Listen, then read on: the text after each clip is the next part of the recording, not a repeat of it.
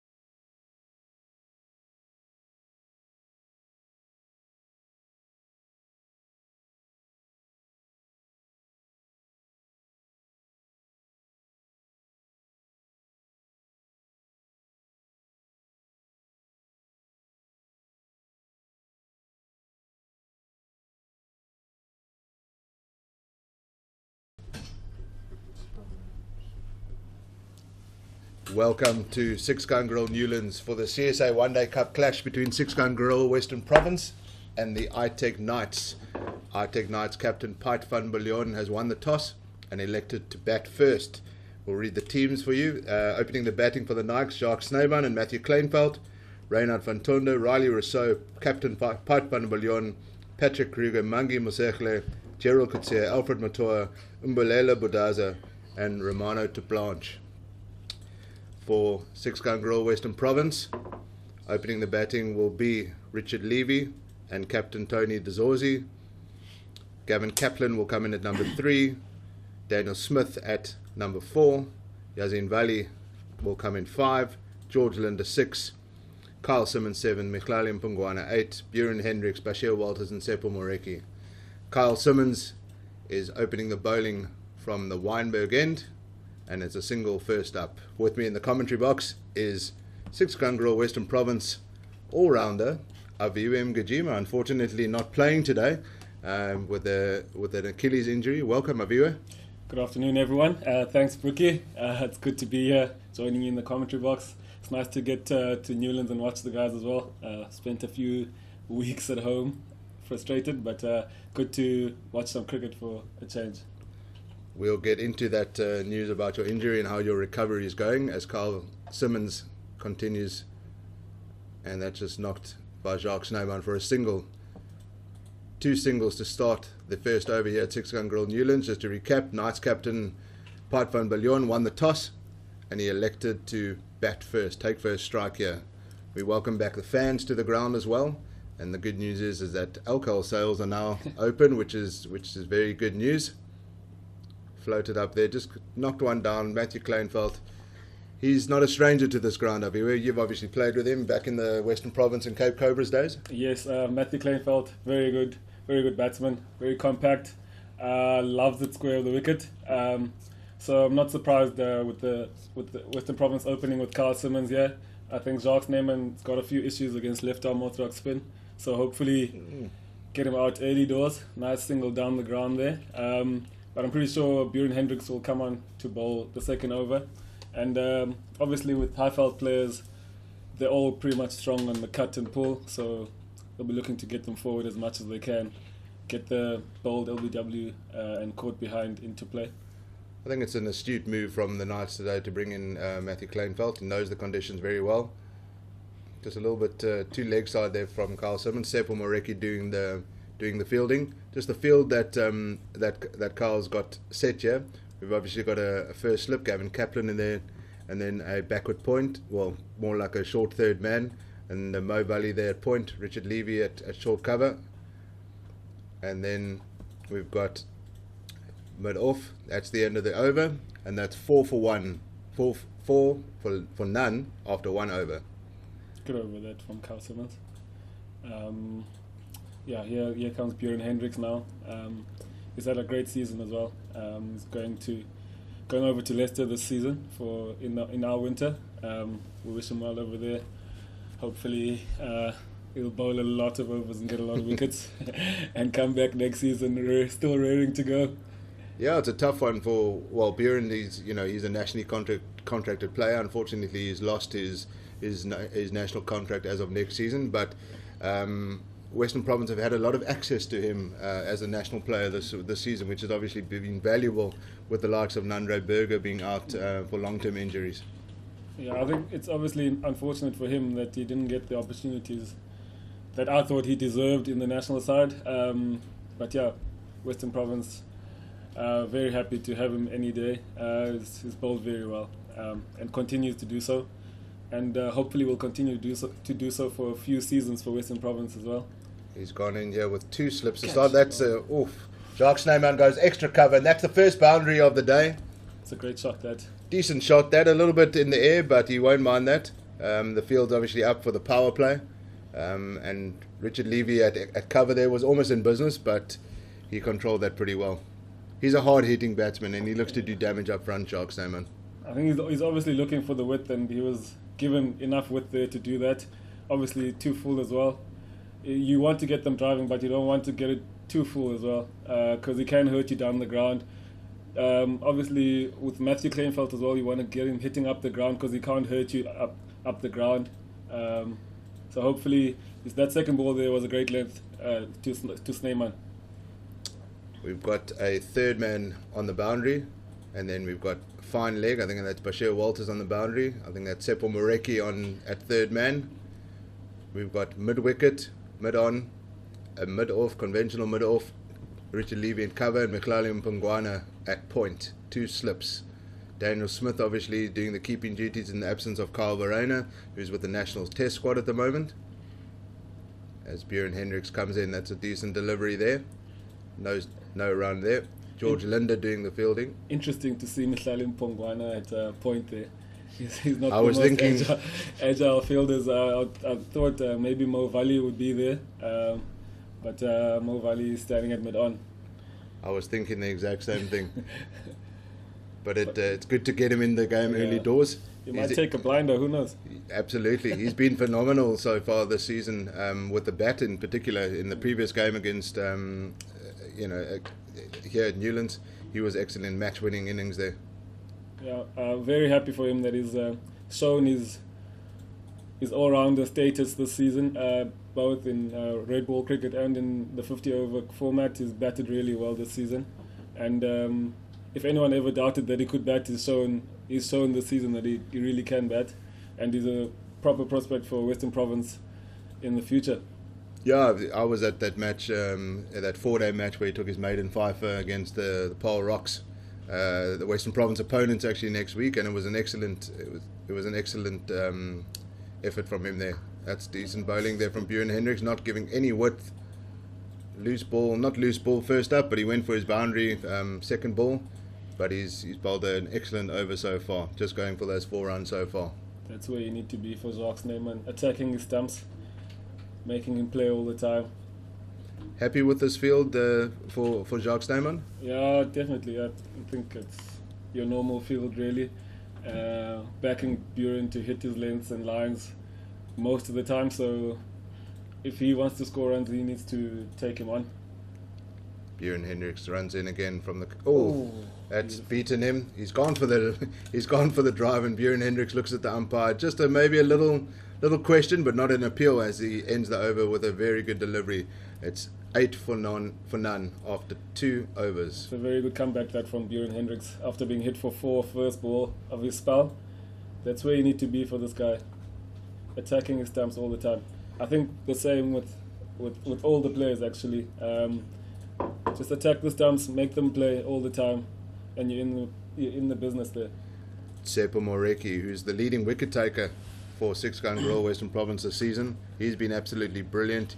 He took 4 wickets here in the previous game at 6-gun Royal Newlands. He's been phenomenal. He's taken 10 wickets this season, if I'm not mistaken, in this competition.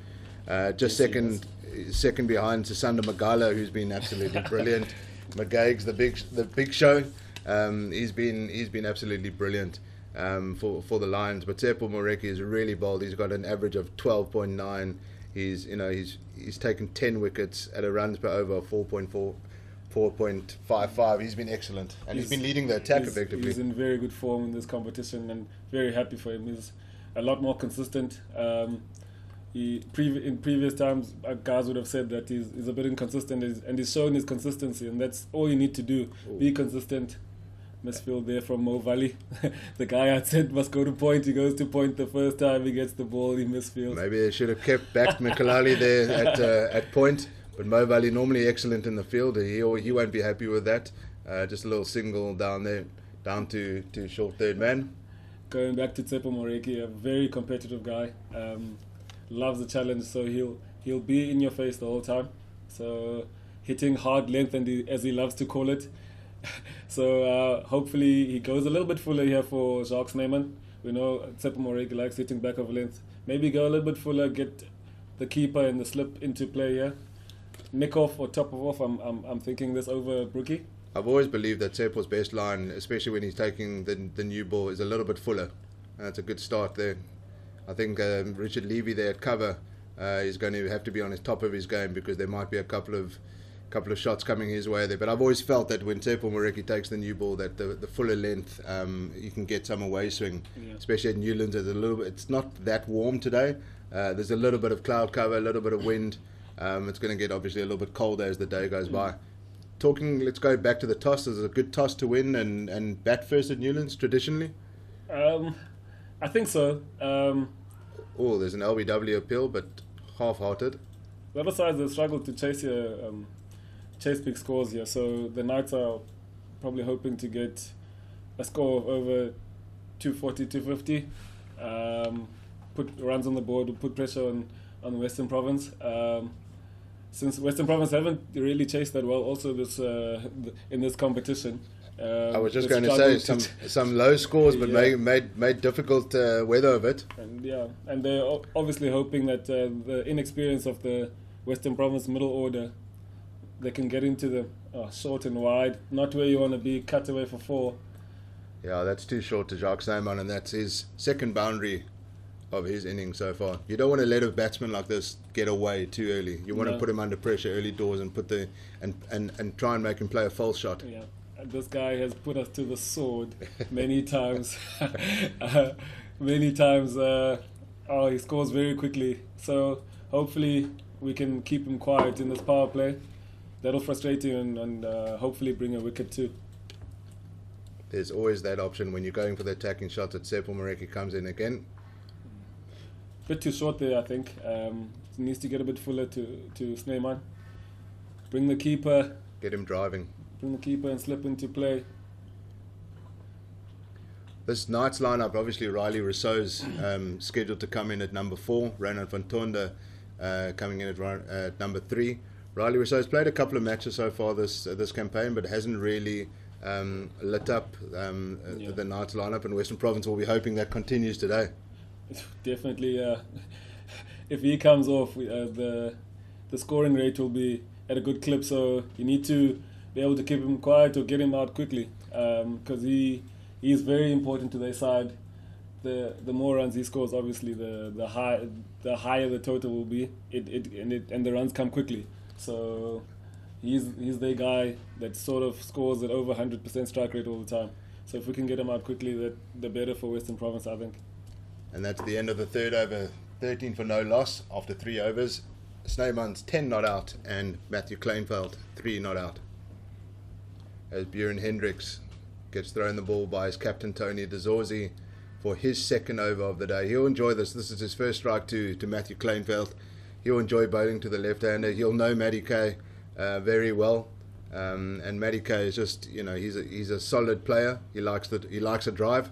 You don't want to be bowling too full to him.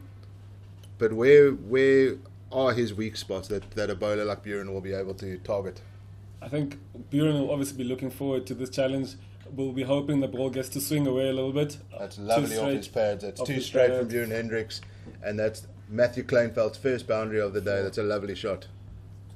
Bit too full there and too straight as well, but I really think that if he keeps going at Matthew Kleinveld's off stump, he'll get him here.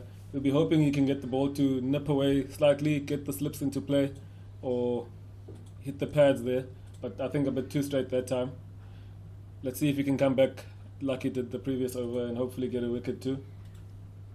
It's a good start here for the Knights as Buren Hendricks runs in.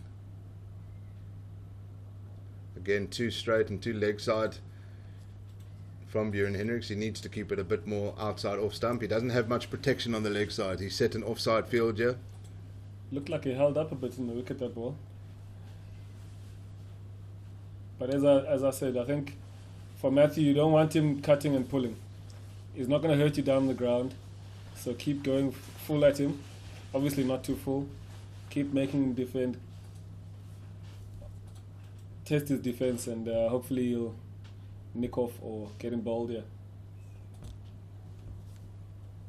That's beautiful. That's a better delivery there from Buren Hendricks. He gives the little, when Buren Hendricks is in rhythm, he gives that little foot twitch at the end there as on his run up.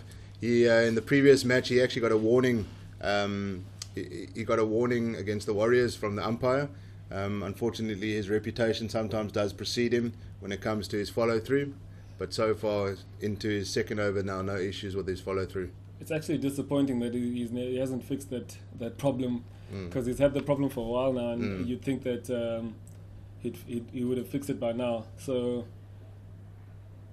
obviously the captain is not happy when he gets warned, because his premier fast bowler has to be bowling 10 overs in all the games. Exactly. So you get a warning early doors, and you maybe you're only 3 overs in. That's a problem for your captain. You're looking for 10 overs out of the guys like Bjorn Hendricks and Seppo Moreki, Bash Walters as well. You've got George Linder still, Carl Simmons and Mkhlali Mpungwana. So if one bowler is going for a few, you might be able to share the load for the sixth bowler. I think the problem as well with him getting warned is that he has to change his angle, which then means that he's not as effective or as dangerous to the batter. So that's why I'm saying I'm a bit disappointed that he hasn't fixed this problem that he's had for a few seasons now. So just a single down to third man for Matthew Kleinveld there. Maybe in England he'll fix it. Who knows? Well, you'll be playing a lot of cricket in England, so you'll have a lot of time to work on that. And the conditions are not that forgiving in England. You'll be playing a lot of cricket. And he might come back and want a little bit of a holiday when he comes back, but you guys want to challenge themselves in the county game.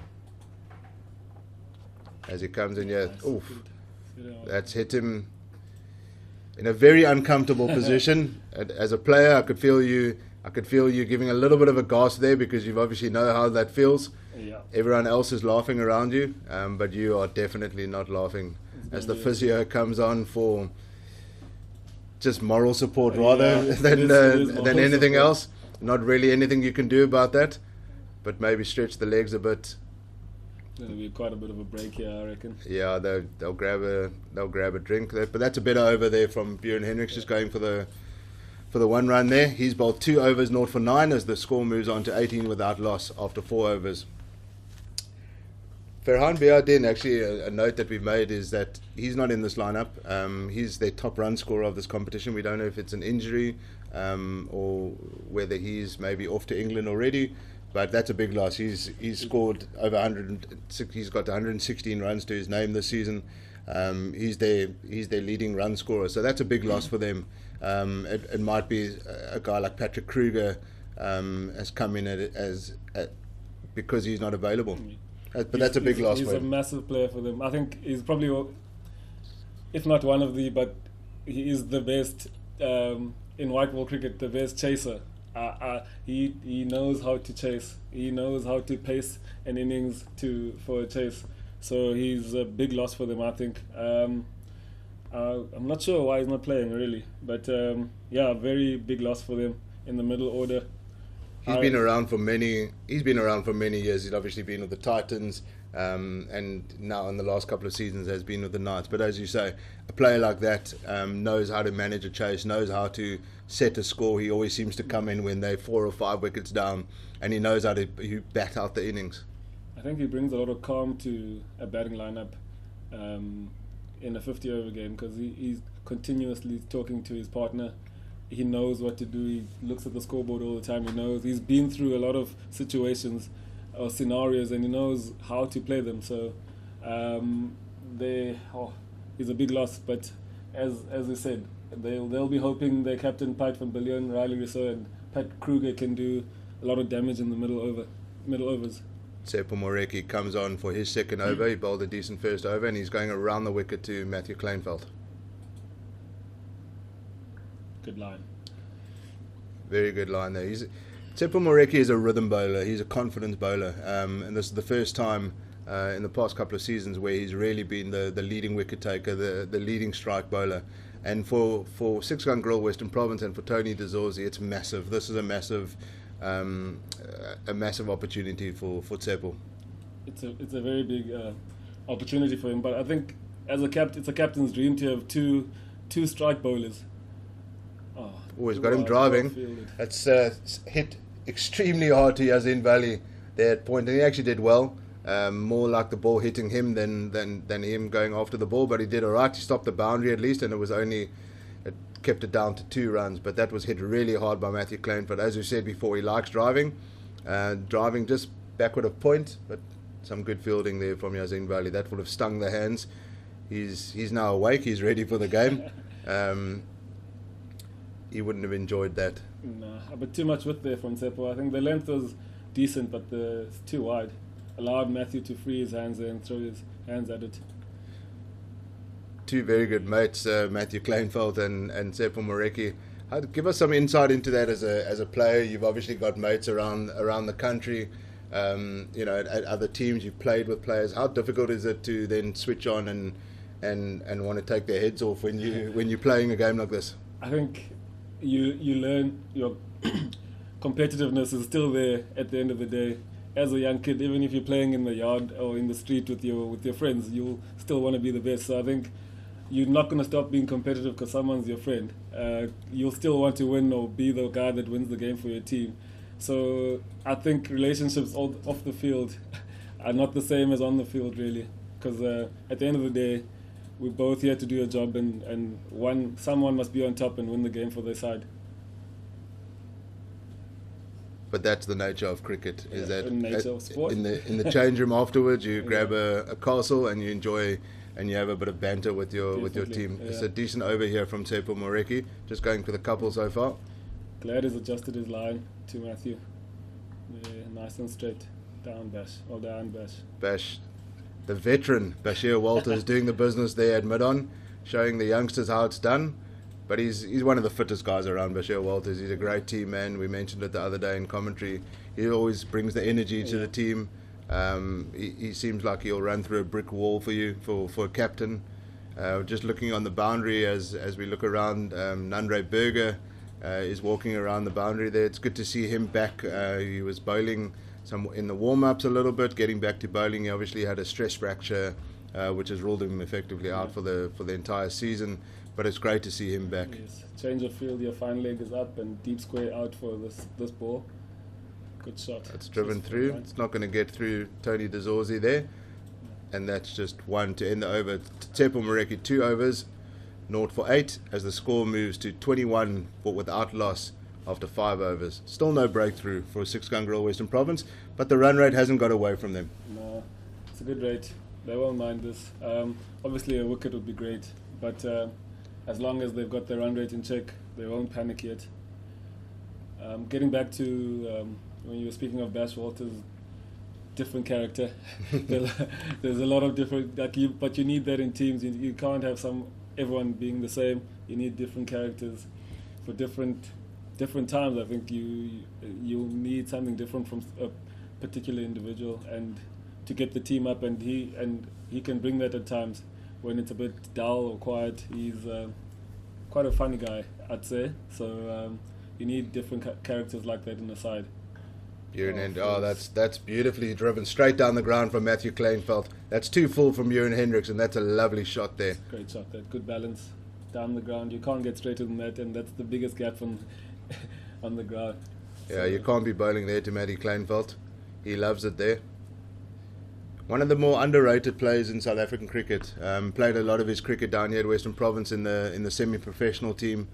Scored a bucket load of runs, but kind of playing in the same era as the likes of Andrew Patek, Richard Levy. They're very difficult to break into that side. He's had to work hard for his success, very hard. As you said, played in an era where Richard Levy and Andrew Patek were opening batters for the Cape Cobras, so there was no way in for him. He did play a few games for the Cobras, and then made the move up to the Knights. One of those players that just, when it comes to contracting, a coach is maybe going to look at him as maybe a 2-format player out of the 3 formats. Yeah. Not the T20 blaster up front. Very difficult to kind of get him into the lineup with the kind of game that he plays.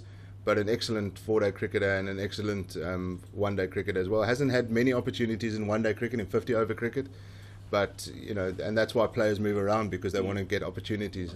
He's getting the opportunity here at the Knights. I'm just noting that there's a distinct, what I love about this new system is the back to the colours. The Free State colours, the Western Province colours, the blue, the orange. This is for me what it's about. I think it's fantastic to see. and I think it's been received well by the various respective fan bases. I love the Free State kit actually. Oh, a little bit of not a clean stroke there from Matthew Kleinfeld, but he gets a single either way. Björn Hendricks, a little teapot there just to I think that's a good length to him, Rookie. Yeah, I agree. Very good length to him. Outside half of the bat to mid-off, single there. If you missed it earlier, in the commentary box here, we've got 6-gun Grill Western Province all-rounder Aviu Mgijima joining myself, David Brook, in the commentary. Welcome to this live coverage of the CSA One-Day Cup clash between 6-gun Grill Western Province and the ITEC Knights from 6-gun Grill Newlands. A beautiful 6-gun Grill Newlands. A couple of fans coming in. I think school holidays start today, so it's around this time where schools are coming out. Hopefully some of the schools will come through later this afternoon as Björn Hendricks runs into Jacques Snyman. Jacques Snyman's been relatively quiet. Matthew Kleinfeld sitting on 60 not out, and Snyman's only on 10 not out. But an explosive player like Snyman can really up his run rate very quickly. I think we've bowled well to him. We haven't given him the width that he wants. He just wants to cut, and if you bowl too full, he's going to hit you over the top. And the lengths and the lines that we bowled to him have been really good. If we can keep it that way, he will make a mistake. He'll give you something. There's George Linda on the square leg boundary. Maybe a short delivery coming soon, sometime maybe this last ball of the over from Björn Hendricks. Oh, it's an excellent fielding from Mo Vallie to stop that. That was a certain 4 on the way. He did really well down the ground there at mid-on. And that's the end of the over. 26 without loss after 6 overs. Björn Hendricks, 3 overs, none for 14.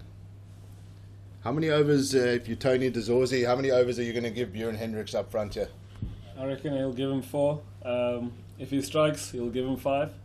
Because there's obviously an opportunity for the more he bowls, the more chance of him getting a wicket. But yeah, I think 4, if he doesn't strike after 4 overs, he'll probably bring on Bashir Walters or Mihlali Mpongwana. But that's just speculation. We'll have to see. As Seppo Moreki comes in for his 3rd over of the day. He's just going at a run rate of 4 and over, and he'll be very happy with that start, but he'll be looking for the wicket. Yeah, he's got 1 slip in place as he runs into Matthew Kleinfeld. Every wicket seems like it's almost a wicket when Seppo's bowling, but that shows his competitiveness, his enthusiasm, and it's great to see. It is lovely to see. I like the line he's bowling to Matthew Kleinfeld now, not giving him that room to free his hands. That's what Matthew Kleinfeld loves to do, free his hands, hit the ball through point. So the more you bowl straight at the stumps, the quieter you'll keep him. Square leg, George Linda is still on that square leg boundary. Maybe tempt him with a short delivery coming up.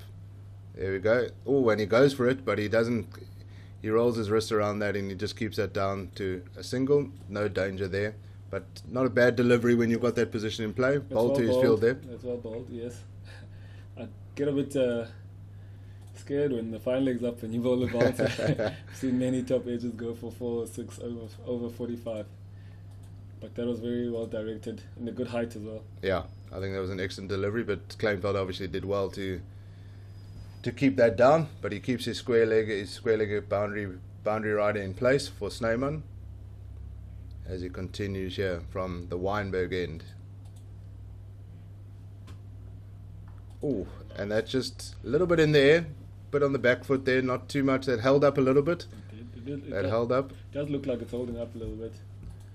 It did the same in the previous game against the Warriors. Speaking to a couple of the players afterwards, saying that it was a very good pitch, but it wasn't the easiest pitch to get in on. But once you were in and you got the feel for the wicket, then you could effectively cash in. And we saw that with Mihlali Mpongwana and Daniel Smith with their partnership the other night. I watched that game on the same platform as our viewers are watching now. Oh, that's too short. And that's gone for 1 bounce for Jacques Snyman. You can't bowl there. There's nobody in position there. Nowhere near that square leg boundary rider. And that's a good shot there by Jacques Snyman. That's a very good shot. As I said before, Jacques Snyman wants width or you to bowl short. And he puts it away easily as well. Get Fuller to him, make him drive. That's where you've got the best chance of getting him out, I think. As I was saying about the previous game against the Warriors, I thought as I said, I was watching through the same platform, and I thought there was a little bit of nip, bit of movement, but it doesn't look like there is that movement here today, as there was in the previous game. I don't know if If your thoughts on that, Brookie? I wasn't here, but I was watching. Yeah, I think they got some movement early doors in the previous game. And Seppel, there's the length. That's just gone past Tony De Zorzi there at mid-on with the dive, trying to dive there, but that's another boundary. A little bit of a false shot, not fully in control there, but nevertheless 4 more runs to the total. And this is a decent over now for the Knights, the biggest of their innings so far. Snyman will take that, even the miscue. But I think it was a good ball from Tsepo Moreki. Not a bad ball that didn't give him the width, and he got a bit fuller. You're probably hoping that he could have edged that or hit the ball straight to catch and cover there where Richard Levy is standing. I wouldn't mind Richard Levy actually coming in a little bit as he walks in with the bowler and comes in, but that's a dangerous delivery with the fine leg up. Mkhlali Mpungwana doing well at short fine leg. And that's the end of the 7th over. 36 without loss after 7 overs. Jacques Snyman's moved to 19 with those 2 boundaries in that over. Matthew Kleinveld 17. Bowling figure so far: Tsepo Moreki 3 overs, 0 for 18. Buren Hendricks 3 overs, 0 for 14. And Carl Simmons with just the 1 over, which was the first over of the day, going for just 4 runs. And Buren Hendricks getting his 4th over of the day. Captain needs a breakthrough here. Yep, definitely need a wicket. If we don't get a wicket soon, I reckon Jacques Snyman's going to start going here. Speaking about the kit, Brookie, obviously it looks amazing, but I love these fishing hats that the 6-gun Grey Western Province are wearing. The guys love them too. The Cape Town sun can be a bit harsh in old-fashioned baggy hat with the drawstring. Yeah. We've gone with the retro kit in dedication to the year 2000 with the old Western Province kit. We've just through the kit supply Loris, we've gone with a retro kit for this one-day competition, and we've had great reception from it from the supporters on social media, and the guys enjoy it as well. Nice. Talk to us from a player's point of view, playing for Western Province again, the brand Western Province, and no longer the Cape Cobras. As we'll talk after this delivery as Buren comes in. Well. That's an inside edge for 4. Another false shot there from Jacques Snyman. The fine leg was up. Bashir Walters had no chance of stopping that, and that's tough on Buren Hendricks. It wasn't a bad delivery. Through the lack of movement that we've seen in the wicket, and obviously no breakthrough, the captain's also done away with the slips. There's a ring field now, deep square out and 45 up. Obviously trying to dry runs up. But very unfortunate that for Buren Hendricks, inside edge for 4. Yeah, Brookie, I think obviously with the franchise system having started, I think 2004. So when I was in high school, that started, and obviously your dream became playing for a franchise for me, which was the Warriors, because I'm from East London. But obviously moved to Cape Town, so the dream was to play for the Cobras. But obviously Western Province has a rich history, and the players that have come from this union have been amazing. There's a very long list of players that have come from here. That some of the likes of JP Duminy, Vernon Philander, Jacques Callis, absolutely some great names. It's a little bit of a slower ball bouncer almost. It didn't have much pace on that, but Jacques Snyman tried to whip that onto the leg side through mid wicket, but he just missed that altogether. As I said, I think the pitch is a bit slow here. Yeah. I don't think he meant to bowl in slow. It just was slow. I think just looking at this bowling lineup, George Linder I think is going to be key. I think Mkhlali Mpungwana, who's not the quickest bowler, but he's a very accurate bowler, might be very effective on this kind of pitch today. I think maybe bringing him in earlier. He has been bowling a little bit. That's a decent shot there, Jacques Snyman. That's an incredible shot. Just stepping back with Given, and Jacques Snyman dealing with that. That's another boundary to the total. It actually wasn't even wide, Brookie.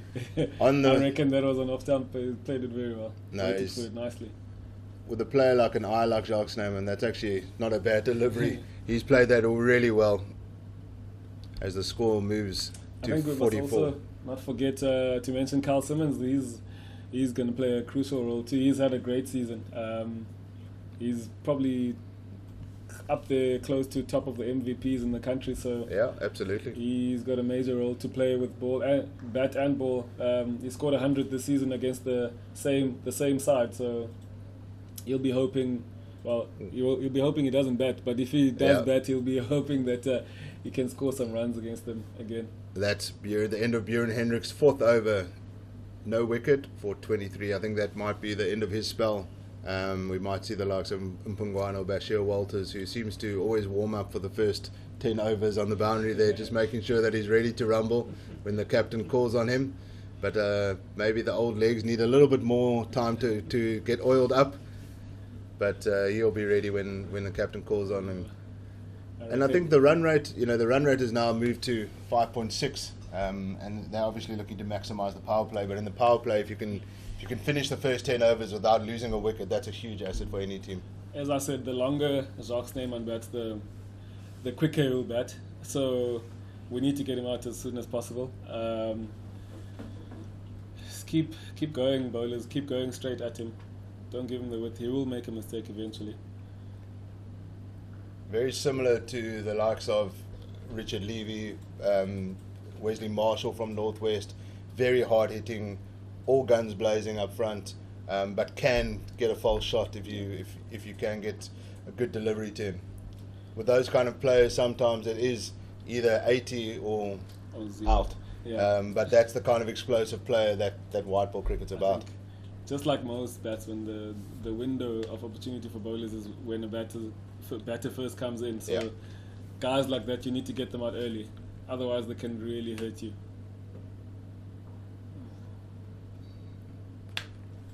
Off cutter or just slow off the deck? Yeah. Carl Simmons there doing the fielding at mid-wicket. I reckon Bashir Waters will be coming on the side. I think Bjorn Hendricks is done. His spell is done. See, Bashir Waters just bowled the ball there to the skipper.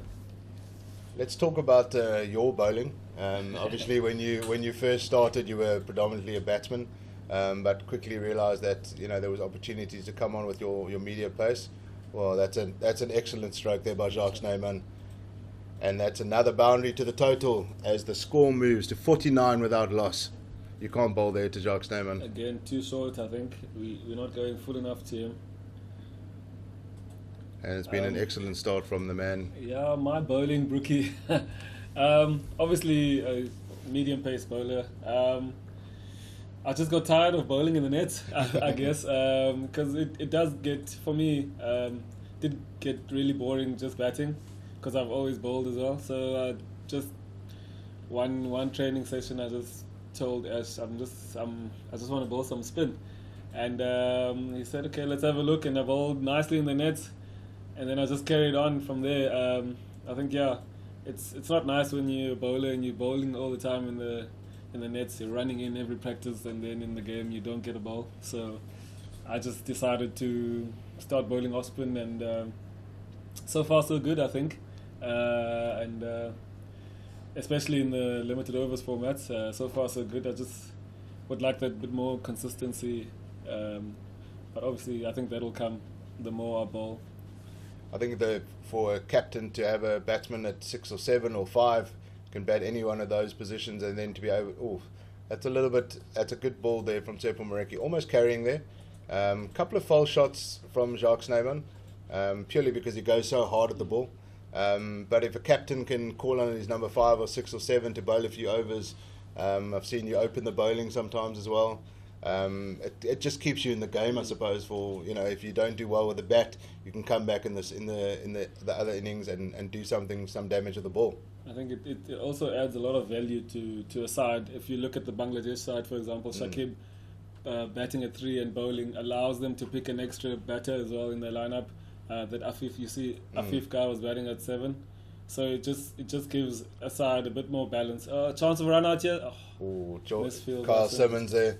Just not gathering that ball in time, but a quick single nevertheless, and that's the 50 up for the ITEC Knights. 50 without loss at the end of the 9th over. That's come in 38 minutes of 54 balls, including 9 fours. That's too many boundaries in this power play given away by the 600 Grill Western Province bowlers. Yeah, I think there's been a lot of dot balls, but quite a few boundaries, especially in the last 2 or 3 overs now from Snyman. So he's breaking the shackles a little bit. But he's gonna keep coming hard. You need to keep hitting the same area for him, and he'll give you a chance. And I think that's what the captain's thinking here by keeping Buren Hendricks on from the Kelvin Grove end here. One last over before the power play ends, and one last chance to nick off a wicket. Yeah, he's removed his slip, and he's got his fine leg. He's got his fine leg up now. Third man on the boundary. He's got a backward point. He's got cover. Two men out in cover, and mid off, mid on, mid wicket, and square leg boundary as he comes in for his 5th over. And that's just played very well, but there's a man out there, George Linder, and he'll do the fielding as Jacques Snyman moves on to 34 not out. People are starting to trickle in here slowly but surely, Brookie. Yeah, absolutely. The Oaks Grass Embankment, there's a couple of people on there. Railway stand as well. Nice to see. No better place to be really on a Friday afternoon. Come down to the ground, bring along your vaccination, your ID, and you can grab a cold Castle Lager while you're at it. People have been hungry for sport, and I think Cape Town, what a place to watch cricket. And I know throughout the years, whether it's rugby or cricket, stadiums are always full here in the Cape, so hopefully there'll be a decent crowd here tonight. Absolutely, and then next week, the big derby against the Rocks here on the 1st of April, April Fool's Day. That's a Cape derby. It's one that we haven't seen. We played, obviously, the Rocks, but we haven't played them at Newlands because the T20 was played in the bubble, and then the 4-day match was played in Paarl. But this is the first time that this Paarl Rocks and Western Province rivalry will, in the new domestic structure, will hit Newlands. Yeah, and the nice thing there is that quite a few of the guys that play for the Rocks, this was their home ground previously. Absolutely. So they'll obviously be used to the conditions, and they'll want to do well against this side. Obviously, for playing for bragging rights too, to see what the best side in the Western Cape is. Yeah, absolutely, and they'll be able to welcome back Yanaman Malan after the one-day series against Bangladesh, and they'll have their captain Peter Malan, who is a stalwart of this of the Cape Cobras era, and has been captaining the Rocks extremely well this season, leading from the front. He was the top run scorer in the T20 competition, and he was the top run scorer. Not bad. And that's well bowled there from Buren Hendricks. Peter Malan, Yanaman Malan, obviously dangerous openers. We won't talk too much about that game coming up, but obviously they enjoy batting together. Very competitive brothers, we all know that, but really good players. And they've got they rely heavily on their top order at the Rocks. Yeah, they do. Stian van Zyl. Stian van Zyl doing well. Their middle orders struggled quite a bit. I even watched them in the previous game where they were 180 for 2, but then ended up getting 220 only. So the middle order will be under the pump, and especially for a side like Western Province, where we have guys that strike up front, if we can get rid of their top 3, they'll be in a bit of trouble, I reckon. In this first few games of the season so far, Western Province didn't have an opportunity. We only bowled 4 deliveries before the rain came in Durban the other day. But the previous matches, they've been able to take 5 or 6 wickets for not many runs. Different story here today as the score moves on to 51 without loss. But it's amazing what a couple. It's amazing what a couple of wickets can do. That just kind of died in the pitch there. Bit of a slower cutter from Buren. That's at the end of his 5th over. That was a good over. The bottom edge there? No, conventional edge. Oh, okay. Didn't carry. Oh, yes, that's correct. You're 100% right. Just didn't carry, but kept it down, and Buren Hendricks ends his 5th over. That's the end of the power play, and the score is sitting on 51 without loss after 10 overs. That won't be very... They'll be happy with that? That won't be encouraging for the Free State from Western Province's fastest bowler. Change of bowling here. George Linder coming into attack. He's played 68 matches, best of 6 for 47 versus the Warriors at Oudtshoorn 2017-18. I was there for that match. He comes on, Proteas bowler, straight after the power play, to be able to call on a player like George Linde is massive for Captain Tony de Zorzi. What a bowler, what a career he's having as well.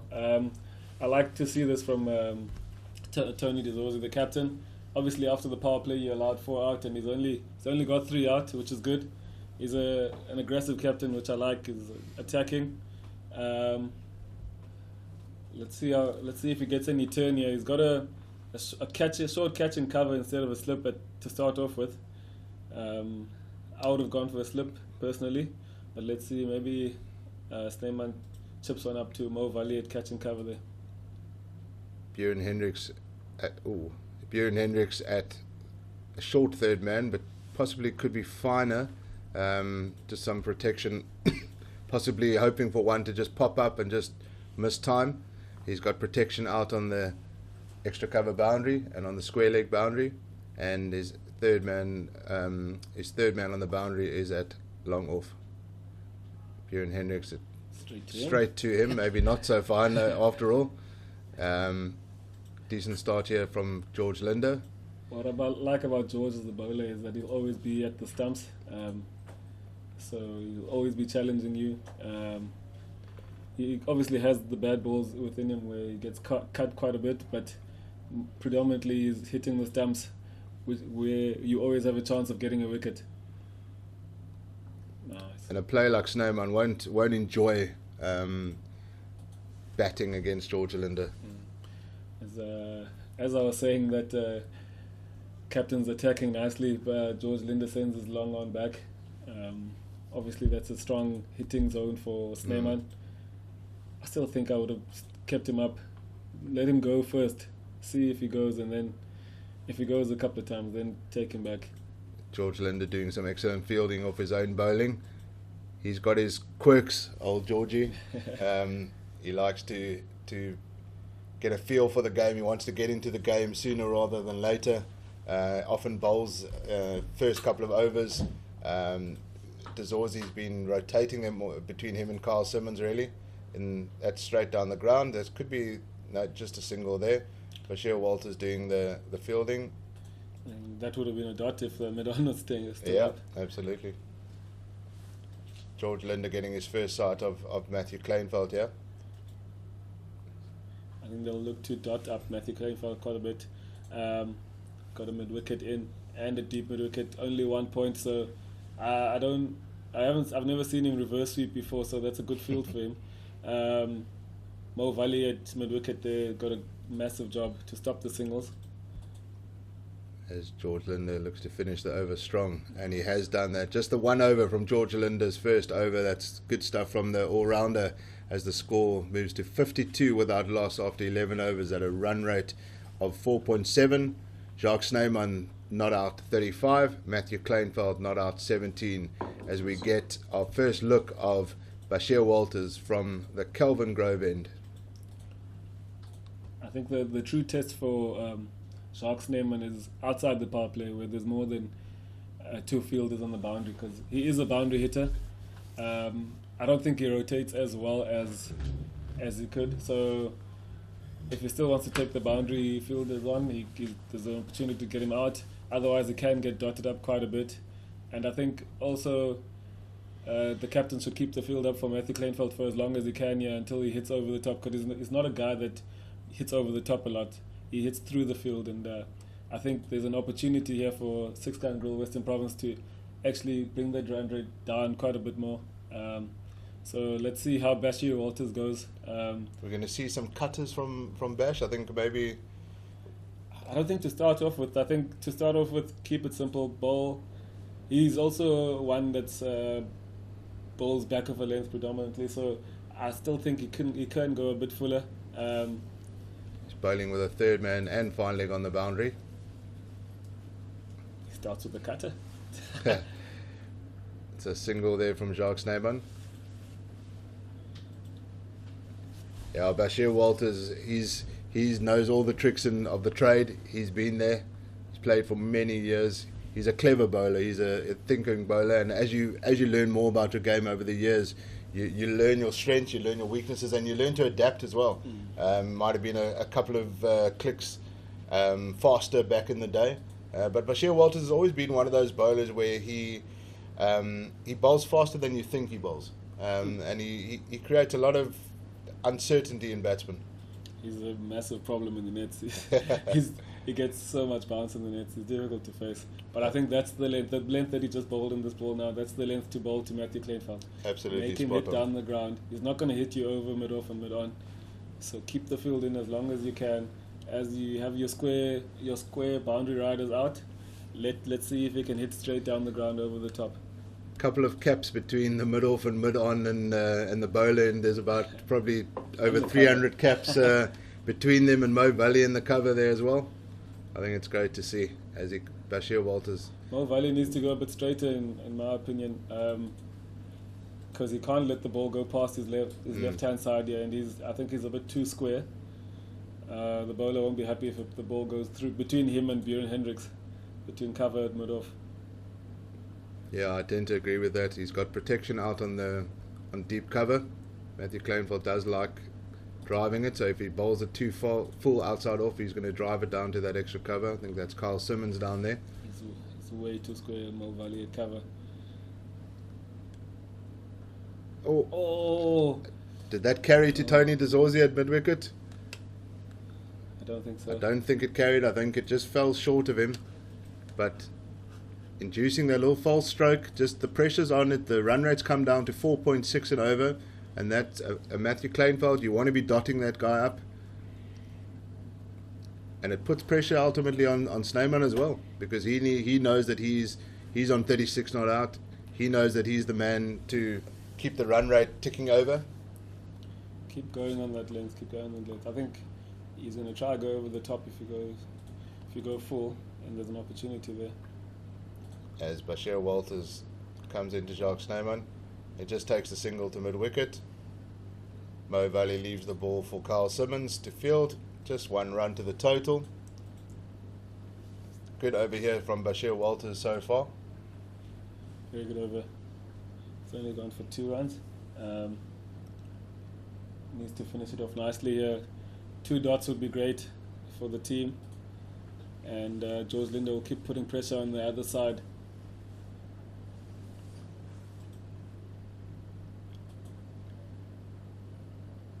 Good. That's an excellent over there from Bashir Walters. Just going for the 3 runs. That's his first over done and dusted. 55 without loss after 12 overs. Jacques Snyman 37 not out. Matthew Kleinveld 18 not out.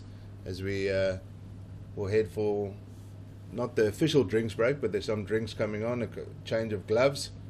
The official drinks break should be after about 16 overs.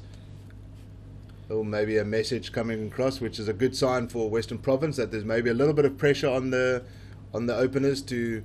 The danger is, yes, you don't lose wickets, but you still need to keep the scoreboard running. And the danger is now, if you lose the wicket of Jacques Snyman and Matthew Kleinveld is still there, that also puts more pressure on the new batsman coming in. Definitely, and we all know if Western Province get a wicket here, also Fantondo is not a guy that will hit you out of the attack. He's not a fast starter, so we can put a lot of pressure there as well. Interesting to note that the Knights have only picked 1 spinner today, and both part-time spinners in the 2 guys that are batting right now, actually, Matthew Kleinveld and Jacques Snyman, where Newlands has, the past 2 seasons or so, Newlands has turned quite a bit and has been good for the spinners. Fully agree with you. I think in the past, not even just a couple of seasons, the likes of Dane Pitt, obviously majority in 4-day cricket, but spinners have really come to the fore at Newlands. Georgia and Kyle Simmons have really done well. So it's an interesting choice from their side. Oh, that's the false shot. That's up in the air. Is it going to carry to long on? And that's a fantastic catch there. Tsepo Moreki with the catch, inducing the false stroke from Jacques Snyman. George Linder with the breakthrough, and that's exactly what we said. They would be targeting that Jacques Snyman wicket, and they lose their first wicket. Jacques Snyman bowled George Linder, caught Tsepo Moreki for 37 of 42 deliveries, 53 minutes, including 26 dot balls and 7 fours. No sixes in his innings, and 6-gun Grove Western Province will be delighted with that one. Very happy with that. As I said, Jacques Snyman a boundary hitter, so he would have been frustrated the last 2 or 3 overs that he hadn't hit any boundaries. so he had to try something at some point. And as I said, he's not a good rotator of a ball against spin especially, so he had to try and get a boundary and hit it straight up in the air. Good catch from Sebo Mareki. He had to run in there. Actually caught that just outside the ring. So very good catch. Held up a little bit in the wind there, and a really good. Always difficult to catch when you're running in from the boundary, and that's the breakthrough that 6-gun grill Western Province, and that's what we talk about bowling in partnerships as well. The excellent over before George Linder's over from Bashir Walters, just keeping that pressure on. The power play finished, and the wicket comes in as Reynard van Tonder comes in. A lot of talk about this young man, excellent batter, but a lot of his major runs comes up in Bloem. Difficult batting conditions in Cape Town. Not going to be as easy. Very different conditions to Bloemfontein. Yeah, I reckon Bloemfontein is probably one of the flattest wickets in the country at the moment. In the world, possibly. So, but there's no one doubting his talent. He's a good batter. Let's see what he hasn't set the world alight in white ball cricket yet, as he has in red ball. So, big opportunity for him here. He's got plenty of time to bat. He's still got 38 overs left.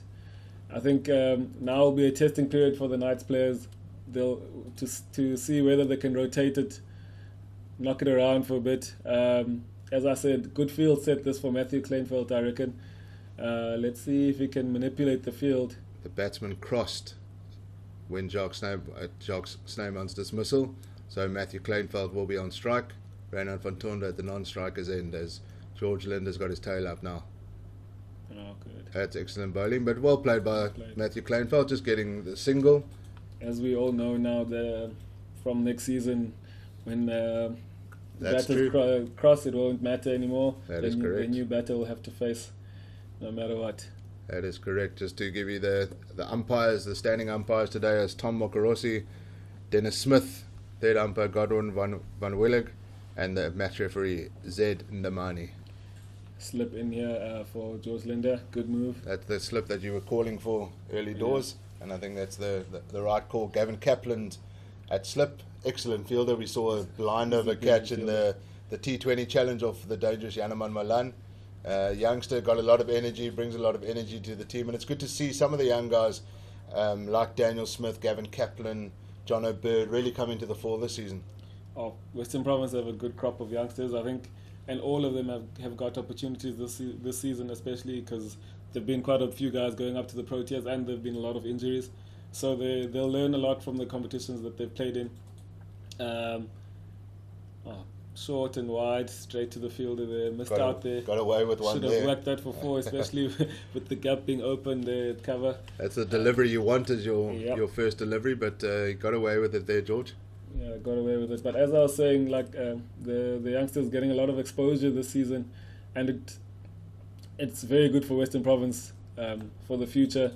As you know, people get picked for national side, so the experience that they've gained from this season will help Western Province in the next season as well. If you talk about Mpongwana, Smith, Kaplan, and John Bird, as you've said, I think a real breakthrough season for Mpongwana and Bird this season. They've really done well. That's an excellent over there again from George Linder, just going for the single in that over, and he got the breakthrough in that over. 56 for 1 after 13 overs. George Linder, incredible figures so far. 2 overs, 1 for 2. Big opportunity here for Western Province to squeeze as much as they can for the next 5 overs. Get the rate down to 4 or 3.9 even. As I said, these two are not gonna hit you. They're not necessarily gonna score at 100% strike rate, so there's a massive chance to squeeze here for 6-gun grill Western Province. And that obviously puts pressure on the likes of Riley Rousseau, Piet van Billion, Patrick Kruger. That just hit him on his pad there. They'll go for a leg by. It's gone down to third man there. It's obviously going to put pressure on the likes of Riley Rousseau, Piet van Billion. Patrick Kruger can whack it at the end, but ideally you want Patrick Kruger coming in the last kind of 10 overs with the score already close to 200, 250, somewhere around there, and he can just enjoy his game. Mangi Mosekhle can also whack it. Gerald Coetzee is actually having an excellent season. You know, he's considered an all-rounder He can whack it. He's done he's some definitely damage all-rounder, I think. to Western Province in the day. He's coming in at number 8. Depending on the situation of the match, he might come in earlier. But he's been absolutely brilliant. He's good an player. exciting player. He's an exciting player. Obviously, Alan Donald was his coach. Alan Donald's not there anymore. He's not. He's now with the. Yeah, that's good from Bashir Walters. Very important year for Bash to keep this over to a minimum. Not give any width to Fantonda. He's an offside player, but mainly on the cut. So keep the ball in the stumps, make him play off stump, just outside off stump. An opportunity there to nick off with the slip in as well. The Western Province analyst Romano Ramu's done his research, and he knows that there's a backward point there. There's some protection there from Bashir Walters. That's a really good line and length from Bash. Daniel Smith doing the keeping duties there. He's been absolutely brilliant. Kyle Verena's obviously moved up to the national team for most part of the season, although not nationally contracted. We're not going to discuss that. That might land us in hot water, but he's been great to be able to call on a youngster like that. Obviously, former SA under-19 player. I've been particularly impressed with him, both in his batting and in the field as well. He just looks like a young Andrew Patek, as Reynard van Tonder just knocks that onto the leg side for his first run of the day. I think Daniel Smith, good hit, direct hit there from Carl Simmons from the boundary. I think Dan Smith has benefited the most from Quinton de Kock retiring from Test cricket, because now Carl Verena gets to be away a bit more. Yeah. So he's got a lot more opportunities this season. So and he's grabbed them with both hands. I think he's got a very good head on his shoulders. Thinking cricketer. Yeah. I think he thinks quite hard, a lot about the game. So he just turned 20 a few days ago. So he's still got another 20 years if he wants to play cricket. Born in 2002. And Cheapers. Oh, that's Bash. Born in 2002. Wow. I'd already finished my university degree by then, and I was well into the working space already. And Daniel Smith was just being born, but it's wonderful to see. We saw something similar really when Carl Verena first came to the fore. He replaced Dane Villas back in the day, and everyone was saying Dane Villas, a legend of Cape Cobras. How is Carl Verena going to slot in there? So, Daniel Smith's doing the same thing here. He's replacing Carl Verena. He's grabbing his opportunity, and he's getting a lot of game time. Yeah. It's a nice little shot by Matthew Kleinfeld, just keeping the scoreboard ticking over here. Not giving away any boundaries. This is really good from Six Gun Girl Western Province. It's very good. As I said, if they're going at 3 or 4 and over for the next 5 overs, Western Province will be very happy. And very good over from Bash Walters there. A couple of overs before the drinks break, they'll be looking for a second wicket here.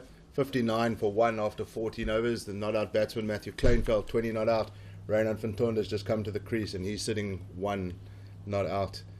They'll be looking for a second wicket before the drinks break. George Linder continues with his third over. He's just gone for the 2 runs and he's taken that all-important breakthrough wicket of Jacques Snyman.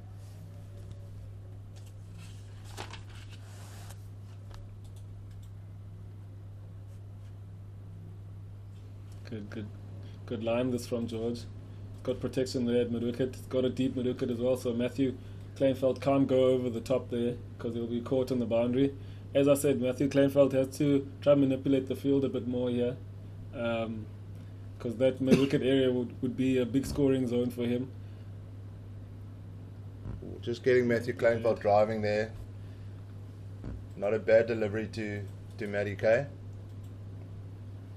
And George Linder will be bowling to Reynard van Tonder here. Linder will enjoy this challenge with the youngster.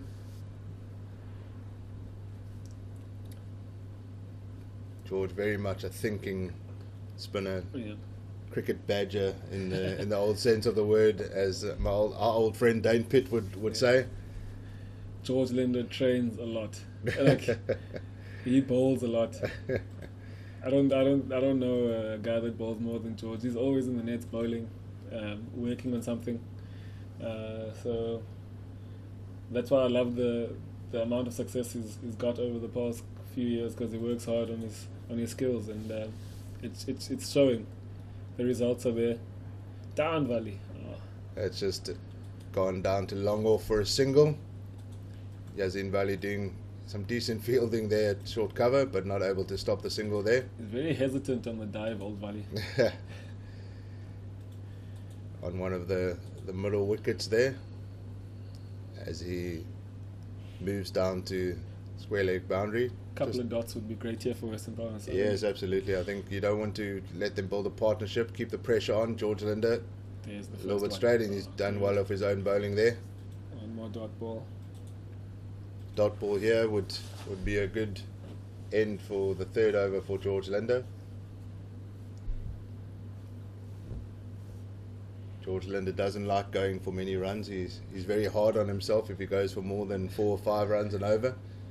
Bowlers generally don't like going for runs. As Richard Levy doing the fielding there, that's just one more single. That's 3 overs gone from George. He's keeping it really tight. This is excellent bowling from the all-rounder. 3 overs, 1 for 5 as the score moves to 62 for 1 after 15 overs. Matthew Kleinfeld 22 not out. Ronald van Tonder 2. Run rate is, they've kept the run rate really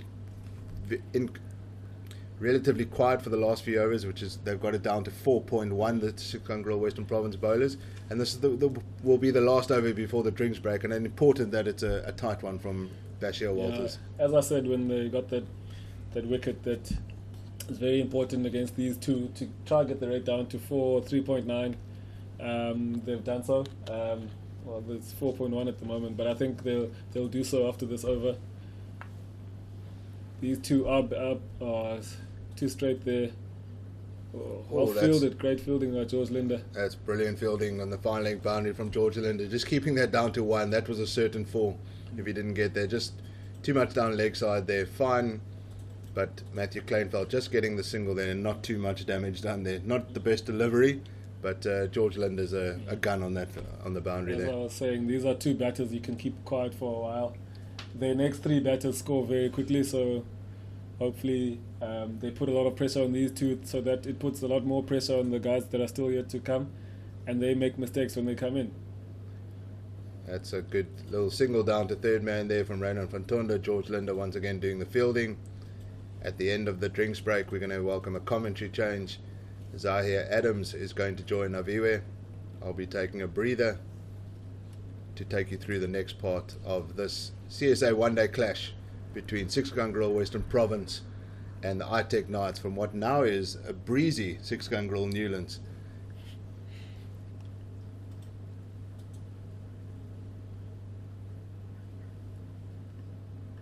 Ball bash. Oh, Vallie chance for the run out.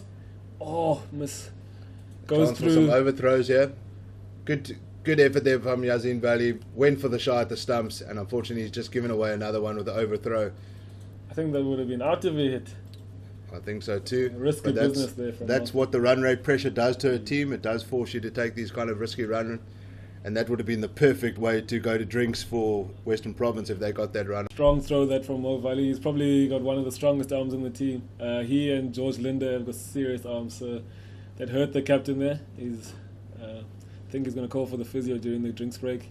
Yeah, he might go off here just to have a bit of a look-see there, but they might actually the umpires might decide to take the drinks break, so Tony DeZorzi can get some treatment, and that's exactly what they've done. They've called the drinks on as we finish off. We don't finish the over at drinks. 66 for 1.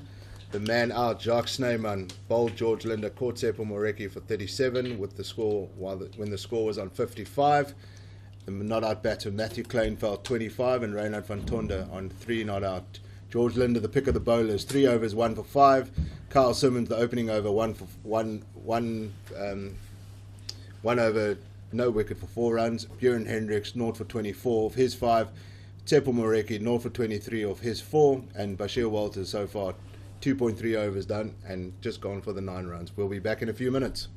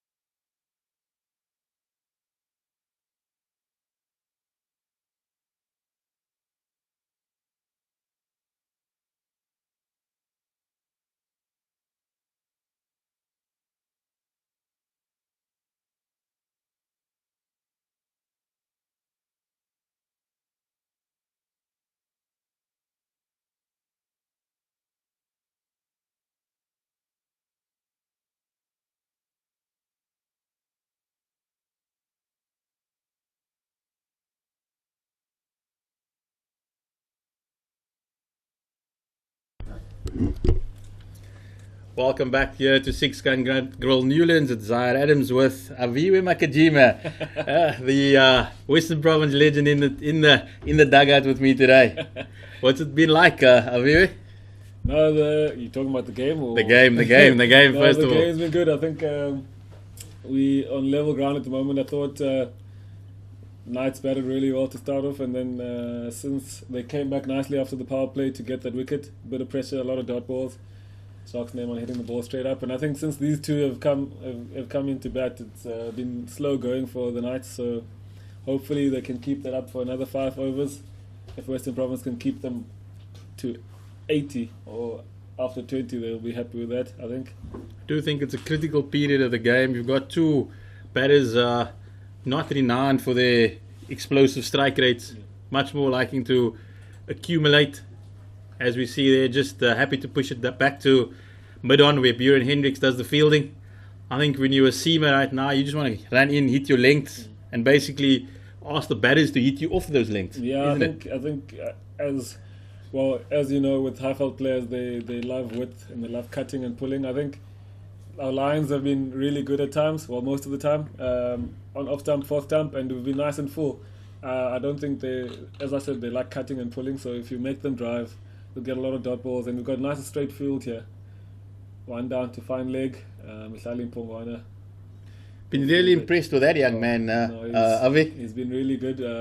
He's come up the order in this one-day competition through his good performances. So, as I said earlier, he's showing that he's a quality all-rounder. And what a stage to show people. As I hear, he's really batting nicely. I think what I was impressed about. That's just the end of the over. 68 for 1 after 16. But as you were saying, as I was saying, what I've really been impressed about with him, and I think Dan Smith from the previous game against the Warriors as well, how they read the situation. They realize they don't need to be flashy. They've got all the time in the world. They're not chasing a big total. Just keep nudging it around, and they got the team over the line. And I think that was very impressive and showed a lot of maturity from the two youngsters. That's just another single down to short fine leg where Richard the Bear Levy does the work. He gets around. Sure, it's just one. I think Daniel Smith, he was the beneficiary of a drop catch by Akon Nyaka in the previous game, and it was possibly the difference between winning and losing. And unfortunately, the young man did it again last night. Dropped Henry Klaassen early on, and he got a big 100. So he's going to ask a few questions of himself, the young man. I was watching that game. It was a serious game, actually. I think the Titans started the chase off very poorly there last night, but Heinrich Klaassen, when he came on, there was a different intensity altogether. He showed them how they should have been batting in the first place, and it ended quite tight, actually. It's a thriller, yeah. And Lazard with the drop mic moment there, he scored the winning run. Lazard, what a character. We remember him down here in Cape Town as well. That's just a little shuffle down the wicket. Gets 2 to Bashir Walters on the extra cover boundary. But definitely Lazard Williams, one of the characters of the domestic circuit. Looks to have grown a few feet taller since he's gone up to Pretoria there, Avi. I think it was a great move for him. He's really matured, not only as a player, but as a human being as well. He's loving it over there. And he's been rewarded with national call-ups. So he's in the test squad now again. Hopefully he'll get it's a good drive through cover there. Another 2 to Bashir Walters. I'm not sure why George Linder has changed his line of attack to Matthew Kleinveld. He's coming around now, whereas he was bowling over the wicket previously and dotting him up quite a bit. It's a little bit interesting, the field that he's got. He's got 2 men on the square leg boundary, on the leg side boundary at least, one at long off as well, and another 2 in the circle. But thus far, everything's just been outside the off stump. That's possibly where he wants to bowl. He just wants to bowl on the pads, dot him up there. I think it's a good field. With the angle now, he's creating the room for Matthew to be able to hit on the offside. Whereas when he was coming over the wicket, I thought he was bowling nice and straight. And Matthew is not going to hurt you if you're bowling that line, and he's got a mid wicket there. He can field it again too wide. He's creating that angle with the line of attack, with the line that he's bowling from. I think he'd be much more comfortable bowling to the right-hander, but that's the end of the over. It's 74 for 1 after 17. Matthew Kleinveld, he's on 31 not out. René van Tonder, he's on 5. And as we said, an interesting period of the game. a period where the Knights would probably just want to look to stabilise before the big hitters like the Riley Rousseau, Piet van Biljon. They don't have the experience of Farhan Behardien today, but they do have Patrick Kruger down the line and Mangaliso Mosekhle, all big hitters. And we also saw in the previous game Gerald Coetzee taking them home against the Lions. So lots of batting still to come, and possibly just laying the platform at this stage. Too straight there from Bashir Walters. Could have pushed the field a bit more there, but stay with 1 run. I think all the guys that coming in after this partnership have got high strike rates, and naturally they score fast. So that's why I think they need to put a lot more pressure on these two, get that rate down to 4 or 3.9. Try strangle them a bit, and then we'll put pressure on the guys that are going to come in next. We saw in the previous game just how tough it is to chase here at Newlands. It was the kits at the moment are retro with the blue of Western Province and the bright orange of Free State, and it reminded me of the B&H series in the 90s where anything under 200 at Newlands was defendable. You know, the good old days with Eric Simons and Craig Matthews and those Merrick Pringle, and it certainly seemed the last week at Newlands that 170 almost looked like a winning score. So the Knights will know that. They will know that the longer they keep Western Province in the field and just push along the rate, that anything over 250 here at Newlands is, particularly under lights, becomes very difficult, Avi. I'm hoping, and Western Province will be hoping that the lights will quicken up the surface a bit, and it'll be nice to face the Knights seamers. As I said previously, the Knights have gone very seamer heavy, and with two part-time spinners in Matthew Kleinveld and Snyman. So hopefully Western Province will be hoping that the pitch quickens up a bit so they can score freely in the evening and entertain the people that are going to come onto this ground. Isn't it fantastic? That's just a single down to the leg side, but isn't it fantastic that we are allowed fans back in the grounds? I mean, you've played for the last 2 years where there hasn't been anybody in the ground. What's it just like to hear the chants in the stadiums again? No, it's beautiful. It's beautiful to see. I'm obviously still not playing, but in the bubble in PE, it was amazing to play in front of the band. I think that ground, especially for me, the vibe there is amazing, especially with the band. Even though there were only 2,000 spectators, it felt like there were plenty. So every little bit counts, and I think even the 50% now will be amazing for the players. Short ball, strong area for Matthew Kleinveld, smashes it in front of square for 6. Not the place to bowl to Matthew Kleinveld, that needs to keep him on the front foot where he's not scoring. That is a fantastic shot by Matthew Kleinveld. It wasn't that short, but he rocked back and he absolutely dispatched it onto the Oaks. A familiar piece of the ground for Matthew Kleinveld. He, as we well know, is a local Cape Townian, made the trip up to Free State and just enjoying the surface here at Newlands. A fantastic shot to get the run rate moving. It's a great shot. That will free him up a bit as well. Short and wide, cut.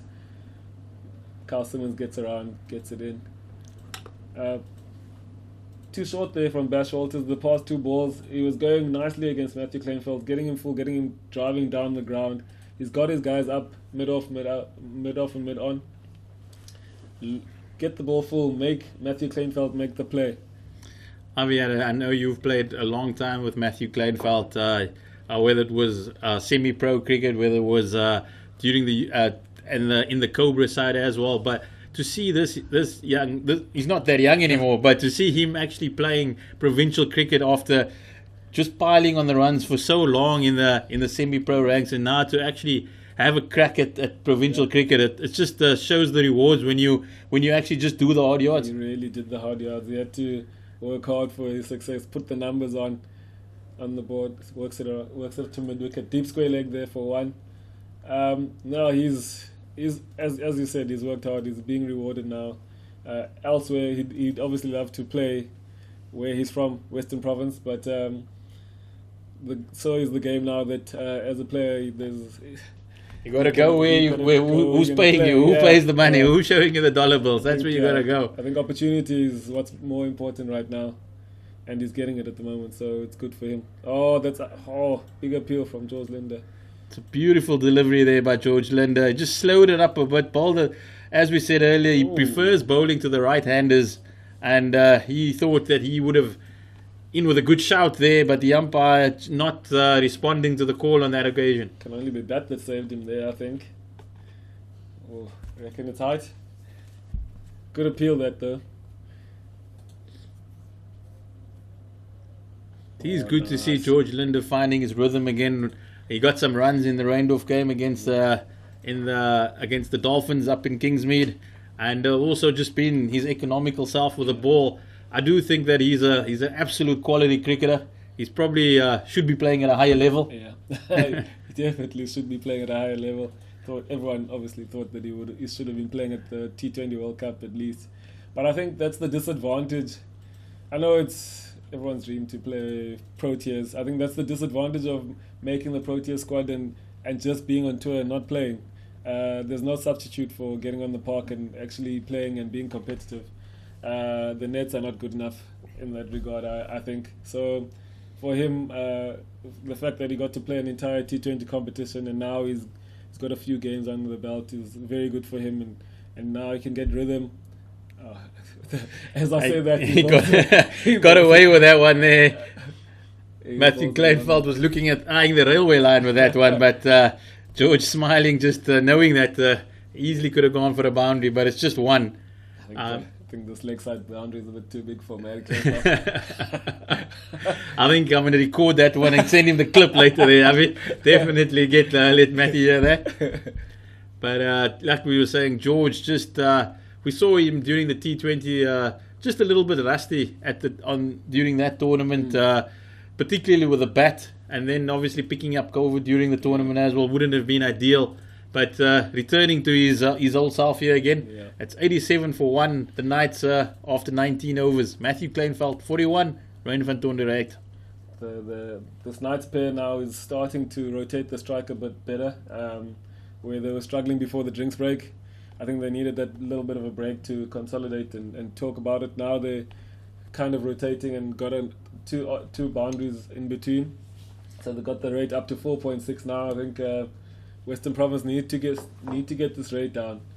I think that the 6 from Matthew Kleinveld also helped his strike rate. He's getting closer, 41 of 52.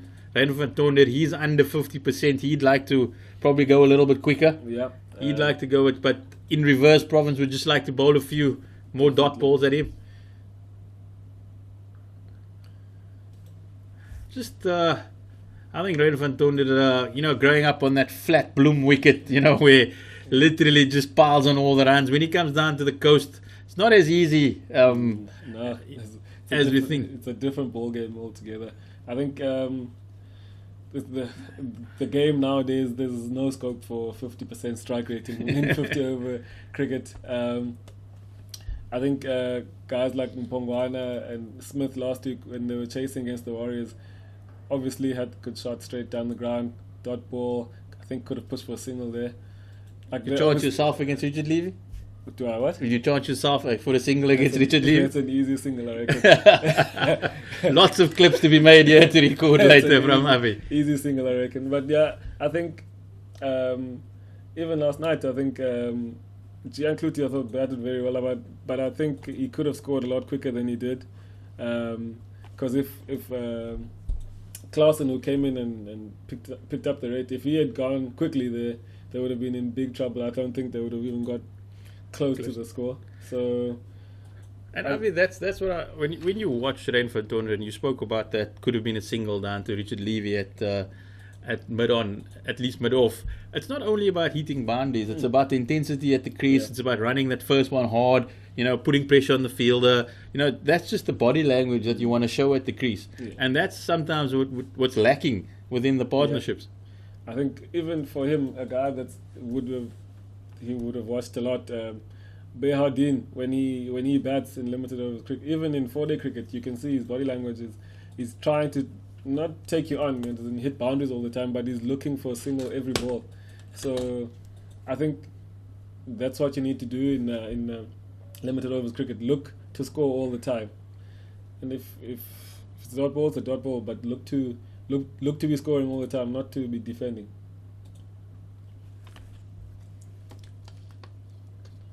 Bash Walters from the Calvin Grove end.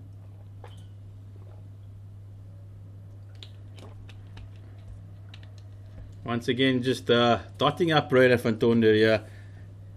And when one batter goes at 50%, he puts unnecessary pressure on his partner. Yep. And Matthew Kleinveld, who's just starting to find his rhythm, he might feel, wait, I need to play a big shot here. I need to take a risk, which he would normally not do. No. And that is what causes when the one batter goes at about 50%. I think Matthew's played enough cricket to know that he won't have to take the chances. I think he'll probably just take a single as well and give it to him. Bit too short and wide there from Bash Walters. He's seen that Van Tonder, when the ball's a bit straighter on off stump and a bit fuller, he's not going to score runs. I think he should just stay there. Eventually he'll get frustrated and get a wicket that way. That's the end of the over. Again, the ITEC Knights 90 for 1 after 20. They were 21 after 5, 51 after 10, 62 for 1 after 15, and 90 after 20. So even splits there. Literally even splits of 30 after the first 20. So just gradual improvement as the innings progresses. It was a good period there for Western Province between 10 and 15 overs. I think they only scored about not even 20 runs, I reckon. So George Linder coming into the attack again. Slip is out now. Catching cover and the normal cover. So let's see if Van Tonder will be able to rotate. I think George Linder will be looking for about 3 or 4 dots in this over. Buren Hendricks on his heels there. That should never be as easy a single as that. George Linder won't be happy with that one. Province need to remain. They need to. As we're always speaking about the batting intensity, but the fielding side as well. They also need to keep the intensity, keep the pressure. Know that the Knights batters must know that they are there. Oh. That's a wide ball there by George Linder. He got away with the one earlier. On this occasion, just gone past the pads of Matthew Kleinveld. He's got to bowl it again. He's back over the wicket now as well, which I think is a good thing. Got an opportunity to dot up Matthew Kleinveld a bit. Oh, there's a good ball that hit the stumps. If he's hitting the stumps, he's in the business. Almost thought that one was going to sneak through there. Matthew Kleinveld just getting the bat down in time. Matthew Kleinveld, I think he's got to get that mid-wicket away there so he can work an easy single. Maybe 1 or 2 reverse sweeps. George gives him width. Straight to Bash Walters on this super boundary. Unfortunately, you were not able to see that, but Bash Walters, he did a bit of a 6-step dance there before he picked that one up. It was going to look like he was going to sidestep the ball all by himself, but eventually sanity prevailed and he managed to get the throw back in. 3 balls remaining in this over. George will be looking for at least 2 dot balls. Put Renan van Tonder under pressure here. There's a dot. Oh, Buren Hendricks again. They run straight to him again. I think for a left arm orthodox spinner bowling to a right hander, that point position is very important, and you got to get a good fielder in there. And twice now, Buren Hendricks, they've run straight to him. Just a little bit on his heels there. Yeah.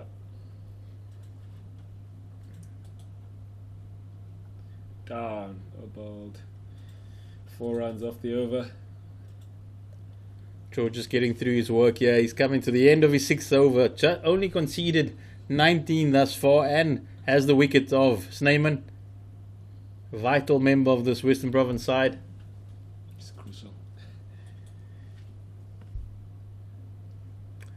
That's a single into the deep. That'll bring the end of the 21st over. The Knights are 95 for 1, ticking along nicely at 4.5 runs and over. Matthew Kleinveld moving closer to that half century on 44. Renan van Tonder still on 13. Change of bowling coming in there from the Calvin Grove end. Looks like Mihlail Mpongwana's walking to his mark. Jason Holder, as they call him. Jason Holder, yes. He loves Jason Holder. Well, I wouldn't say looks like him, but he's got the same body type as him.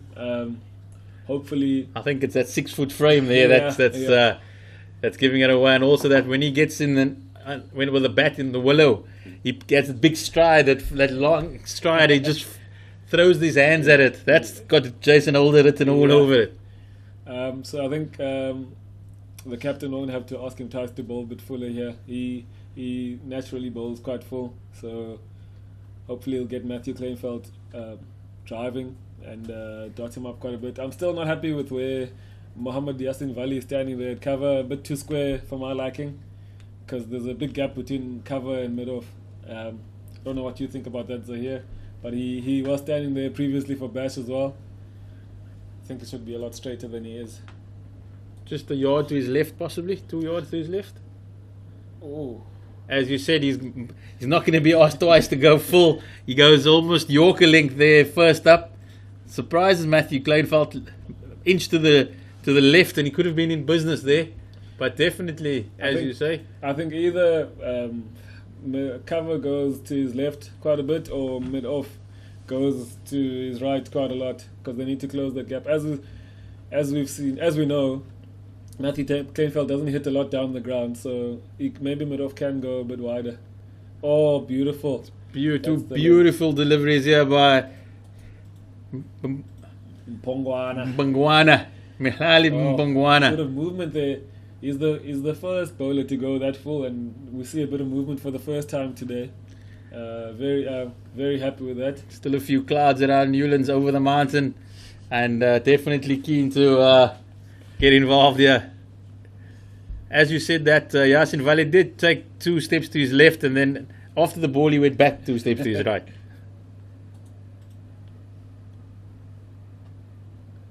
Oh, go on, edged it. Avi, I know it's after the fact, but I was about to say maybe he could convince his captain with a slip. He's beaten the bat twice, and on the third occasion he managed to find the edge, and it evades a diving Daniel Smith, and it's 4 runs to Matthew Kleinfeld. This is beautiful bowling from Mihlali Mpongwana, testing Matthew Kleinfeld on the front foot, where the other bowlers have failed to so far this afternoon. That's where you need to be for Matthew Kleinfeld. Get him driving. You don't want to bowl too short to him. That's where he finds it easier to score. Finds the edge, but unfortunately no slip for him. Runs away for 4. Stay there, young man. Stay there. I do find it interesting, though, that you don't want to be a captain that follows the ball, but he has gone past the outside edge on 2 occasions. He found the outside edge on the 3rd occasion. Still, the captain is not convinced that he needs a man there. I think if I were captain, I'd do away with the mid-wicket and go put a first slip in there. It looks like he is getting the ball to go away from the left-hander quite a bit, so make him try hit to that onside. Maybe falls over. Yeah, can get another edge there. Let's keep going here, Mpongwana. Keep getting it full. Oh, how folly. That's definitely the business area. I do think that that's, if you're going to test Matthew Kleinfeld, that is the business area. Whether he does drive a couple through there, good luck to him. Yeah.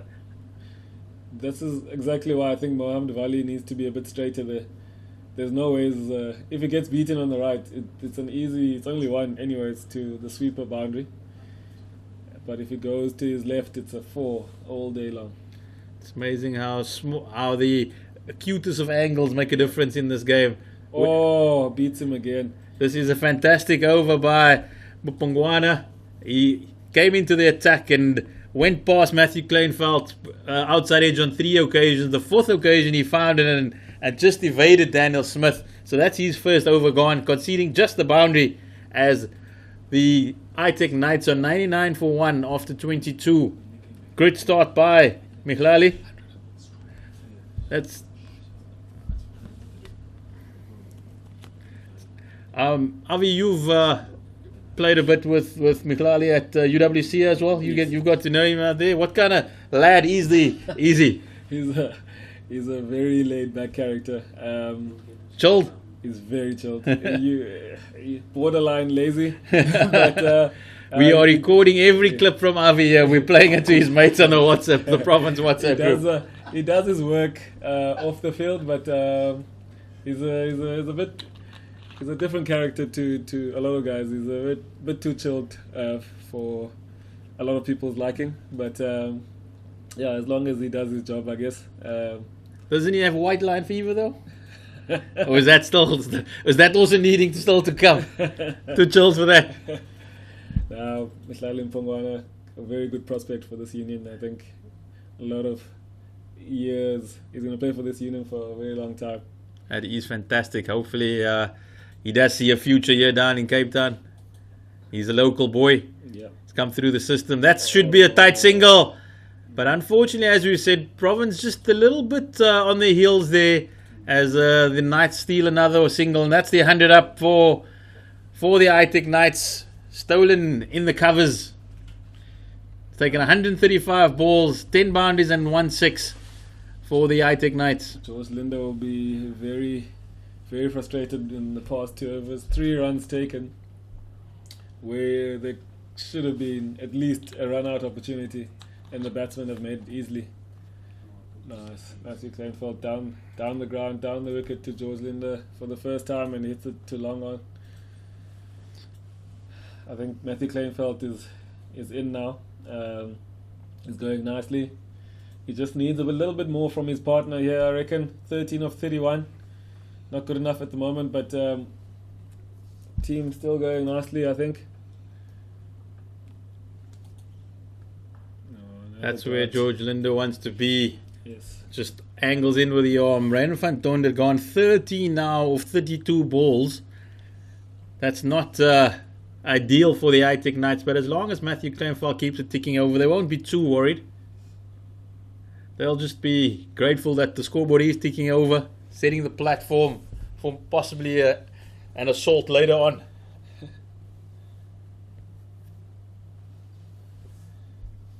Six-gun Grow Western Province will be hoping that Rousseau's lack of form this competitions are short and wide with George Linder cut away for 4. Guy at cover, Kaplan at cover there, thinking that it's going to be square. He runs to the left, punished for 4. 50-run partnership comes up in 64 balls. Contribution there, 31 from Matthew Kleinfeld and Reinhard von Tonde with 17. It's actually gone nicely, this partnership, even though the one partner has been quite slow. That's what we're saying. It's just been ticking over. Matthew Kleinfeld keeping it going, and that boundary might be the ball that kick-starts Van Tonder's innings. He steals another single into the covers, and that's good cricket. You want to hit a boundary and then get off strike the next ball. We know that George Linder, he won't be enjoying that. That's the end of the over. The Knights 106 for 1 after 23. George Linder won't be happy with how that over ended, but he'll get another opportunity in the next over to do well, to bring it back. Mihlali Mpongwana here, he bowled really nicely in the previous over to the left-handed Matthew Kleinfeld. Let's see how he adjusts now to the right-hander.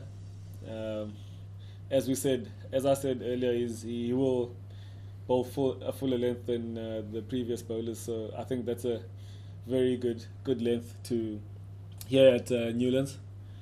So keep it up there to the batsmen. Let's see what they can do. They must make the play. Will be interesting to see how he goes. He was very good to the left-hander the previous over. Runs in from the Calvin Grove end. As we said, he does enjoy getting a little bit fuller than the others, just hitting the crease. Because Yorker there. He's gone death early on, yeah. He's gone death early on. Province captain Tony DeZorzi, he'll be thinking a little bit. He'll have his thinking hat on here. How is he going to break the partnership? What is he going to do? He's brought Mihlali Mpongwana into the lineup and created the opportunity in his first over. Oh, it's beautiful. Nipping it back in again. The young man has been impressive, hasn't he, since he's come on? He's gone away from the left hand and now he's gone into the right hand and just missed the off stump. Another coat of paint, as they say there, Avi. Yes, it's very good bowling this from Mihlali Mpongwana. attacking the stumps. That's all you need to do. Fully length attacking the stumps. I think Tony De Zorzi could be thinking of giving George Linder a break and giving Carl Simmons a go here as well. The man has had a very good season as well.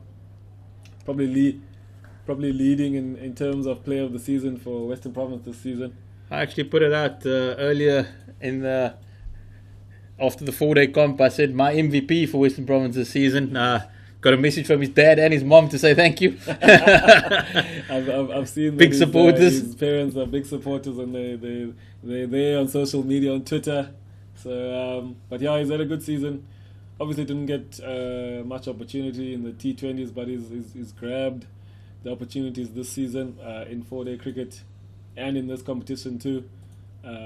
Obviously, I think this is his first real full season of franchise cricket. And he's been impressive.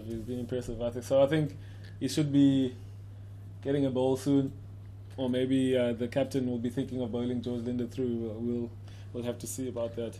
I think particularly with George Linder going away on national duty, there was as David Brook had said earlier, with Daniel Smith stepping in for Carl Verreynne, Province needed a all-rounder left arm spinner who bats and contributes runs down the order, and he's done it with aplomb. He's really come in and taken his chances.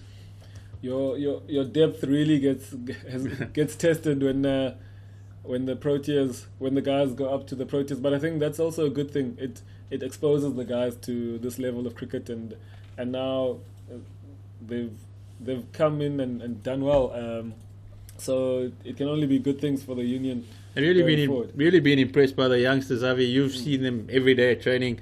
It's a pity John O'Bird, he's not available. I think he's had a fantastic season as well. Yeah.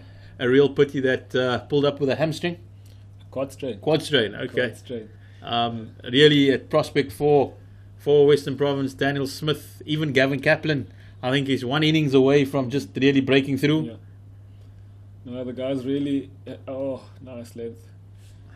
Good length that to Matthew Kleinfeld, as I've said before. Yeah, I think the guys are working hard. I think also the environment that they're in. I think we've created an environment where the guys are comfortable to play, and I think also the captains, because we have got a few captains this season. The captains have pushed for guys to be able to express themselves and play their way. So obviously within what the team needs, but I think the guys have really done well. I think the arrival of Salih Nakhiddin down here and back. Arrival, basically the return of Salih Nakhiddin, Salih Nakhiddin 2.0. Yeah. You know, I think that's also been a real boost down here in Cape Town. He enjoys working with young players. I know he's played a big role in your career, down in the amateurs back in the day, and a lot of the guys that we actually see, the senior players in this province team, have come through his hands, and he's just turning back the wheel again with this new crop. So fantastic to see. Definitely a lot more laid back than the previous coach. Fantastic work that Ashwell Prince did while he was here. But just sometimes just the fresh ideas, fresh approach, really just invigorates the squad again. Yeah, change of bowling here. Tsepo Moreki coming in from the Wynberg end. I think Snakes is obviously Salih Nakhiddin. Snakes, yeah. He's a great man. He gave me my first Western Province debut game back. How many years ago was that? 2009. That's if Buren made his debut that same that's season. when I started as a reporter as well. Jeez. So Buren Hendricks also was one of the guys that made their debut in that season. So I think obviously different ideas. I think, but the most important thing is that he's worried about the environment mainly, and his main focus is getting the environment right. And he obviously reckons that as long as the environment is good, the players can thrive, and that's a good thing. And he lets the guys run the environment themselves. So he's been really good for this group of guys, and the guys are really enjoying working with him. I think definitely a different outlook this season, and that's a little bit extra bounce there from Tsepo Moreki and Rainer van Tonder. As we've said earlier on, that's the intensity that you want to see between the wickets, and putting, once again, it's Buren Hendricks being put down under pressure here on the third man boundary. He's stretching though a little bit. Maybe just feeling something. Those quads needing to be ready for a long English season that awaits him. He had a hamstring injury recently, old Mabiza. Let's hope he's fit enough to play a lot of cricket in England in our winter. Well played by Reynard Fontonde, running it down to third man. Does seem like the ball's following good old B today. Yeah. That does happen when you have a little bit of a niggle. Hopefully he's not too bad. He's still got 5 overs to come back. Crucial overs for Western Province at the back end. Very important overs. He's very good at the death, as a lot of people saw in the T20 competition down in Gqeberha. It's interesting that Tony De Zorzi's brought back a seamer here, where I thought George Linder bowled nicely, but at his last over he just bowled a bit too many bad balls. I think personally I would have gone for Carl Simmons to bowl a bit straighter at the stumps, because I think there was a real opportunity there to keep Brennan Fontonde quiet. I think possibly, as we said, he's maybe just a little bit worried about this partnership growing. It's now 56, and he's brought his strike bowler, Tsepo Moreki, the leading wicket taker for Western Province in the competition. He's got 10 wickets at an average of 12.9 already. So a really good season for Tsepo Moreki this year. Still searching for that fiver, that elusive fiver. He's got 2 fourthers already this season, and it seems just that one more that he needs. He just needs one to get over. That's the end of the 25th over. It is 113 for 1. That is a much more productive 5-over spell there for the ITEC Knights.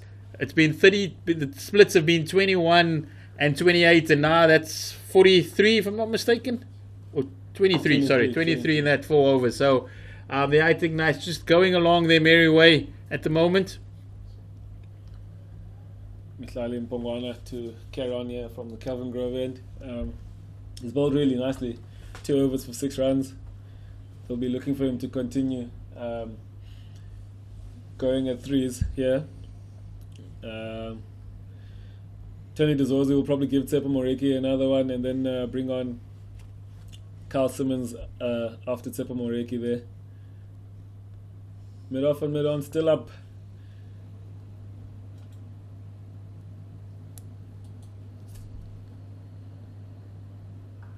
That's a lovely little push out into extra cover. 50 for Matthew Kleinveld. And it brings up these half century as well. Well played there by Matthew Kleinveld.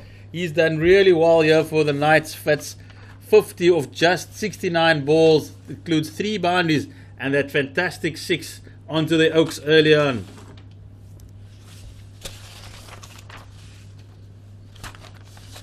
He will know that that's only the beginning. His job's only half done. Having set the platform, he's got to bat through now for the Knights. He's going to be the rock that they build their innings upon. I reckon, yes, he'll be the one that's looking to bat through the innings. He started off nicely. 50 of 69 balls is very good. Well bowled, Mpongwana. Good old leave there from Reynard Fontonde, which you don't see much of these days. Very good line and length there from Vallie Mpongwana. He's bowling really nicely. Yeah, Matthew Kleinveld is in all the 50 over games he's played, he's been seen as the guy to bat through the innings, and today is no different. He's starting off nicely. They'll be looking for him to get a big 100, 120, 130 here. Mpongwana runs into Fontonde again. Full at the stumps. Dot ball. He does enjoy attacking the stumps, Michlali. Bowled quite a few Yorkers here today. He's practicing his death skills early on. I think to the left hander he's looking to swing it across him to move it across, but definitely to the right hander it's wicket to wicket. Maybe that's what his captain has asked him. Just keep attacking the stumps. They miss, you hit. I think one-day cricket, that should be the plan. Keep hitting the stumps. Even 4-day cricket these days, gone are the days where you hang it out there and wait for the batter to make a mistake. You need to get 20 wickets in 4-day cricket, so you need to actually bowl the opposition out and keep hanging the ball out. Tickle down to fine leg there. 1 run for Reina and Fontonda. Partnership building steadily now at 60 already since the demise of Jacques Snyman. And Western Province bowlers just not quite having a plan here in terms of how they are going to break this partnership. Tony De Zorzia has brought on Sepa Moreki from the other side as well, so it's seam from both ends. Oh, Yorker length again. Hit out to sweep a boundary on the offside. I'd like to see Mihlali Mbongwana in the winter just hit the gym a little bit, add a few Ks, and those Yorkers could just slip through. He's already hit the gym quite a bit the last winters. He used to be a lot thinner than he is now. He's been a lanky, scrawny fella. Yeah, he's looking strong now. Yeah, But I do as think you said, do yeah. think he could add just a couple of more yards, and he'd be a real asset to this province bowling lineup. Last ball of the overs. Hopefully finish off well, yeah, Mpongwana. Oh, nice. Well driven. Richard Levy. That's going to put him under pressure. Goes past him for 4. There was a lot of money on that one. Was he going to put in the dive? Was he not? Unfortunately, it just evades him. I would have liked to have seen him. Put a dive in there instead of trying to chase the ball down to the boundary. He was never winning that race against that ball. But that is another boundary to the total as the Knights move steadily along to 120 for 1 after 26 overs. Reiner van Tonder, he seems to be finding his groove. He's got 29 of 47. Matthew Kleinveld, he's got 51. This partnership growing nicely now and starting to up the run rate quite a bit. Still going at 4.6 at the moment. I really think that after this Sepa Moreki over, need to bring on Carl Simmons here to try strangle them again, I think. Dot ball. But a little bit of indecision there, but George Linde moving quite quickly from mid on to save the single. Seems like he would like his surname to be Van der Linde. George Linde there. He's a good fielder too, good arm. They're not taking him on. Sepa Moreki needs to strike here for the team. He'd probably like to see the same intent when he bowls in the field. Oh, great shot. Down for a single to Mpongwana. Matthew Kleinveld settling into his work. He knows he's not going to change his game plan. He knows what he needs to do. If he is there at the end of 50 overs, that is 100 and 100 and more for him. Definitely. And everybody just bats around him. So definitely he's settling in for the long haul here. Knows the wicket fairly well. What is it about former Western Province when they play? Oh, beautiful Moreki. That is a stunning. Where's that come from? And that's what I mean. Maybe just get a slip in there. Just give your bowler that little bit of support that he needs. That that little bit of confidence, motivation. Yeah. I'm backing you here, my strike bowler. Yeah. It's a very good ball that from Sepa Moreki. Almost exactly what Western Province needed there. They need a wicket to break this partnership here. Put the bit of brakes on this Knights total. He bowled a similar delivery last week to Keshile, and it just pitched on middle, hit off. Yeah, that was a beauty. Yeah. That was, he loved that. I spoke to him after the game. He was very happy with that ball. He's just in a good space and he's bowling really well. Sepa Moreki. Really good to see. I've always said I think this format is probably his best format. That he enjoys the longer version of white ball cricket.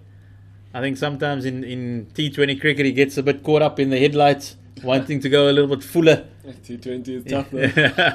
T20 is tough on bowlers. But he does enjoy this format. Two straight. Bjorn Hendricks making ground and he doesn't get there. And it's 4 runs there down to the leg side. Matthew Kleinveld just swinging towards the leg side. Gets wasn't the full face of the bat, but was enough to get it past the The hobbling Buren Hendricks? Buren Hendricks looks very stiff there at fine leg. He looks very stiff. But as long as he can get through his 10 overs, the captain will be happy. They've got a bit of a break after this game anyways. So hopefully it'll be nice and refreshed for the next game. Maybe just get off the field, get a quick rub in, and then back on the ground. Oh, a bit of width again. The last couple of balls, Matthew Kleinveld just stretching his arms a bit there. The past 2 overs, he does look like he wants to be a bit more aggressive. I don't know what the message was, but he looks like he wants to get going a little bit. So, but I reckon that's the end of Tsepo Moreki's spell. One of George Linder or I think Carl Simmons will come on from the Weinberg end to try strangle a bit. Because now it looks like they are scoring quite freely against the seamers.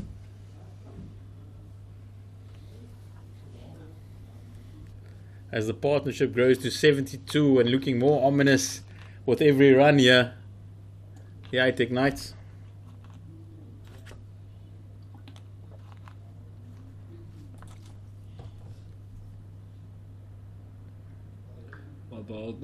Buren Hendricks again, single straight to him. They have identified their fielders. That's more what we want to see from the batting unit.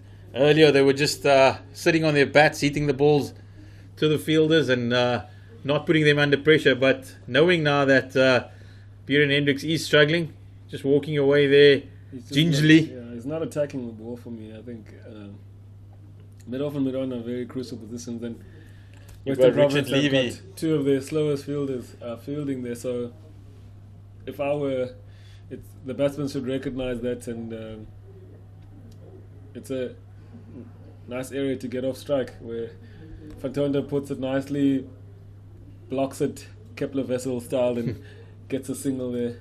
Yeah, definitely a turnaround in the intensity of the Knights. They're looking to put the Western Province fields under pressure. That's 2 singles that they would not have taken earlier in the innings. Yeah. Just one down to Buren Hendricks and a little dab onto the crease, and off they went. So They've definitely lifted the intensity quite a bit the last few overs, and probably a message came through, or the batsmen decided amongst each other that it's time to. Oh, it's a great shot through the covers for 4. As we were saying earlier, close the gap between mid-off and cover. Western Province did not, and it's punished for 4. Oh, I'm not sure about that gap there between mid-off and mid-on, but also the ball a bit too full there. But we can't blame the young lad because he's been bowling full and beating the bat a few times. But I just think that gap is a bit too big. but definitely the way the length that he bowls, to have your mid-on and your mid-off, with all due respect to Richard Levy and Buren Hendricks, they're going to be under pressure every ball.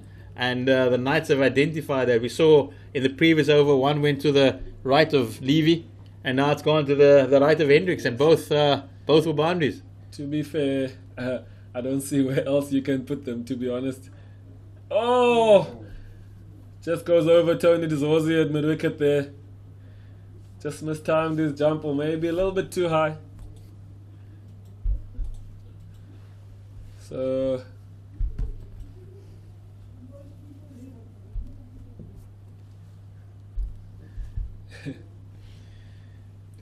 it does look like Matthew Kleinveld is starting to really let loose a little bit now. The runs are starting to come a bit of at a quicker rate. The rate has gone up to almost 5 now for the first time in the innings. Oh, crunched. Straight to the sweeper boundary fielder there. I mean, there's just something about a left-hander when he's in full flow. It just looks a little bit prettier than the rest of us. It definitely does. Always said we were short-handed. They don't get LBWs as well. Yeah. Everything pitching outside leg. Really does. Beautiful shot there. It really does help to be a left-hander in this game. Do think that it's looking at ominous here. Just just on 22 overs remaining in the innings. We speak about doubling it after 30. As we see, a right-hander not quite as elegant finds the inside edge there. Missed out on a half volley there. Should have crunched that through the covers of 4. That is 136 for 1 after 28 overs. Yes, the change we've been speaking about. So here, Carl Simmons coming into the attack. Good change this, I think. He's been a genuine wicket taker for Western Province this season, so hopefully he can take a couple this evening. Bowls his mandatory over up front. Yeah. Generally gets the breakthrough. Nah, definitely. Another just hard-working cricketer that I'm really happy to see that's got an opportunity in provincial cricket. He's been down at Boerland for a while. He was at Northerns as well, if I'm not mistaken. Yes. Definitely a man that's travelled around the country just looking for an opportunity. And he's certainly taken it down here at Newlands, 6-gun Grill Newlands. Oh, nice. Oh. It's going to be one every time to Bieran Hendricks. That's what the Knights have decided. Yeah. Whether it's in his vicinity. And looks like the captain is going to make a change there. They're going to get Yasin Vallie at short mid-wicket. They're taking him on every single ball. What's the chance of the ball going straight to him at mid-off now? I'm willing to put money on there. There's going to be a chance there for another single. Got very good hands, old Bieran Hendricks. Fancies himself in the slips. As a slipper, yes. Yeah. Ball, Carl Simmons. I don't trust fast bowlers in that cordon. Turn and bounce there from Carl Simmons. Oh, beautiful ball. That's the line in the length to him. Not giving him any width. Attacking the stumps, and that one just holding its line. Oh, too short. Punished. George Linder chases it down. It's a big boundary out there in front of the railway stand. You've got to really punch it to get the boundary. George Linder just covering the grass there. Well fielded there from George Linder. You need a quick guy to field there. A guy with a good arm too. On that cover boundary. Goes short again. Oh, great stop from Kaplan. Saved a definite boundary there.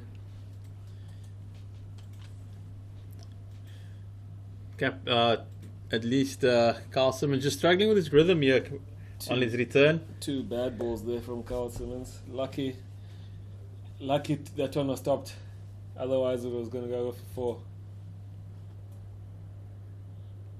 Giving that one a little bit more air, and Matthew Kleinfeld just driving it straight to Richard Levy on this occasion, and there's no run.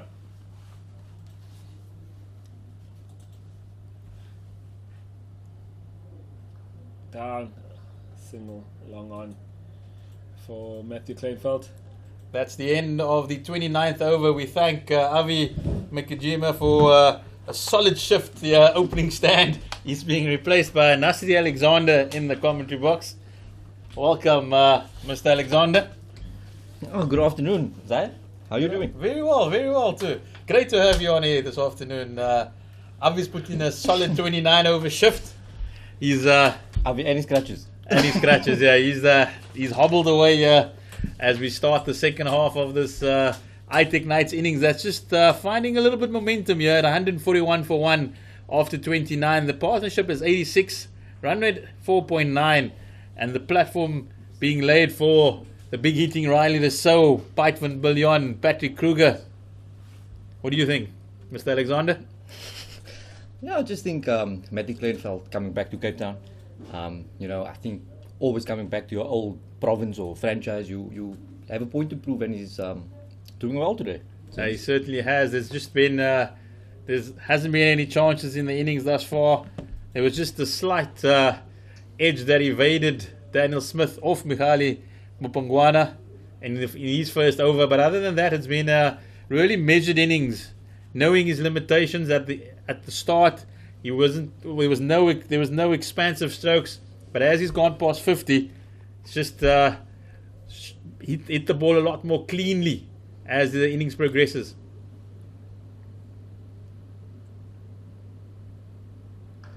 Bongwana enjoys bowling full. He puts the likes of Buren Hendricks and Richard Levy under pressure. Yeah, the last over, they just went to the right of Buren Hendricks. But as we've been saying all day, perhaps it's the angle that we're sitting at, but the gap between Vallie and Buren Hendricks just a little bit too big for our liking. We're thinking that it's whether to the right-hander or the left-hander, particularly to the left-handed Matthew Kleinfeld. It's another full delivery by Mihlali down towards the leg side boundary. He tickles over for another single. Really been impressed by this young man, Nasri. Whether it's bat or ball this season, he picked up a maiden fiver in 4-day cricket, and with a bat, he just seems to be growing in strides every innings he plays. Oh, he's having a good maiden season in professional cricket. I remember speaking to him, and he was all about Jason Holder. Everybody that comes on air, just that's the first word that comes out of their mouth. Not a bad player to mould yourself around. But also looking at the wicket and the way these two batters have gone along, it looked like quite a good toss that Piet van Biljon won and decided to bat. A very solid start from the Knights. I don't think they could have asked for anything more from the start. 55 partnership for the opening wicket, and then Kleinveld and Van Tonder, carrying on. And like you said, a solid platform for the likes of Riley Rousseau and Van Biljon himself to come in later. No, definitely a much better wicket than what we saw last week, where it was a throwback to the old days where 170 was almost a winning score, and it required that's the breakthrough that Western Province were requiring. We were speaking about getting the cover in the right position, and eventually it proved correct for Western Province. Mihlali Bongwana just hitting a length, and Matthew Kleinveld, he is dismissed for 68 of 84 balls, just on the up and hitting it straight to Vallie at cover, and that's the second wicket for Western Province that they desperately required. I think Matthew Kleinveld will be very disappointed with that shot. He seemed to go with hard hands at that ball. But overconfidence, once you get your eye in, you just think you're going to pierce the gaps all the time. But overconfidence from Matthew Kleinveld, and a very good inning, solid inning, 68, 84 balls, 5 fours, 1 6. So it's just set up for the likes of Riley Rousseau to take it on in the second half of the innings. The new batter is the experienced Riley Rousseau. He's played 86 matches, 17 half centuries and 600s for the Knights. A former Protea, dashing left-hander that's walking to the crease, and he only knows one way. He's not going to sit around here. So those who are watching on the Pitch Vision YouTube at home and the fantastic spectators we do have in the ground, they're in for a treat. It could either be very short or very exciting. He's learned his game. He's playing all around the world, franchise T20 cricket. I think he's also developed his game in that time. He showed at the start of the South African domestic season what he did up in Kimberley in the T20 competition. And the Knights desperately missed him during the season while he was, on his tours. Earning money. That's what he was doing. Big money. Earning money. Around the world. So, and it's also going to be a good test for the likes of Bongwana, who, just seems this season to have that golden arm type of touch for the captain, Tony De Zorzi. And immediately Tony De Zorzi does realize the new batter's walked in. He gets a slip in. I thought he could possibly have got it in earlier when Mihlali was joining the attack, but he's got it in now. And Riley Rousseau just eases one down to deep extra cover to get off the mark. Really excited to see Riley Rousseau at the wicket, but that's the end of the over. It's 144 for 2 with the Knights. A successful over for Bongwana. He's bowled 5 overs, 1 for 24, as the Knights move to the latter half of their innings. Started at 144 for 2, like we said, a very good platform laid. what sort of score would Piet van Biljon and the Knights be looking at the end of the 50 overs? I think the rationale is always you double it up, and that would give them 288, which is quite a formidable total down here at Newlands. I think it's going to be quite. It's going to be dependent on how Riley Rousseau goes. If the Western Province are able to nip him out early, I think that 288 suddenly becomes 250. I think that's the impact that he has. But if he does, as you see, he doesn't wait. He doesn't hang around. Second ball, he's going to reverse. Because I think if he does face at least 80 balls or 70 balls here, you're looking at quite an imposing total by the Knights. I also think maybe just the Western Province captain Tony Dozie to Riley, so could he be more, slightly more attacking to the new batter? I mean, this is a very vital wicket for Western Province to take. I think he got the slip in for the seamer early on. I think he knows that as we see, there's 2 reverse sweeps in 4 balls that Riley's he'll offer a chance. I think that's what Western Province need to be alert to. The fielders, they've been a little bit dozy in the field this afternoon. I think if they do get a chance, they need to be alert because he doesn't offer many. You see, there he comes in immediately, and that's the experience of playing in those leagues in Pakistan, particularly in the Caribbean. He walks in immediately. He's tried it 3 times, and Western Province haven't been alert to it. On the 3rd occasion, he does make contact, and he's got a boundary, beating a despairing Bashir Walters on the cover boundary, which becomes the square leg boundary when he reverse sweeps. But that's the experience of playing on those subcontinental conditions that he has. He's not going to allow Carl Simmons to settle, and he does it again and pops it down to, on this occasion, just a little bit square. Pongwana half stops it and allows Bashir Walters to get it in. But as I said, that's the 150 up for the Knights after 30.5 overs. As I've said, though, this is the innings you want to watch if you're watching domestic cricket. There is it's highlights a ball here.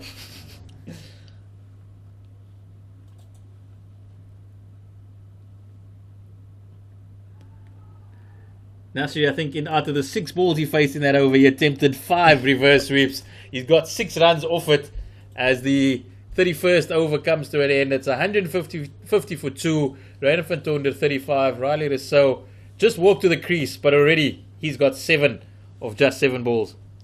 Zahid, I think you just hit the nail on the modern day player. The reverse sweep is just a normal shot. It's a normal cricket shot. They players practice it in the nets nowadays. Where in days gone by, when you see a reverse sweep, it's a shock to the system, and you kind of they have to have 50 already on the board. But the modern players that plays around the world are just a normal shot. And like you said, Riley Rousseau is not gonna hang around. He's gonna try and take the attack to the Western Province bowlers as we see a bowling change from the Calvin Groven. I think it's quite an interesting bowling change. Mikhail Pongwana, he picked up a wicket in his previous over. He's been hauled out of the attack. And the Buren Hendricks, he's been brought back. I think obviously that's the Tony Dezorzi, the Western Province captain, looking towards his talisman. He knows the importance of getting the wicket early of Riley Rousseau. And he's brought Buren Hendricks, a stiff Buren Hendricks, back into the attack. And he almost picks up the wicket first ball as Ren van Tonder finds the same fielder that Matthew Kleinveld found early on. Obviously a right-hander on this occasion. So falling just short of Yasin Vallie at short mid-wicket. But back to the reverse sweeps. I remember the 1992 World Cup, Javed Miandad. He hauled it out there. It was quite a feat. But players today, it's just part of the repertoire. It's basically the same as playing a cover drive today. Buren Hendricks, he's going to try and run off that slight hamstring twinge that he's got. He knows that if he can put a few dot balls to at least to Rainer van Tonder, it might just frustrate Riley Rousseau at the other end. He's a guy that likes feeling better on ball. He wants to get involved early on. So he'll try and at least starve him of the strike. I think it's also a nice opportunity for someone like Reinhard van Tonder Just his white ball game is not as it's not his strong suit yet. He's still developing his white ball batting. So it's a good platform and a nice opportunity for him to play a big innings. Next to the experience of Riley Rousseau. I think the way you can look at his strike rate, he's got 35 of 60 balls. I mean, it's just over 50%. He's not somebody that's going to move the game along. And when you have a guy like Riley Rousseau on the other side, he's gonna play freely. He's not gonna be worried about who's bowling at him or what the field is like. He'll play his own game, and that might allow Reina van Tonder just to go about his own game. That's what he needs to do. He needs to get off strike. He does that with a little dab down to third man. I think something that Van Tonder also needs to develop. I mean, getting the single to the experienced and hard-hitting player. There was 3 dots in that over before he got the single. You know, so he's leaving Riley Rousseau with 2 balls in the over. But that's something that he should develop in his game. You know, get the single earlier. We're not expecting big hits yet from him. But if he can play the long innings and also just get it in his game that singles are important. Get that dot ball percentages down. He should develop into a very good white ball batter. As we see, that is Riley Rousseau. He requires just 1 ball, and he drives beautifully down the ground for a boundary. It was a little bit over-pitched by Purin Hendricks. He knows that. He throws his head back in despair, and that's the danger of Riley Rousseau. He doesn't need many balls to get his eye in as he gets these second boundary after walking to the crease in the last 2 overs.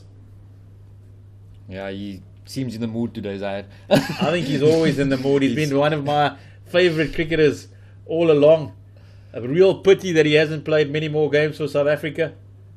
He still could, couldn't he? That's a difficult question. But that's just, look at that intensity there. That's the difference between him and Reinhard van Tonder. He got the boundary and immediately he was looking for the single because he knows it's the last ball of the over. He wants to get back in the over again as the Knights move to 155 for 2 after 32 overs. Yeah, he just commands the crease, you know. He stacks that fear into opposition captains when he comes to bat. And I think it's great for someone like Reinhard van Tonder to bat with someone like Riley Rousseau. You can never learn anything like this in the nets.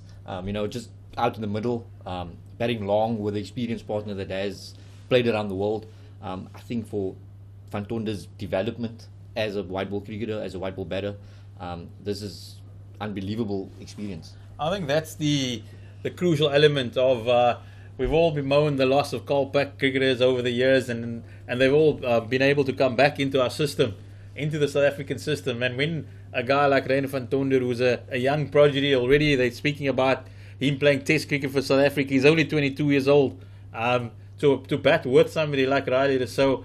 I remember Riley Rousseau being 22 years old and scoring triple centuries before he thought about playing for South Africa. Still doesn't have a Test cap. That's well bowled by Carl Simmons. They're asking the question, Daniel Smith. No television reviews, only the pitch vision from behind the wicket. So Carl Smith, a lovely ball there, but he's got Reinhard van Tonder was behind the wicket. But as we've said, same with the Western Province side. They've got Richard Levy in their ranks. Wayne Parnell, unfortunately, just injured at the moment, but making a massive difference for somebody like John O'Bird, Gavin Kaplan, to bat with somebody as experienced as Richard Levy. And that's you can't buy experience on the corner shop, as they say. No, you can't. You can just, develop it and get it on the field. But just looking at the fields, two Van Tonder, they got 2 covers, a backward point, all squeezing in, trying to stop the single, 2 Van Tonder, and very good bowling so far in this over from Carl Simmons. They do know they need to dot him up. Because the moment Riley Rousseau gets on the strike, he's going to play one way, and that could be the opportunity as well. This is really good bowling here by Carl Simmons. That's 4 dot balls. We saw it earlier. Van Tonder got away on the 4th one, and he's going to feel the pressure. He's going to feel maybe that he needs to take a risk. And that's the one-day game of cricket, you know. Opposition teams, opposition captains, trying to put the squeeze on. Just gets a inside edge there past the wicketkeeper for a single, and the game changes immediately with Riley Rousseau back on strike.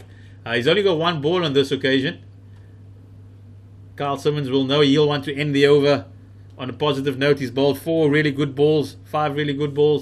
He pushes out. There's a deep square leg. There's a deep mid wicket. There's a long on. So we've got 2 men square for that reverse sweep. Let's see what it does. That's well bowled by Carl Simmons. He'll take the single every day of the week there. They plug the hole for the reverse sweep. And that's the end of the 33rd over as the Knights move to 157 for 2. And that's again the experience of the Riley Rousseau. 5 reverse sweeps in the last over. They took the mid wicket out. They got him into the circle point, and then he just bunts it into that gap that was vacated and got the single. And that's the drinks after 33 overs. The Knights are 157 for 2. We saw a half century from Matthew Kleinfeld earlier. He got 68. Jacques Snyman got 37. The batters at the crease are Raiden van Tonder at 37 and Riley van Rousseau. He's entertained in his 12 already, and we'll see you in a bit.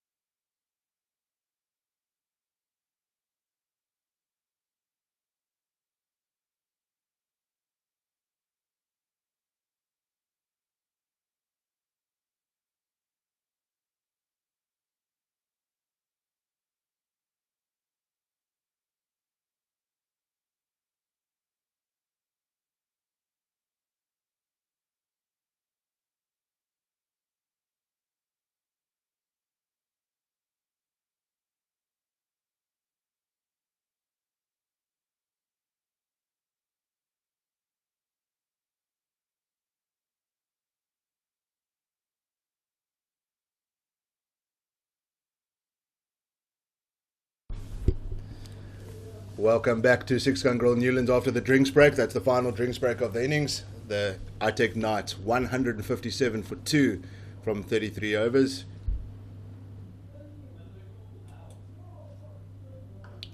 Oof. And that's almost a wicket off the first delivery after the drinks break. Almost carrying there to Michlali Mpungwana at mid-off. Buren Hendricks back into the attack. 6.1 overs, 0 for 29 from him today. Decent effort. A man alongside me, Nazri Alexander. Good day so far? Oh, it's been very good. I think I came just in time for the Riley Rousseau innings. That's what a lot of people are looking forward to, and just would love to have been, a fly there on the drinks, because the first ball, he was looking for the boundary. Yeah, he is a class act as he takes going for the 2 here. No, That's good fielding there from Bash Walters. Coming in from the deep to just restrict that to 1. Riley Rousseau obviously key to this night's innings now. They've set this innings up nicely. 16.4 overs left. They'd be going to 300. We normally kind of look at doubling it after 30 overs, so close to 300, and they'll be very happy with that. I think with the start that they have, David, 280 minimum would be, but I think the key to this whole innings and how it unfolds is Riley Rousseau. If he bats to the 50th over, they're going to get 320 maybe, because he can accelerate towards the end of the innings. Slow ball from Bjorn Hendricks, just mixing things up a little bit there. Dot ball. I think the key for Western Province captain Tony De Zorzi would be when Reinhard van Tonder is on strike. All the fielders in the inner circle would be tight on the 1, whereas when Riley Rousseau is on strike, they would be just hanging back a bit. But the key to the innings would be Reinhard van Tonder's knock and how he would be able to manipulate the strike when he faces. Just to give you a rundown of what's happened so far in the day so far, Jacques Snyman was the first wicket to fall for 37. George Linder with the wicket there, with the score on 55 for 1. Matthew Kleinveld with an excellent innings of 68. He fell at 143 off the bowling of Mkhlali Mpungwana.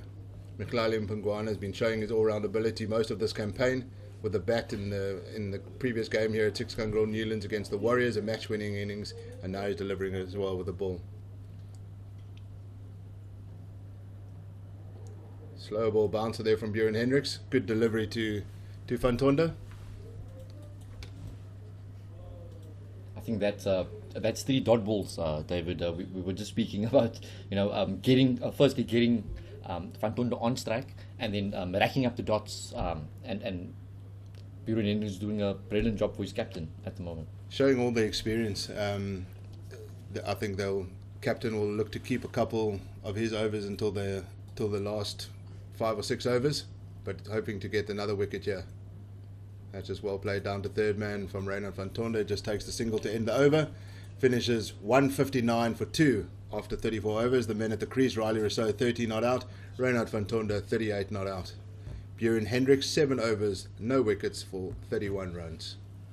I think also, David, it's that time of the innings where the captain starts to think about his death bowlers, who he wants to use, who's going to be effective, on this wicket, who bowls the still ball bounces, the cutters, and it just seems like Mkhlali Mpungwana just keeps developing his cricket.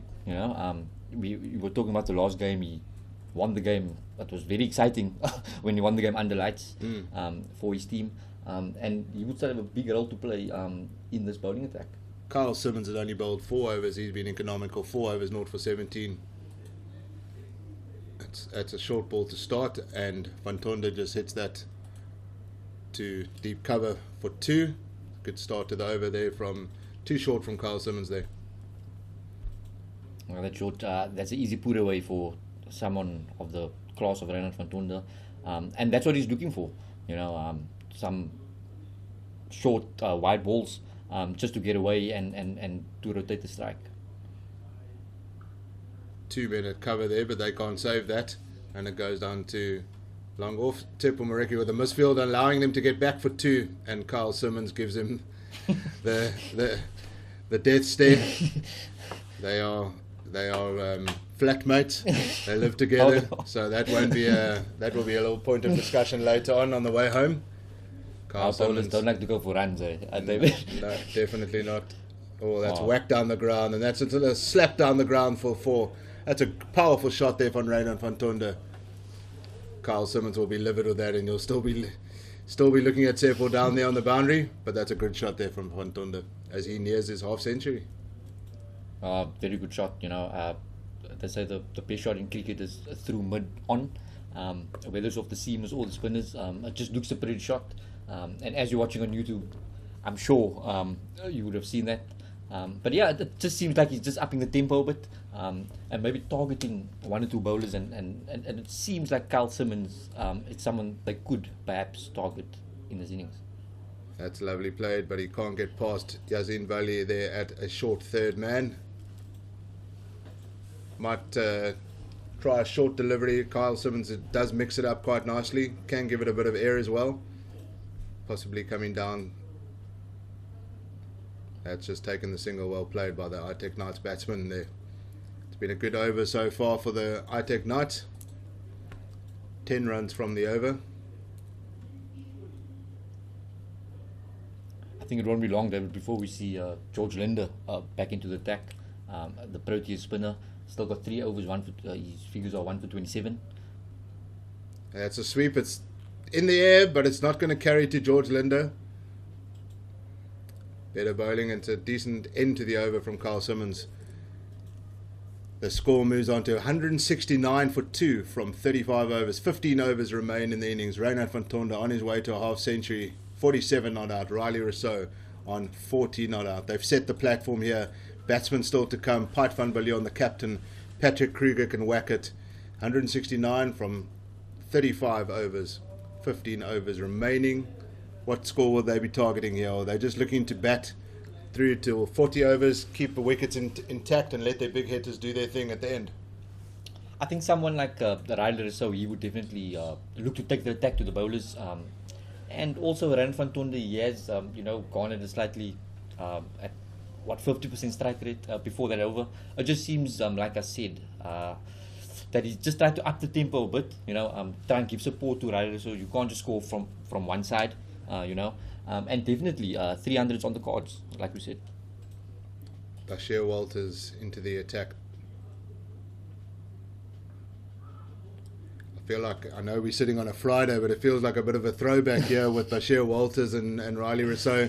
They've been playing professional cricket for many years. This game, they would have come up against each other a number of times. It's fantastic to see. Riley Rousseau obviously back in the domestic game. Bashir Walters still involved here at 6 Gun Royal Western Province, and a good contest here. It's just brilliant for the South African domestic game to see the experience, and then we have someone like Daniel Smith standing keeper. Absolutely. Just nicely played down. They'll be going for the second run here, but that's really good fielding there. I think from Tsepo Moreki down there at the square leg boundary. That's well done. Just restricting that. You don't want to get Riley Rousseau back on strike, and it's those kind of key moments that are key to restricting this innings. The Western Province will be looking to restrict them to a score of 280, somewhere around there. I think they will feel comfortable with that.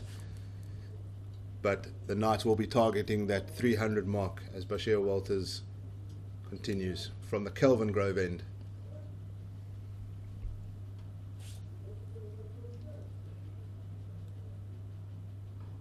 That's well bowled. Vintage Bashir Walters right there. Vintage Bashir Walters as he runs back to his mark like a 21-year-old making his debut. Really good team, man. Really good energy, and especially at this time of the innings when the energy starts fading. Afternoon sun in Cape Town kicks in, and you need a man just to run in and just bowl some quick deliveries. He's bowled 5.3 overs so far. Oof. That's well positioned there from the captain, Tony Dezorzi, straight to him at mid-wicket. No run on offer there. As you say, Walters running in the Cape Town sun, hitting a hard length, not making the batsman, not letting them free the arms, just wicket to wicket. That's the experience talking there, David. He's bowled for years on the slow wickets of St George's Park, where he's had to toil away, so that's all the experience coming through.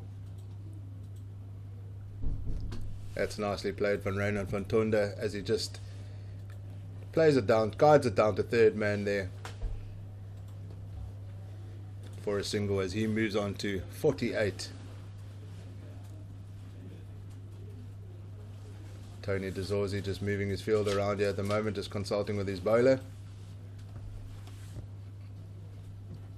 discussing if he wants his man at long off. He's moving his man onto the boundary, Mekhlali Mpungwana, just giving him the single down the ground.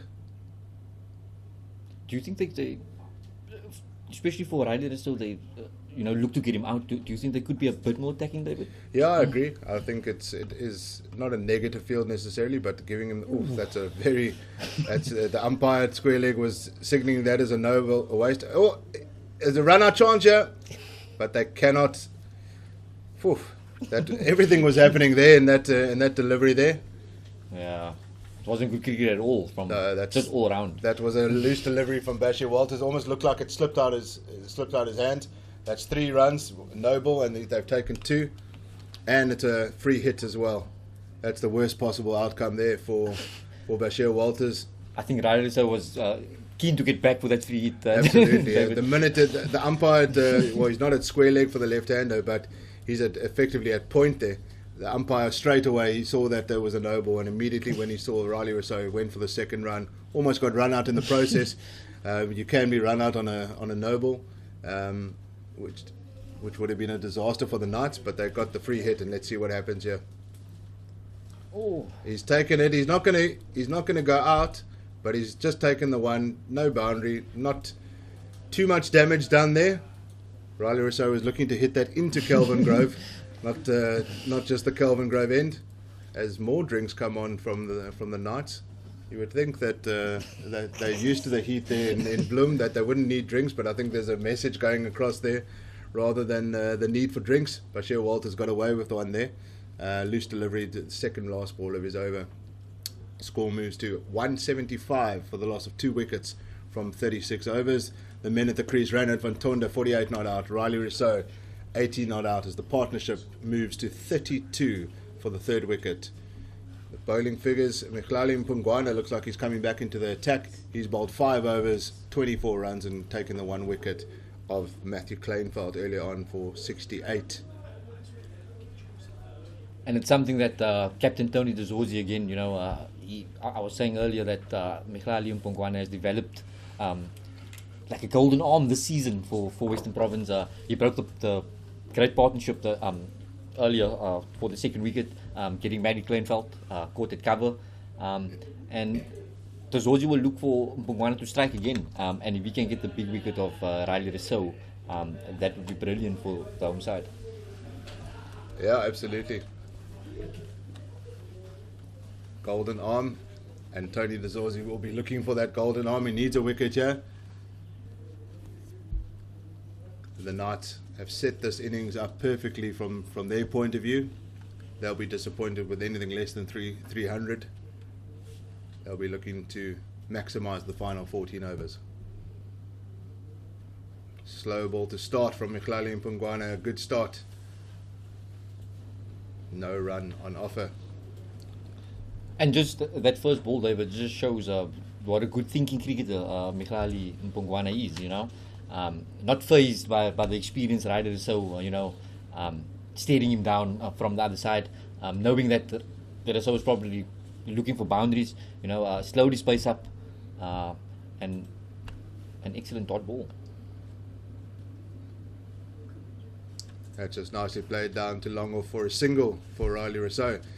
I think maybe when Riley Rousseau started his career at the old Eagles with the old our Test captain Dean Elgar, if I'm not mistaken, Mkhlali Mpungwana might not even have been born yet.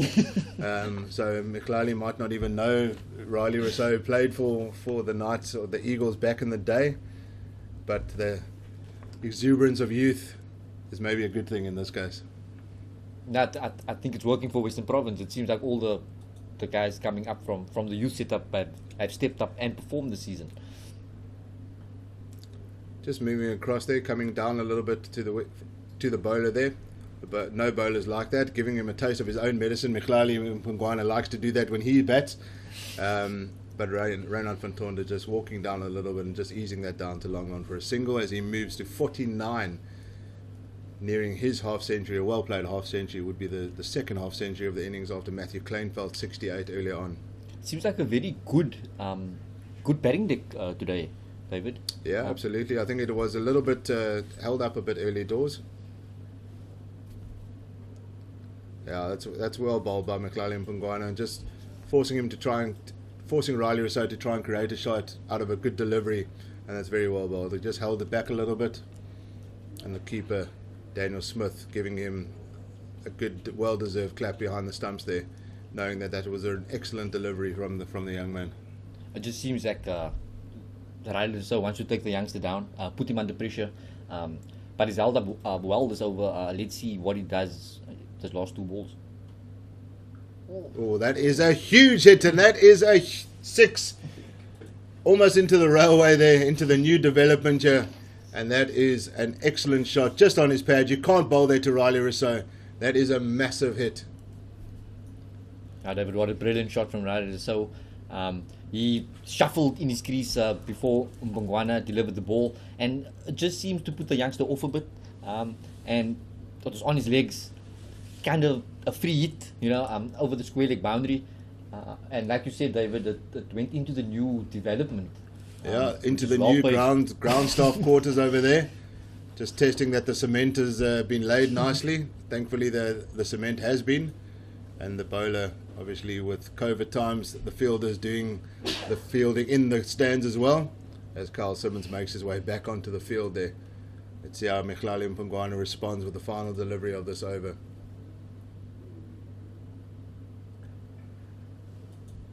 That's gone down. That's cut away. Oh, that's excellent fielding there from Tsepo Moreki, just limiting that to 2. And that's a decent over there from the ITEC Knights as the score moves to 185 for 2 from 37 overs. The run rate has hit the 5 mark, and they'll be looking to kick on from here in the final 13 overs. Reinhard van Tonder is on 49 not out. Riley Rousseau 27 not out. The men dismissed earlier on. Matthew Kleinveld for 68, and Jacques Snyman was the first wicket to fall for 37 runs. Bashir Walters continues in the attack. No bowler really from the Western Province side of things has really taken a lot of tap, but yet there's only 2 wickets in the wicket column, unfortunately. And this, from the Knights' point of view, they just want to keep wickets in hand and they can launch at the end there. You've got Gerald Coetzee, who you might see a bit earlier than coming in at number 8. He's been in very good form with the bat, David. He won the game for them against the Lions last week, scoring a quick fire 50. They won in the last over. That is Reinhard van Tonder's half century. He reaches his half century in the 38th over. It's giving the crowd, it's giving recognition to the crowd. That's an excellent innings from the young man. That's come off 76 balls, 3 fours in 109 minutes.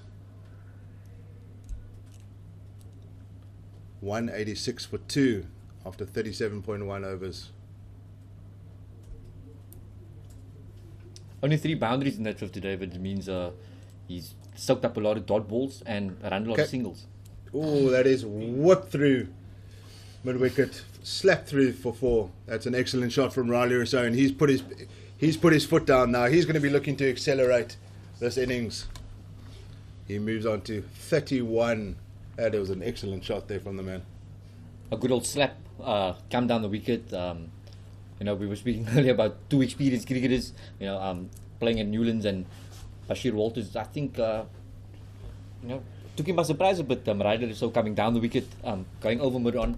It seems like Richard Levy had no chance of stopping that. That was treated with disdain, if you want to call it that. Bashir Walters doesn't often get that kind of treatment, but that was an excellent shot from Riley Rousseau, asserting his dominance.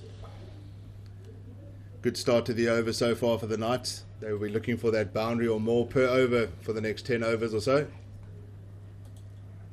Yeah, that's too short, and that is dealt with from Riley Rousseau. Another boundary, hooking that ball for 4.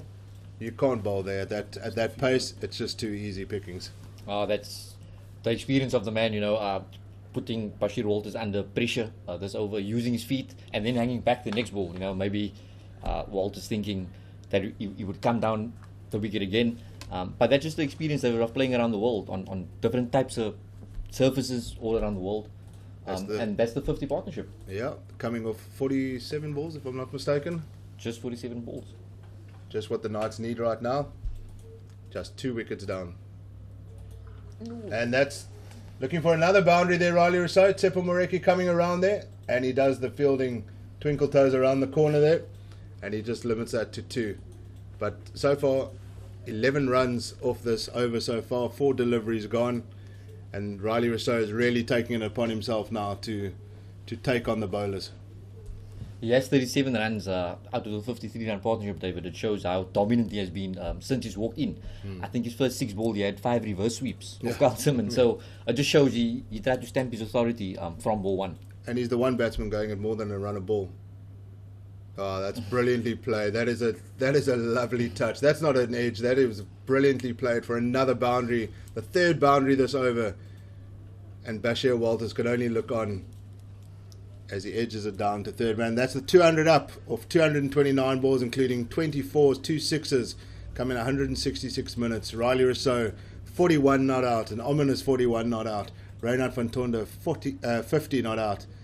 200 comes up in the 38th over, 37.5 overs gone.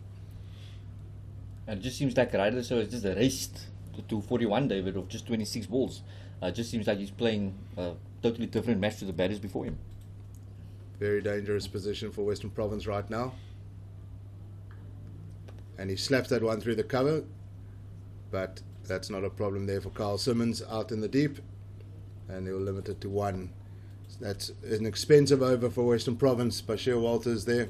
7 overs, 0 for 45 as Riley Rousseau takes the attack to the experienced bowler from Western Province. 201 for 2 after 38 overs. 12 overs remain. 72 deliveries. 72 deliveries, they'll be looking for minimum 300 now, that they've increased the run rate a little bit. They might even be targeting that 320 mark, and that will be a very good score here at 6 Gun Grille Newlands. Oh, it's going to be very difficult to chase under lights. I think the Knights bowlers would be hoping for some swing early doors, especially under lights. But just from a Western Province point of view, David, it just seems like George Linder is being held back for some reason. I think the spin and the experience of George Linder would be a good ploy maybe to someone like Riley Rousseau, who it seems has the measure of the medium pace bowlers. And he whips that down to 3rd man. He knows that the field is up, and that's a boundary off the first delivery of the over. Riley Rousseau giving it everything, and he moves on to 46 from 28 deliveries. This is a really excellent inning so far from the man, and it's a perfect foil for Reynard van Tonder, who's just going to anchor this innings until the end. And Piet van Biljon coming in next could be the perfect anchor, depending on who falls at the next wicket. We might see a change. If Rousseau falls, we might see a Patrick Kruger or Gerald Coetzee or even Mangi Mosekhle coming in to whack it. But that's a good start once again to the over. That's the boundary of the first ball. Worst possible start for the bowlers. Mpungwana under extreme pressure now, and Riley's going to come at him again. He's definitely not going to hold back, Riley Rousseau. He's been there. He's played all these innings around the world, in all the T20 leagues around the world. And he knows his game better than most people around Mpungwana. But if Mpungwana can get him out here, he would have done his job with the golden arm, the youngster. As the run rate edges up to 5.3, partnership sitting at 62, perfect for the ITEC Knights as we speak.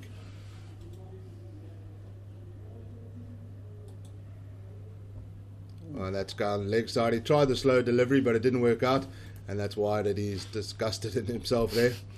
I think we're going to see a few of those towards the end of the innings, David. Just the mixing of pace, slow ball bounces, all these modern bowlers, that T20 cricket has, just forced them to develop. I wouldn't say new balls, but just new variations on the balls, especially towards the end of the innings. That's better from Mkhlali Mpungwana. Riley Rousseau mistimes it, but it's not going to carry. It's going to fall in between the two fielders on the leg side. George Linder in position there, but can't get anywhere near it to take the catch. And 2 more runs added to the scoreboard as Riley Rousseau edges towards a half century, a very well played half century if he does get there, but he wants more than that. It's been a brilliant cameo so far. I think he wants to make it more than a cameo. If he's going to bat to the 47, 48 over, then definitely your 320 total is on the cards. Wouldn't mind seeing Mkhlali Mpungwana maybe come around the wicket to him, but it's a decent angle for the left-hander. He's gone, catching in play, and he takes the catch. He burgles one. He had the man in position on the square leg boundary. Michlali Mpongwana takes the big wicket of Riley Rousseau, caught on the square leg boundary for 48. Carl Simmons there on the square leg boundary. His 48 came off 31 deliveries, including 6 fours and 1 6. That's a brilliant innings, but a wicket just at the right time for 6-gun Grill Western Province. That's a brilliant wicket for the home side, but Riley Rousseau has royally entertained the crowd that is on the grass embankment and in the railway stands today, David. I think that was worth the entrance fee, don't you think? Yeah, I think Riley Rousseau's doubled the amount of runs he scored so far in the past couple of games for the Knights. He was always going to come good. Unfortunately for Western Province, it came today for them. But he played brilliantly, excellent innings, but they'll be happy with the timing of that wicket. Huge at this time. And they'll be looking now to bang, get a couple of quick wickets now, limit the damage done as we head towards the final 10 overs of the innings. Tony DeZorzi will be happy with his man. Mpongwana with the golden arm strikes yet again. We just said it earlier. We said it earlier, we called it, and that's what happens. That's why it's called the golden arm. And it looks like Pat van Biljon is making his way to the crease. The captain said, give me the final 11 and a bit overs. I'll deal with this. Interesting that he has come in now. He knows that he's got a couple of big hitters still to come. But Pat van Biljon can hit the ball out the ground, can go at more than a runner ball, absolutely. And they'll be looking for one of these two to remain for the entire rest of the innings. Pat van Biljon, he's got an excellent record. The captain on the side leads the side very well, and he will be looking to just see himself in. He's got a couple of balls to see himself in, but they'll be looking to maximise the final 11.2 overs. Massive wicket at this time. You can't overstate how massive that wicket is from a home side point of view. I just think that bowl a few dots to the new batter. Also. Big pressure and the onus is now on Van Tonder, to up his tempo from the other side, and that might bring Western Province into the game more.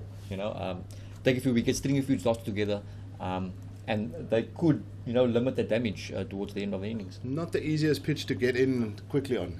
You need a few deliveries to see yourself in, and the Western Province, from Western Province's point of view, they'll be looking to get 2 new batsmen at the crease. That would be a perfect scenario for the men in blue. As the crowd come in, the railway seeing a couple of people there with some cold beers, which is great to see. And that's not the best first delivery. That is not what his captain would have wanted there. Just straying down the leg side there. Thought it hit his pad, but it actually he's got some bat on that, and it's gone to the fine leg boundary for a 4. That's a terrible start. Not the delivery you want first up to the new batsman. Mpongwana would be very disappointed with that ball after the high of getting Riley Rousseau's wicket. He would just want to keep it tight, hit the length, like we said, on this wicket. Not easy just to come in and, just get going. And even for a guy like Van Tonder, he's looking for that, loose delivery. He's been in a while already. So Mpongwana just very disappointed, would walk back to his mark and, try and come back better and close out the over. Yeah, absolutely. We're looking to close it out strong as he runs in. And that's taken. They've appealed for the catch, but he's walking. That's the second wicket of the over, and he's gone bang. The golden arm does it. Pat van Biljon, a bit of a cutter there, and he's edged it to wicketkeeper Daniel Smith. Oh, that's Reynard van Tonder. Reynard van Tonder out, sorry. That's the big wicket of Reynard van Tonder. Bowled Mpongwana, caught Daniel Smith. The cutter does the job there. That's an excellent over in the end from Mpongwana. It had everything there. But he's taken 2 wickets, and that's all that counts. And that's a massive over there for 6-gun Grill Western Province. 212 for the loss of 4 wickets now after 39 overs. And that's the 2 in batters, David. Like we said, we can't overstate how big that over is in the context of this first innings. Pat van Biljon, the captain of the Knights, would be very unhappy with that. He's here to face a ball, and the new batsman should be Patrick Kruger. Yeah. They need to start all over. It's just, like you said, it's difficult just to come in and not everybody's ready to so. Yeah. So they would need a bit of time, to get acclimatized to the wicket. And like we called George Linder into the attack. Yeah, I think that's I think it's a great call from the captain. Perfect timing now. 2 new batsmen. George Linder is very difficult to get away, and it's the perfect time. Patrick Kruger is going to have to go after him now for the next 11 overs. Piet van Biljon is going to look to anchor the innings now.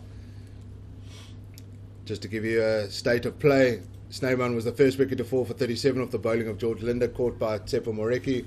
Matthew Kleinveld was went for 68, bowling of Mpungwana. Riley Rousseau in that previous over bowled Mpungwana, caught Kyle Simmons for 48, and Reina van Tonda, just the last wicket to fall, for 54, bowled Michele Mpungwana, caught by wicketkeeper Daniel Smith.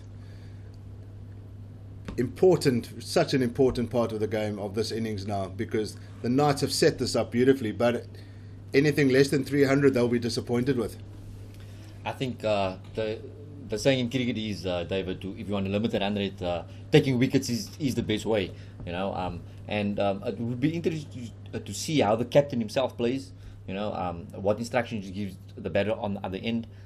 You just settle for a few overs first, and that could play into Western Province's hands. Perfect scenario for George Linder here. Got 2 new batsmen in, looking to kind of settle in. They've just lost 2 quick wickets. They're not going to be able to go after him straight away.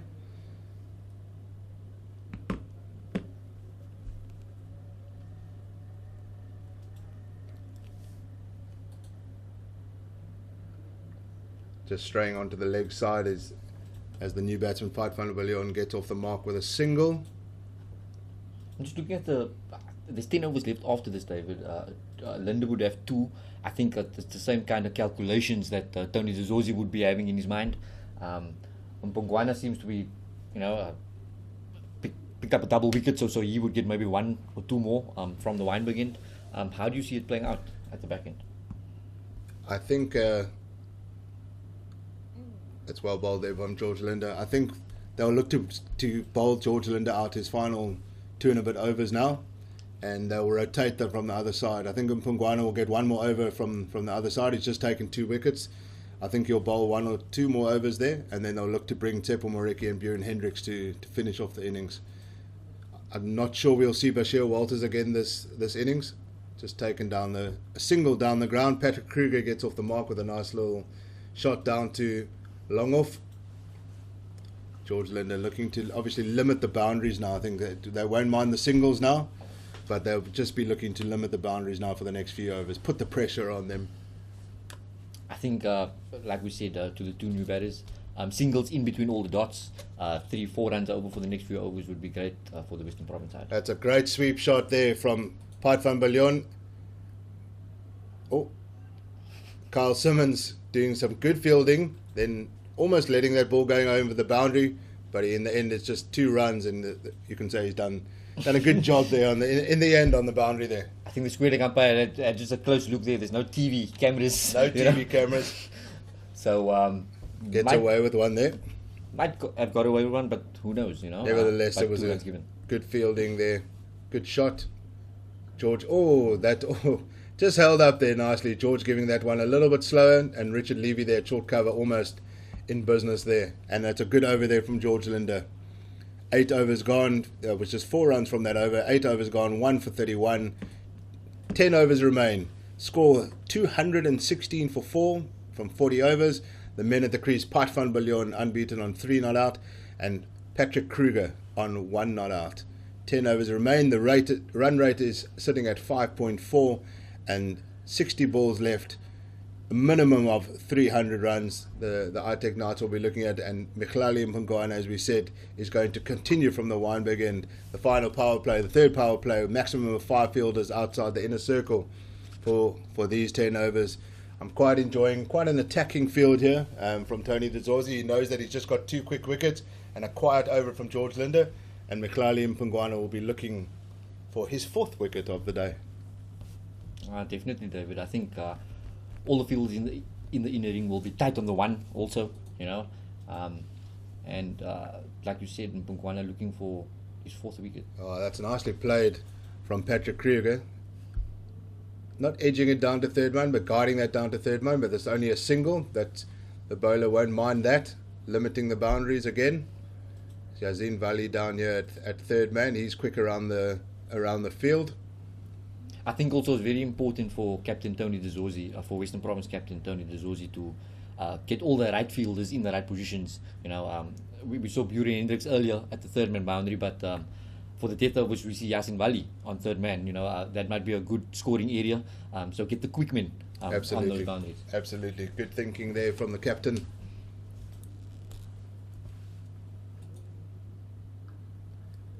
And they just take another single there. I've been very impressed with the body language from the 6-gun Grill Western Province team. 50 overs is a long time in the field. It is relatively hot out there. A little bit of a breeze here at 6-gun Grill Newlands. But it's a long day in the field. But the energy has been good the entire game, which I think is a good sign. It's been very good, and it just shows also what a victory can do. Absolutely. They also had a very good innings. They had a rain-down game Yeah. in Durban on Wednesday evening, but they had a very good first inning. So just that momentum that you take from a win, and they brought it into this game. Absolutely. They just played down to long off for one. Patrick Kruger there. But absolutely, they had a good innings the other day. Half centuries from both Richard Levy and from Captain Tony DeZorzi. They would have both been upset that they didn't kick on to a century. They were both looking good. And that was just kind of the difference between them getting a score over 300. George Linder kind of gave impetus at the end of the innings there. 43 from 23 to finish off. Explosive. Mclally Mpungwana. Oh, that's well bowled. A little cutter there from Mclally Mpungwana. Doesn't really look like he changes his action too much when he does bowl those cutters. Very difficult for the batsman to pick. I think that's the key, David. Like we said, batters all around the world are looking for those variations. But from a bowling point of view, you don't want to change too much. When you bowling those variations. So Mpungwana seems to have just developed this knack of stringing toss together, picking up key wickets, and also showing at this tender young age just how far his development has come this season. And what's nice to see is that often when one facet of your game, if you're an all-rounder, is you've now stepped up to the plate with the batting, all of a sudden you get confidence with your bowling, and cricket is a confidence game. Yeah. And it's amazing what you can try. Slow ball to Piet van Biljon. That's a little bit too straight, but he moved across his stumps there. Piet van Biljon showing his experience there, just taking the single, limiting the boundaries again. Really well bowled there from Mclally Mpungwana. Might continue with him after this over. We'll have to see. See what Tony DeZorzi have up his sleeve. I mean, sometimes teams have specialist death bowlers. No matter how the day goes, just someone like Buren Hendricks, his experience maybe could come in at the death, and even Bash Walters maybe. He could be an option at the death, but that's what you want as a skipper, options at the end of the innings. That's driven there. Richard Levy not getting past him, almost going at a cover there. He was ready for the run out. It went straight to him. Didn't have to move a muscle, and that's a really good over there from Mclally Mpungwana. He's bowled. That's 4 runs from that over. 8 overs. Top wicket taker so far in the innings. 3 for 49 as the score moves to 220 for 4 from 41 overs. Piet van Biljon unbeaten on 5 not out. Patrick Kruger on 3. The run rate sitting at 5.4. Western Province will be very happy with that run rate as George Linder continues. He's gone at less than 4 runs and over. 8 overs, 1 for 31. And he's looking to limit the boundaries and possibly nab one out here as well. I think that was Western Province have strung 2 good overs together. Just going for 8 runs in those 2 overs, and like we said, 2 new batters at the keys. Should take a bit of time. Also they know they don't have the time to get themselves in. I think with 9 overs to go, they're looking at 80 maybe, David. Yeah, I think definitely 80. They'll be looking for that. They're only 4 wickets down, and they do have some attacking batsmen still to come. But, that's an LBW shout there, and maybe just a little bit high there as well, maybe outside off stump as well. I think the umpire just gave the signal that he thought it was, he actually got some purchase out of the wicket there, Yeah. and it might be spinning past off stump. Good delivery, good start there from George Linder. Just keeping the batsman in check, saying, don't try and come down the crease here. That's well bowled, George Linder. Forcing the quick single. Tony DeZorzi can't gather there at point, and they take the 1. Good start to the over here from George Linder, showing all his international experience. He's been around the block for a number of years now, and just enjoying bowling at this stage of the innings. This is where you want your key bowlers to be bowling. This is when you need to limit the boundaries. Patrick Kruger eyeing out that leg side there. Man, not on the boundary there. Whacked. Jeez, that is carved through the covers for a well-played boundary. That's an excellent shot there from Patrick Kruger. Just throwing it out there with a bit of air outside off stump, but Patrick Kruger dealing with that, and that's the first boundary of the over. I think that's had nothing to do with the bowler there. That's not a bad ball at all. I think that's all the better, David. That Not is a a bad brilliant ball. shot, pass cover. Yeah. He gave himself some room, before Linden delivered, and carved it. Not giving it a long off fielder no chance. We might see a delivery fired in at his feet now, as George Linder looks to. Oh, that almost carries. That's an excellent comeback delivery there from George Linder. Batsman, the non-striker, is doing a little bit of gardening there. That's I all don't know if he was in his crease at the time. Maybe George Linder thought there was a run-out chance there at the non-striker's end. A little bit of mind games playing here. And Patrick Kruger does the right thing, just taking the single down the ground to long on. Bashir Walters steaming in. Not the best throw, but Steaming in as he can steam. steaming in 435. only as Bash Walters can steam in. George Linder gives his fielder a bit of a smile there. It's quite a long boundary out to the rover side, David, Yeah. on the pitch that they're playing. So It is, yeah. he has to steam in to stop the two. We are closer to the Oaks grass side than we are to the railway. The railway side from the Kelvin Grove end is the longer boundary. So from a spinner's point of view, you want to be bowling from that side. And George Linder ends the over well. That's the end of his 9th over. 1 for 38 from his 9. 227 for 4. Just the one boundary in that over. 42 overs gone. Pat van der Billion 7 not out. Patrick Kruger 8 not out. Partnership sitting at 15. The run rate 5.4 to the over. And it looks like Mkhlali Mpungwane is going to continue with his 9th over. We might see him bowl out. We've still got 7 overs between strike bowlers Björn Hendricks and Tsepo Moreki. Mkhlali Mpungwane 2 overs remaining on his side. We might see him bowl out. I think Captain Tony Dezorzi, might trust the youngster. At this stage, he's done a good job for him, and he's also picked up key wickets. But that was a much better over for the Knights. They went, they had 2 4-runs over before that, and in that over they got 7 for George Linder. So they might look for that one boundary over and then tick it along after that as we get to the death. Mpungwane, that is a massive hit. Pat van Billion hits it into the member stand, almost into the home dressing room, and that is a huge 6, and that's a brilliant start to the over from the ITEC Knights captain. Oh, just the sound of the bat there, David. You could hear from our commentary box position. That just sounded sweet. And the way the ball flew, that was a massive hit. Like you said, into the home dressing room almost. Wow, that was an incredible shot, and a bit unexpected off the first delivery, but when the ball's there, you've got to deal with it. There's just 7.5 overs remaining, and those kind of balls you've got to hit out the ground, and that's exactly what the ITEC Knights captain did just there. And that's an excellent start to the over for the away team. And Mpungwane under big pressure now. Let's see what he has in his bag. He goes for it yet again. He looked to hit that one into Campground Road, into the peak hour traffic, but just trickles out to square leg. Tsepo Moreki doing the fielder there. Oh, that peak hour traffic, David, please don't remind me. This is Cape Town after all. Peak hours was an hour ago on a Friday, 3 o'clock on a Friday in Cape Town. I'm so happy to be sitting here than driving in peak hour traffic in Cape Town, like you said. If you are in traffic, rather just turn off at Campground Road and come into the ground. Was it 20 Rand ticket, David, from 20 Rand for kids and 40 Rand for adults. Beers on sale, food vendors open. Let's get the people in. Oof, got away with one there. A little bit of a low full toss, which is not too bad, but too straight, and he gets the single. Better to bowl those kind of deliveries outside off stump. And you can see Pat van Billion was looking to hit that one exactly where he hit the first ball of the over. But a decent over for the night so far. Yeah, it just seems like from the body language out there from the two batters, Pat van Billion has decided to put his foot down.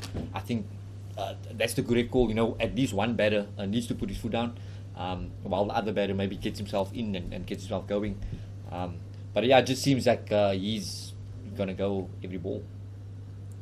Oh, he might get away with that one. The umpire gives the nod, and that's that kind of wide Yorker, which is very effective in white ball cricket. Within the white line, the bowler's going to take it. The bowler's going to take it.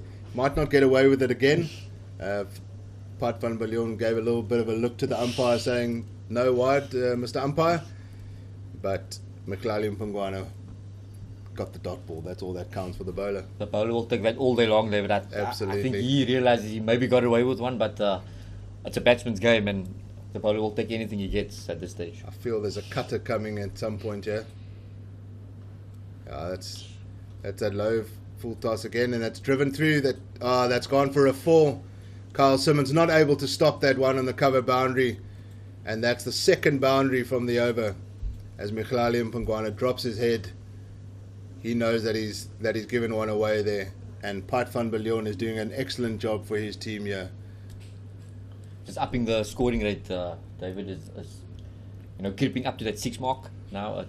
When the sponsorship came together, it was at around about 5 and over, just below maybe. But he's creeping up 5.6 at the moment, and like we said, Pat van Biljon, I think he had decided to take it upon himself as the captain to put his foot down and just look for the boundaries. See how Mkhitaryan Pungwana finishes his 9th over, and he finishes it with a dot ball, and he'll be relieved that he's looking down into the ground. Not the body language of a man that's the leading bowler in this match so far. 3 wickets so far. I've got a feeling he might not bowl out his full 10 overs. That we might see a different bowler from the Wynberg end. And that was a good over from the ITEC Knights as the score moves to 239 for 4 after 43 overs. Pat van Biljon 18 not out, Patrick Kruger 9 not out as the partnership moves to 27. A little bit of an ominous partnership here. George Linder has been tasked with trying to break this. This is his final over. He's gone for 38 runs and taken the 1 wicket in his 9 overs. He's bowled really well today. Oh, he's brilliant. Like we said, maybe as usual, George Linder just, every time he seems to turn up, he delivers the goods for his captain. And yeah, just a single there. He would try to limit the runs at this moment. But I think Tony De Zorzi, if George Linder can make a breakthrough here, just always try and get a new batter at the crease and then get those dots up. That's the key for Western Province right now. George Linder just keeping the boundaries down. 2 singles from the first 2 deliveries for the ITEC Knights. George Linder will be targeting that 2nd wicket of the day. Earlier on he got the first wicket of Jacques Snyman for 37. Snyman was looking dangerous at the time. He's got himself in. That's too short from George Linder, but Richard Levy does very well cover there.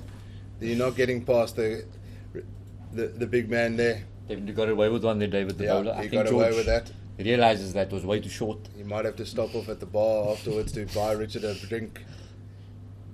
But that's very well bowled from George Linder. Just get the single there off the 4th delivery of the over, motoring through this over, and that's also excellent work from the 6-gun girl Western Province all-rounder.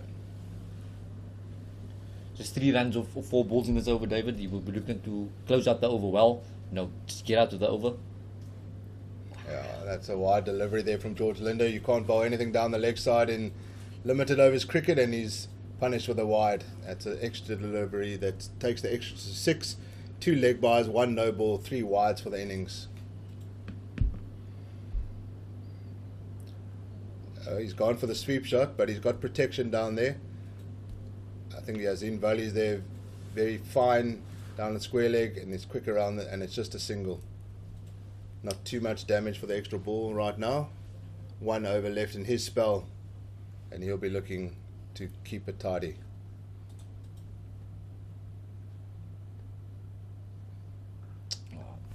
That's what you want to see from a bowler's point of view at the end of the 44th over. That's an excellent spell of bowling from George Linder. 10 overs, 1 for 43 as the score moves to 244 for 4 after 44. I feel like I sound like Richie Beno there. 244 for 4 after 44. At least it's not 4 for 244. Yeah, 2 for 22. Piet van Biljon on 20 not out. Patrick Kruger 11 not out. The partnership has moved to 32. 6 overs remain in the innings. 36 deliveries. Western Province will be happy if the score remains under 300, but the Knights will be targeting that 300 mark. 6 wickets at hand. They have to kick on. I think just a word on George Linder, David. A very good spell again. Like I said, he just seems to, turn up, do his thing. Left arm spin, orthodox finger spinner, 1 for 43 again from his 4 overs. While the other bowlers, they have been going around the park a bit. He's just, been Mr. Dependable for Captain Tony De Zorzi. And, again, showing the national selectors what he's capable of. Absolutely. Buren Hendricks returns into the attack from the Weinberg end, and he starts off with a slow delivery first up, which maybe was quite wide, but a good delivery, but almost looked like it almost played onto his stumps.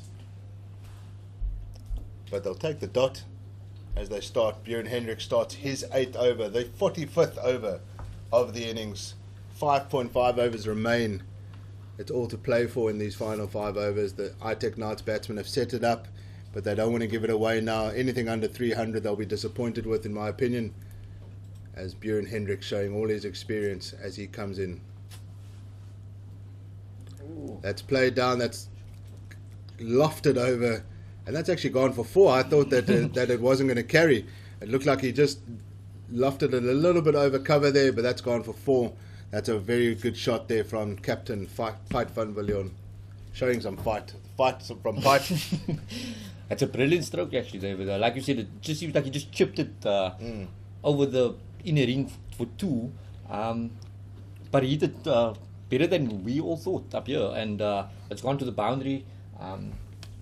Boundary of the second ball of the over. Buren Hendricks under pressure. And he's coming around the wicket. He's got protection out there. Carl Simmons going old school, doing exactly technically correct, doing the fielding there on the cover boundary. Buren Hendricks usually comes around the wicket to the right hander in the death overs, and he'll be looking to do the same here. Patrick Kruger eyeing out the boundary on the leg side, seeing where his boundary options are. Not too much protection on the leg side for the bowler. He's going to need to bowl to his offside field here. And that's well bowled, but Patrick Kruger's got it through the covers, and that's another boundary. Patrick Kruger, that's 2 full from the Proteas bowler, and Patrick Kruger deals with that. And that is the 250 up for the ITEC Knights in the 45th over. It's come off 272 balls, including 26 4s and 3 6s. As the ITEC Knights batsman, that's 2 boundaries for the over, and it's an expensive over so far. Yeah, the experienced Buren Hendricks just, leaking a few runs here at the death. As expected also, but also you've got to give credit to the ITEC Knights batters, especially these 2. They came in at a time where 2 quick wickets fell, and they have, sort of put their foot down, and they would be looking to go big in this last 5 and a bit overs. Absolutely, there's still the likes of Mangi Mosekhle and Gerald Coetzee who can hit the ball a long way. If Mangi Mosekhle gets in the mood, he can. Gerald Coetzee showed it so far this season. But they've set this up now, and this has forced some changes in the field. The fields have gone a little bit more defensive now. Ooh, that was a tennis shot that Roger Federer would have been proud of, but I don't know how to describe that shot, but effective either way. Gets a single. I think it was MS Dhoni that developed the helicopter. I think that was the mini helicopter from Patrick Kruger, but he was eyeing up the mid-wicket boundary. Tony De Zorzi just brought himself in, into the ring and back the offside. Just for the viewers on YouTube that can't see the field.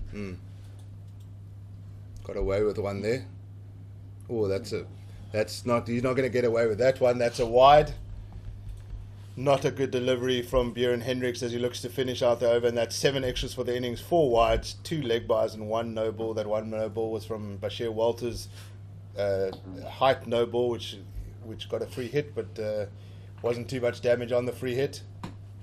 And you can't afford to give away those extra deliveries at this time of the innings.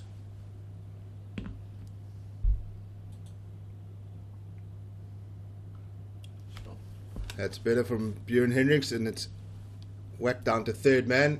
Vallie done very well there on the boundary. They're just limiting that to 1 as the 45th over comes to an end. Björn Hendricks 0 for 43 from his 8, 256 for 4 after 45 overs. Piet van der Leeuwen 26 not out, Patrick Kruger 16 not out. The partnership has moved to 44. Very ominous partnership here, and an excellent one for the ITEC Knights as they look to cash in on the final 5 overs of this innings as we stand at 6 gun grill Newlands. It looks like Tsepo Moreki is coming back into the attack.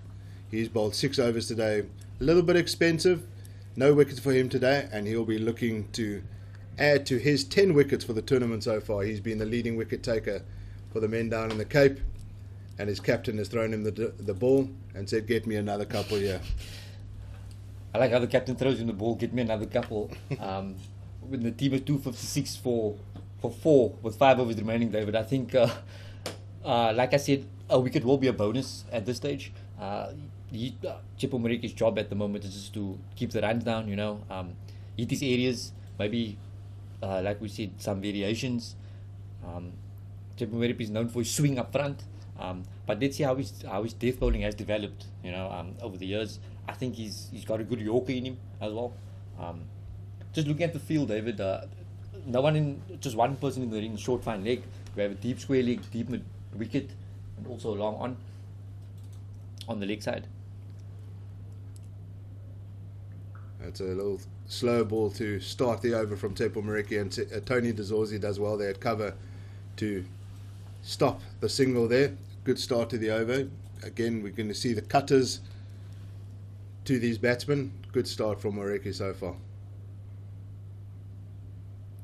I think it's just to keep the batsman guessing. I think that's the trick in modern day death bowling. It's not to hit one area. I think that's why the Yorker is, just gone out of the game a bit maybe, because you become too predictable, Daniel Smith does well at behind the stumps there. Just, did he get bat on that or glove on that? Yeah, the umpire doesn't give a leg by, so the batsman gets a single there.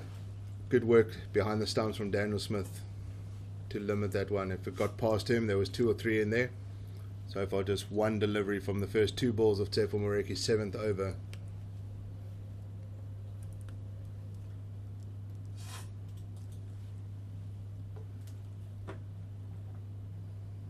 Oh, that is a fast and furious short delivery to Patrick Kruger, and it hits him. That is an excellent delivery. Mixing it up nicely, Tsepo Moreki, asserting his pace and authority on the batsman. Showing the bouncer variation also, David, mixed up with that slower balls. Maybe I think Patrick Kruger was looking for a slow cutter maybe, and got a bit of, and it surprised him, the bouncer, And we just have the physiotherapist from the ITEC Knights coming on the field, and just to go through the protocols if a batsman is hit on the head. So just have a stoppage in play at the moment as we go through that protocols to just make sure that Patrick Kruger is okay to carry on.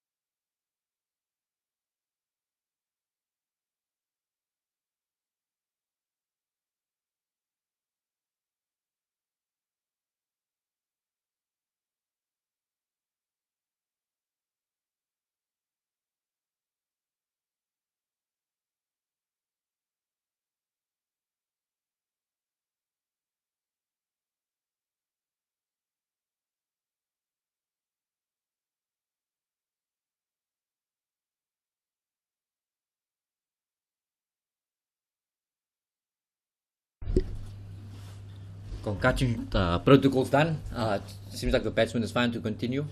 As Chipman Mariki goes into Patrick Kruger, just swung away to the leg side. Fielding done by Carl Simmons, and it's just a single. The Knights now 258 for 4. We just have 4 and a bit overs remaining. We were saying that they were targeting that 300 mark, David. Yeah, they'll be disappointed with anything less than 300. After setting this innings up, only 4 wickets down, they'll be looking for. They would have been looking for closer to 320. I think the Western Province bowlers will be happy with this so far, and that's good from Tsepo Mareki again. Just looking for this, just getting the one down to fine leg. Good fielding there from Mkhlali Mpungwana. Daniel Smith almost shocked at the pace of that ball that flew in from the fine leg boundary there, which is really nice to see. As the sun starts setting a little bit earlier as we head towards the autumn months here in Cape Town. I don't think it's going to be the warmest evenings to be out in the field.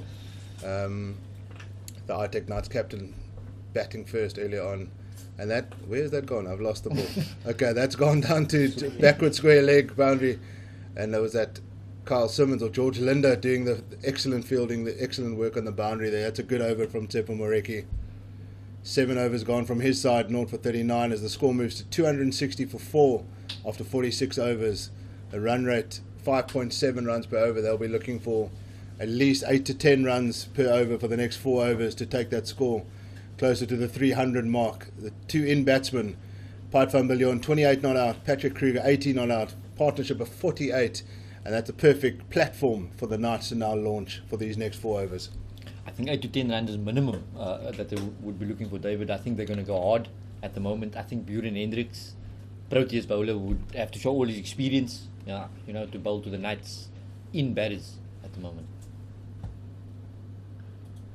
Oh, that almost carries to Richard Levy at cover, and that's good fielding on the boundary there from Gavin Kaplan in combination with Carl Simmons. That's 2 off the first delivery of the over.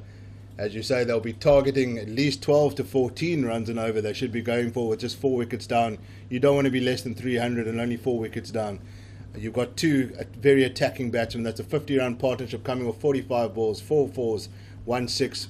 Van Biljon 28 and Kruger 20, and there's 2 extras part of this partnership. A good partnership at the end of the innings here, but they need to now kick on and make sure that they get their team over that 300 run mark, as Mkhlali Mpungwana seems like he has an issue there, David. It seems like he's not well. He's coming off the field. He's running off the field. Something's not right with Mkhlali Mpungwana. He's making his way up to the change room. We'll provide an update a little bit later on that, as Lwanda Twaku comes onto the field, the 12th man. Right, back to the cricket. Buren Hendricks comes into bowl. Oof. Patrick Kruger moving across his stumps there, looking to whack that ball down to the Oaks grass embankment. Buren Hendricks saw that. He moved quite early there. Buren Hendricks showing all his experience. He knew exactly what he was doing there and just fired one in, followed the batsman. Good bowling there. Moved a little bit early, showing his cards too early there. I think Patrick Kruger wants to give a few catching practice to the fans under the Oaks there, David. There's a couple of kids on the Oaks grass embankment there that look to might to be in business.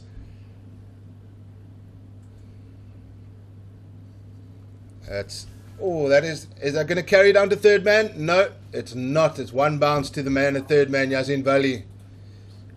Clever delivery. That's one bouncer for the over, but a very clever delivery from Buren Hendricks. I think he's just bowling to his field, David. He has a third man out at deep point, extra cover on the boundary and a long off. So it's a very offside laden field. You know, everyone out. So you will be looking to not at all bowl straight at all. Bowling just inside the wide line on the off stump, or on the offside rather. Patrick Kruger will be looking to get this onto the leg side. If he gets it through, it's going to be a boundary. That's an excellent shot, but there is protection out there. That's Gavin Kaplan down at deep point. And this is a good over so far from Björn Hendricks, showing all his experience. We're just bowling to his field, David. Like we said, Björn Hendricks. He's done this countless times through the years. And that's what a captain wants. A captain and the bowler set their field. The bowler, the experienced bowlers like Björn Hendricks, will set his own field. And that's all a captain asks. Bowl to your field. He's now brought the T point up and dropped mid-wicket back. Let's see what he does with this one. And that's just going for one. Kyle Simmons doing the fielding. This is excellent from Björn Hendricks. No boundaries this over. I think that's all Six-Gun Girl Western Province captain Tony D'Souza can ask for at the moment. Just limit the boundaries. One ball or two balls left in the over. Or is it one ball? One ball left in the ninth, in Björn Hendricks' ninth over. Great over so far. Excellent over. Proteas left armour. Oh. And he's gone for that, and he's got it past the inner ring. Is it going to get to the boundary? Yeah, that's one bounce four from Patrick Kruger, and that's a good way to finish the over for the ITEC Knights. The one boundary, and you can see Björn Hendricks is absolutely livid with himself that he's let that one go off the last ball of the over. The score, 270 for 4 after 46 overs. Piet van Villiers, 30 not out. Patrick Kruger, 26 not out. 3 overs remain. Björn Hendricks, 9 overs, 0 for 53. He will have one remaining. He'll be bowling out. Mclally Mpongwana will not be bowling out his final over. Tsepo Moreki into the back from the Kelvin Grove end here. He's bowled 7 from the side. I think we'll see Tsepo Moreki bowling out from the Kelvin Grove end, and he'll take the final over as well. The captain trusting him with the final over. Björn Hendricks will bowl the 49th over. Tsepo Moreki comes in from the Kelvin Grove end. Piet van Villiers on strike. And that's not a good start to the over from Moreki, giving one away wide down the leg side. I think he actually got away with one there, David. The fine leg easy in the ring. Any kind of tickle, off the pad or, just a faint edge would go down to the boundary. But different field for Tsepo Moreki. He's got a leg side field, 3 out on the boundary, deep square, deep mid wicket, and long on. So they're protecting that leg side boundary. And Piet van Villiers, and that's the wicket. Yasin Vallie coming in from long off, and Tsepo Moreki gets his first wicket of the day.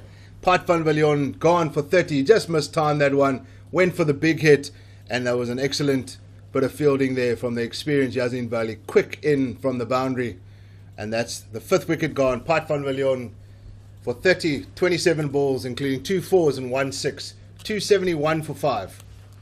It was a good cameo from the ITEC night skipper. 30 from 27 balls, 2 4s, 1 6. But just from a Western Province point of view, that's a very important wicket. We know that Piet van Villiers is can be a very destructive batter towards the end of the innings. But give credit to the bowler there, David. Tsepo Moreki, I think he slowed his pace down there. He saw the batsman coming at him, and that change of pace just mistimed. And Yasin Vallie took a good running catch. It wasn't easy, just steadied himself. The wind is blowing at Newlands today, and I saw his father, up on the grass embankments over there. He's very happy. That's Yasin Vallie's father. Yasin Vallie, obviously Cape Town boy, got the family down here. And as you said earlier on, you want your best fielders in the positions where the ball's going to follow. And Yasin Vallie came in there, took a good catch, and just at the right time, as the new batsman Gerald Coetzee, the batsmen have crossed. Patrick Kruger will be on strike. Gerald Coetzee is come in ahead of Mangi Mosehle with just 2.5 overs remaining, and he's going to be looking to hit from ball 1. Tsepo Moreki with a short ball, and that's gone for 4. That split the fielders on the square leg boundary. That's an excellent shot from Patrick Kruger. Not a good delivery there from Tsepo Moreki, and Patrick Kruger has just taken the pressure off again with that boundary. Oh, that's an excellent shot. Like we said, there are 3 men on that boundary, but it looks like he split him right down the middle, David. They actually had no chance on that square leg boundary.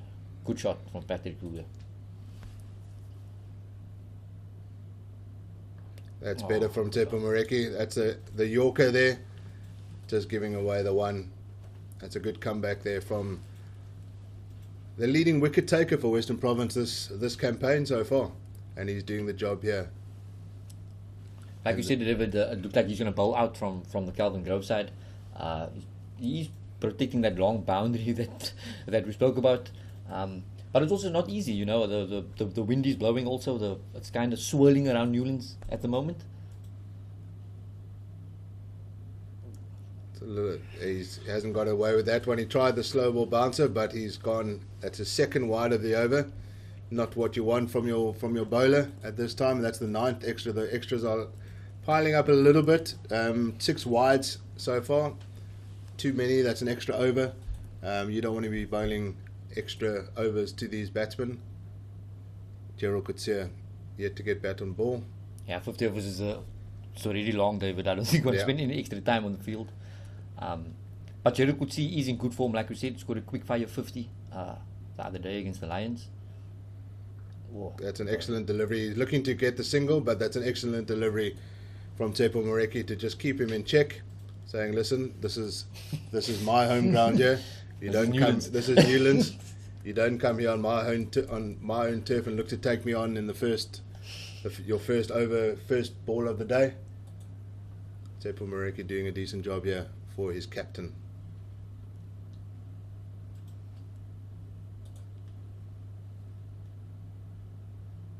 That's a slow ball. It's the cutter. The man coming in, Yazin Vallie, looking to come in and take the catch. And that's an excellent catch from Yazin Vallie. He called it. He came in from long off. He knew that the long on man on the boundary, Gavin Kaplan, wasn't going to be able to get there in time. Tepo Moreki with his second wicket of the over. That's an excellent. It was a slow delivery. Gerald Coetzee looked to take him on straight up, and he's been removed for a duck. No damage done to the scoreboard. That's an excellent bowling performance there from Tepo Moreki. Yazin Vallie there, showing all his experience, said that is mine. And Gavin Kaplan left it to him. And when you call it, you better take the catch. Yeah, you know, that catch was right in front of us, David. And I can tell you it wasn't easy. Yazin Vallie actually made it look easy. You know, like you said, he ran around from... He was in the circle.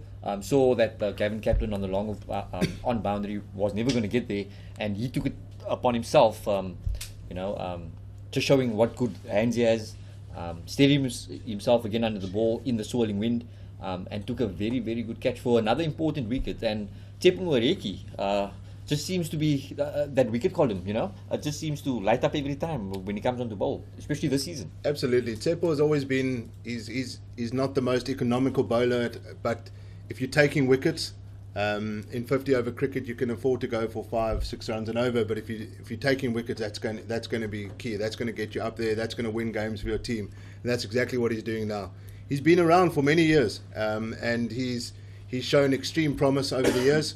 But he's now taken that mantle of leading the attack, even with guys like Bjorn Hendricks on the other end, leading wicket taker for Western Province. That's his 12th wicket of the campaign so far, and that's a big wicket in the context of this game.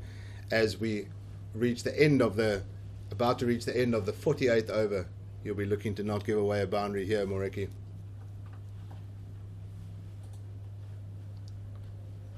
And the batsman crossed, so Patrick Kruger takes the single to take the strike.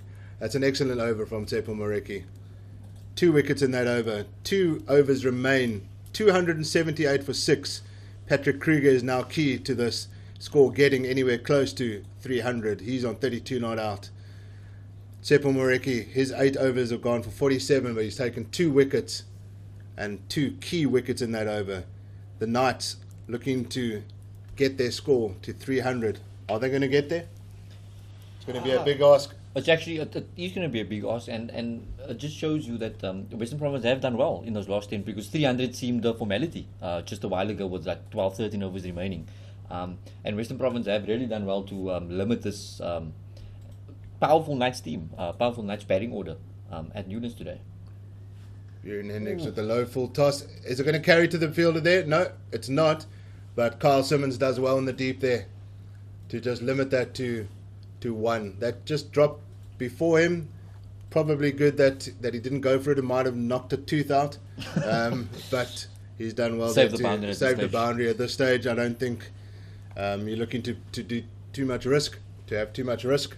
And he also gets the new batter on strike. I think in his last 11 deliveries, they would want to bowl as much to Mangaliso Moseghle as possible.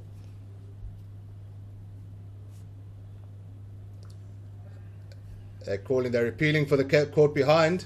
The wicket keeper was more interested than the bowler himself, but Mangi Moseghle did I think not. Hendricks is happy with the dot ball there, David. He wasn't worried with Daniel Smith. He just told him to give the ball back. Absolutely, You know? absolutely. Bjorn Hendricks in his final over, he's gone for 54 runs from his 9.2 overs. This over is key as he comes in. Oh, that's well bowled from Bjorn Hendricks. Mangi Moseghle just, I don't even know how to describe that shot. Just a little bunt, a baseball, old school baseball bunt there, just for a single, getting the in batsman Patrick Kruger back on strike. I think that's going to be key for Moseghle. It's very difficult to just come in and start hitting boundaries straight away. I think key for him is to give Patrick Kruger, who has batted well, 33 of 26 balls, just give him the strike. As he walks across his stumps and he whacks that through the covers, that's going to go for a boundary. Bjorn Hendricks is saying, why is this fielder not straighter? But that's a good shot from Patrick Kruger. I think that's typical bowling response there, David. If you go for a 4, you're always blaming your fielder. Absolutely. The fielder's been there for the last 3 overs. Absolutely, absolutely. But sometimes as a bowler, you think it in your head, but you don't communicate it to your bowler that you need, and then you realise that it was a mistake. But nevertheless, that was an excellent shot there from Patrick Kruger as he moves across. He moves across outside his off stump there. Oh, that's clever bowling there from Bjorn Hendricks. That's an excellent delivery, but that's one for the over, but a dot ball nevertheless. And that's a good delivery from Bjorn Hendricks. Patrick Kruger's contemplating now whether he goes for the boundary or whether he takes the single and just takes the strike for the final over. He's still shuffling across the stumps, going onto the off stump, looking for the leg side boundary, David. There is no one on that mid wicket boundary. Yeah. Like we said, there's some supporters on the Oaks waiting for a 6 maybe. That's good delivery there from Bjorn Hendricks. A good shot down to long off. George Linder doing the fielding there, just limiting that to a single. That's his 10 overs done. Bjorn Hendricks, 0 for 60. Not a bad day at the office, but inconsistent at times. But he's got through his 10 overs that his captain needed from him. Not too much damage. 1 over remaining, 6 balls remaining. 285 for 6. Patrick Kruger, 38. He'll be on strike at the start of the 50th over. Mangi Moseghle on 1. And the Western Province bowlers have done extremely well here to limit this. We were talking earlier about the possibility of 320. Now, if they get up to 300 in this final over, that's par now. Yeah. Tepu Moreki with his final over, the final over of the innings. Oh, That is God. slapped. 1 bounce 4 from Patrick Kruger. That's an excellent shot. That's a 4. Mr. Umpire, no need to look around. That's a 4. I think we signaled in the commentary box. We saw we had a good view of it, David. But a brilliant innings here from Patrick Kruger. He has 42 of 30 balls. He's done his job from the one side. He hasn't got maybe the support that he wanted from the other side, and that's why the Knights maybe haven't got up to the 300 mark yet. But with him at the crease, there's still 5 balls remaining. Absolutely. Who knows? And it's a boundary of the first delivery. Will it be a boundary of the second delivery? Nope, it won't be. Kyle Simmons with the good fielding there at the mid-wicket boundary, but that's 2 more runs to the total. And more importantly, Patrick Kruger retains the strike in the final over as they look to get their score over the 300 mark. He's looking a little bit spent as well. Lots of running today, which is not a good sign because they might need some bowlers, some overs from him later on. But he knows that he has a job to do here in the final 4 deliveries. He's got a half an hour break coming up where he can recuperate, but he needs to give it his all. That's a slow delivery. Will that be a wicket or will that be 6? That looks like 1 bounce 4 there. Umpire again. Looks like 1 bounce 4. Tepu Moreki. Yeah. The umpire signals 4, and that's another boundary for the over from Patrick Kruger. This is excellent stuff here. As he nears a half century, 48 not out. This is an expensive over so far. He's scored 48 off 32 deliveries. This is an excellent knock from the ITEC Knight batsman. And suddenly that 300 mark seems, very much on again, David. Which is going to Absolutely. be a tough total to chase under lights. Oh, that's down the leg side, and that's going to go for another boundary. This is excellent stuff from Patrick Kruger as he brings up his half century from 33 deliveries, and he gives a salute to his change room. His change room know the value of this innings. Patrick Kruger is a dangerous batsman, and he's showing all his skills here as he looks to lead his side over the 300 run mark. 299 for 6, 2 balls remaining, nothing to lose here, looking to hit it out the ground. We might find one coming up to the commentary box here as well. Brilliant Tsepo knock. Moreki, 52, including 8 fours, 33 balls from Patrick Kruger. Is that no? That's not going to be a boundary, and he just gets the single. Good fielding there from Carl Simmons, limiting that. He was always going to go. That's the 300 up, 32 fours, 3 sixes coming off 306 balls, 227 minutes, 1 ball remaining in the innings. That will be par. They'll be happy with that, but yet they might feel that they're 20 runs short at the end of this innings. Patrick Kruger has done his job for the day. Mangi Mosekhle is going to look to smash this one into the railways. Nothing to Springbok. lose here. Tsepo Moreki comes in for the final delivery. Ooh. And Mangi Mosekhle whacks that through the covers, and that will be a boundary to end the innings. Tsepo Moreki is absolutely livid with himself. He finishes 2 for 66 from his 9 overs. And that's the end of the innings. 304 for 6. That was 19 runs in that final over, David. Brilliant into the innings for the ITEC Knights. They will take huge momentum into the bowling innings. We just have to give credit to Patrick Kruger. You said he looked spent from all the running, that he did. But what a brilliant knock cameo innings that he played today. And I was just looking at the dugout, at the Knights dugout and the dressing room. Every one of those of his teammates was on the feet when he reached 50. They understand the importance of this knock to get them over the 300 mark. Just to give you a wrap of the innings, the first wicket to fall was Jacques Snyman for 37. Bowled Linda, caught Moreki. Kleinveld followed for 68. Bowled Mpungwana, caught Vallie. Riley Rousseau was the next man out. Bowled Mpungwana, caught Simmons. Reinhard van Tonda, well played, 54. Bowled Mpungwana, caught Daniel Smith behind the stumps. Piet van Billion, 30.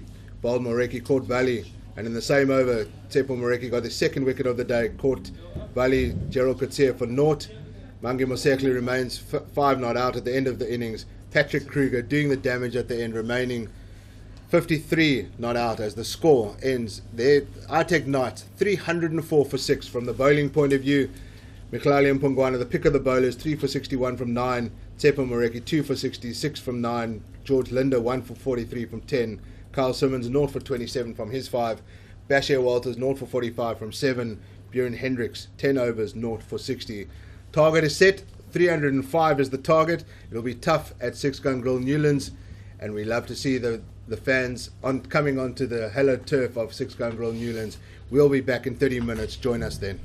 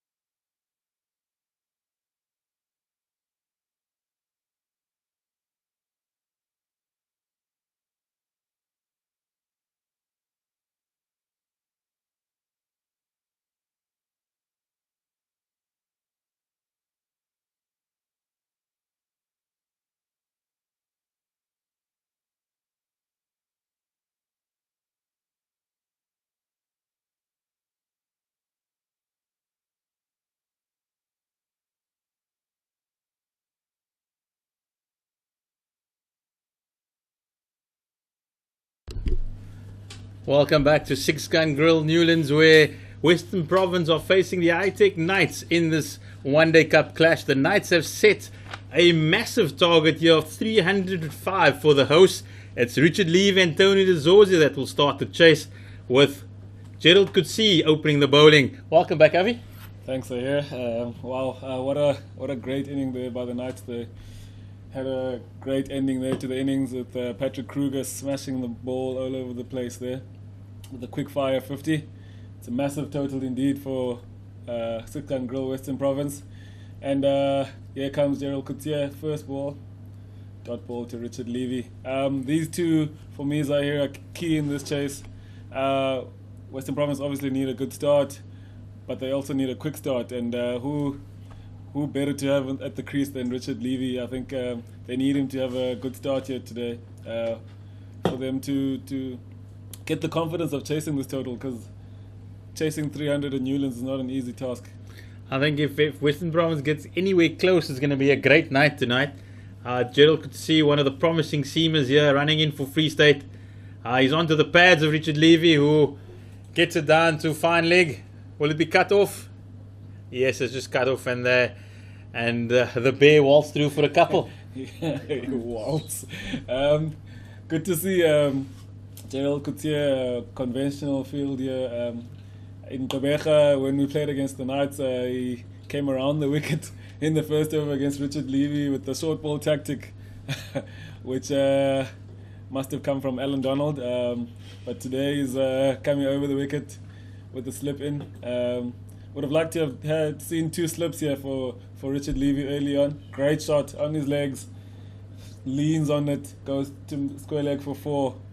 He just shifted his weight and onto the pads, and it was a boundary. And the Western Province are off and running, 6 for no wickets after 3 balls. It will be a really fascinating chase if Richard Levy can get going. There's a few people on the banks here at Newlands. They've come in, and definitely a sight we've seen for the last decade, and great to be seeing back at Newlands. Oh, it's very nice to see the kids playing on the field during the break. Took a nice photo there video for Instagram early on, to show the people out there that cricket is back and the fans are back. Oh, it's going to be a great chase here. Not a good start here from Gerald Coetzee. Too straight. You don't want to get too straight to Richard Levy, because that's his strength. On his legs, he punishes bowlers on his legs. Get the ball full, fourth stump to him, off stump. As we've seen in this competition, he's been bowled quite a bit early on in his innings.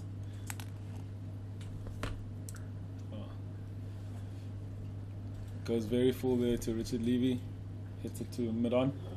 It was really good to see Levy and Tony De Zorzi get Western Province off to a good start in the last game. Province got all the way up to 80 down at Kingsmead, and unfortunately the rain came down just before the Dolphins chase could really get going. It would have been really interesting to see how that game went, but it does seem that they have found their touch after a bit of a lean patch to the start of the competition. Great shot down the ground. Oh, beautiful shot, Richard Levy. Another 4. It's a good start just from Western Province.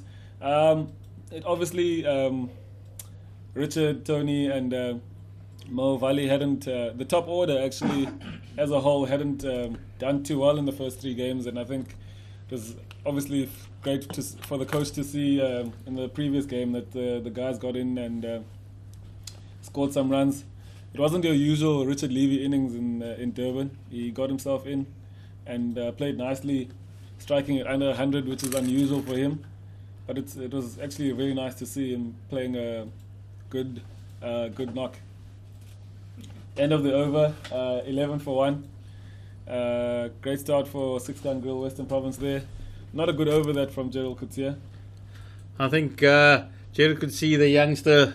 He found out what the margins are there against Richard Levy, and they are very, very small. Very tiny. If you overpitch just a little bit, whether it's on the pads or straight up, you are going to fetch it at the rope. Yes. And that's exactly what Richard Levy does. And he would have enjoyed the start. He goes with the momentum, as they say. If he does middle a few up front, early doors, it could be a long afternoon here. Bulelo Budaza coming into the attack to bowl to captain Tony DeZorzi. Bulelo Budaza has been at the Knights for his whole career, I think. Speaking earlier to David Brook, I think he's bowled all of his career on a flat Bloemfontein wicket. It would be nice for him to maybe go somewhere else and learn to bowl in other pitches too. I think if you're making your career as a seamer down in the Rose Garden of Bloemfontein, you know, he's always going to be tough here. Over pitching on that occasion, and Tony DeZorzi just getting 3 comfortable runs down the leg side. A good start for Western Province, yeah? Very good start, that. Not a great ball there. Starting the same way Gerald Coetzee started, on Tony DeZorzi's legs there, flicks it nicely, gets off the mark. I've always thought Budaza is one of the most underrated left-arm seamers in the country. If you look at his record in T20 cricket, he's always up there. Got good variations, good slower balls, good cutters. He knows bowls very well at the death as well, and does swing it a little bit up front. So definitely a different challenge for Richard Levy here. The mandatory deep square leg is out, waiting for the flick of the pads. A dismissal that's been attributed to Richard Levy over the years. Covers are stacked and a slip with a short fine leg in. Oh, gives Richard Levy some width there and he whacks it through the covers for 4. You don't want to be giving him width, and he gave him the length too short there from Bulelo Budaza. We said the covers were stacked, but if it's going to be that short, you're going to need 10 men in the ring there to close that gap. It was he threaded through for another boundary. The Knights bowlers need to get on it here. The lengths and lines have been poor these first 8 balls. They need to bowl a straighter line at a good length to keep the runs down here. Avi, I don't know about you. We see that swing and a miss there from Richard Levy. It's like watching the Babe Ruth out at the deck, you know, on the pitch, waiting for the pitches. Tell you what, I think this might be the kind of target Richard Levy needs to unleash this season. I don't know about you, Avi, but watching Richie over the years, I know we were always nervous and tentative up in the dressing, up in the press box. You're not knowing when is the one going to be skied, and how does it feel in the dressing room watching him? No, it is nervy. To be honest, it is very nervy to watch him. Oh, beautiful ball. There's the length. There's the line to him. That's the cutters we were talking about. Just seaming away nicely. But going back to that, I mean, us sitting in the press box, you know, the one goes for 6, and the next one you're not knowing what's going to happen. I mean, the dressing room, it must be a similar feeling. But I think that's what you get with the kind of play is you want him to get you off to a good start, a quick start. So you got to be expected of anything. So if it's his day, it's his day. If it's not, then it's not. But Western Province really need a quick start from him today to set this chase up. Another short and wide one, down to third man. Well fielded by Matthew Kleinveld. He'll take 2 runs. I do know there was a period, Newlands, I think it would have been the 2011, 2012, 2013 period where Richard Levy was a proper bums on seats cricketer. He'd fill the Oaks by himself, the railway stand. You know, people would come in just to watch, even if it was a few overs, just to come watch Richard Levy. And you'd see them disperse after his dismissal. Definitely all action cricketer. No, it is definitely. I think if Richard Levy is doing well, your team is winning most games. That's the kind of cricketer he is. And he held the T20 100 record for a long time. Avi, I'm glad you actually brought it up. It's 20 for no wicket after 2 overs. Western Province going at 10 runs to the over. Yeah, positive start. I'm glad you actually brought it up without me saying that I was there that night in Hamilton. Oh, were you there? I was there that night in Hamilton. We got a soft spot for the Bear fellow Wynberg man. You know, Wynberg boys, we brothers in arms. Yeah. So definitely very sat proudly out in Hamilton that night. The postage stamp was just not big enough for him that night. Those small grounds there in New Zealand. They're usually quite a big contingent of Wynberg boys in the Western Province or Cobra's side. They were not four. anymore. They were four at one point in time. Yeah, this season we only had Cal Verena, but then We had to fetch Snakes, them. had to fetch another one of them. Can't leave the good men out there. Eh? There's even a stand down there in the President's Pavilion. There's the Wynberg. It's the Wynberg end for no reason. Got nothing to do with the school. There is actually a board there on the President Pavilion. It's actually just underneath. There's a Wynberg Boys sign up on the President Pavilion. So lots of heritage here. You guys have had a massive contribution in this union there. But just on Richard Levy, that night in Hamilton, there was quite a packed. It's a nice intimate venue, and there's quite a packed ground. A lot of South Africans, expats down there in Hamilton. It's literally. You're talking about going from Cape Town to Paarl, Auckland to Wellington. Okay. I mean, at least Auckland to Hamilton. And many of those guys took the drive up. Oh, well bowled. That's a good length. I remember the lots of fellas coming in and with their South African flags and Springbok rugby jerseys, and they thoroughly enjoyed the entertainment. He put on beat Chris Gale's record that night. And I remember having a chat with him and afterwards, and he was just chuffed that he managed to get through the 20 overs. Not known for batting a long time. Yeah, but you guaranteed a good time with him batting. Definitely. Actually, watched a couple of. Oh, that's a great shot. Back foot punch from Tony De Zorzi. Beautiful shot for 4 through the covers. Great start by Western Province. Yeah, Tony De Zorzi, the captain, he gets in on the act there. Lovely transferal of weight that pierces the cover boundary. But yeah, Richard Levy that night, he actually watched the highlights of it quite recently, and took quite a liking to Tim Southey at the time, Yeah. and definitely mowed a few sixes. All leg side, I'm sure.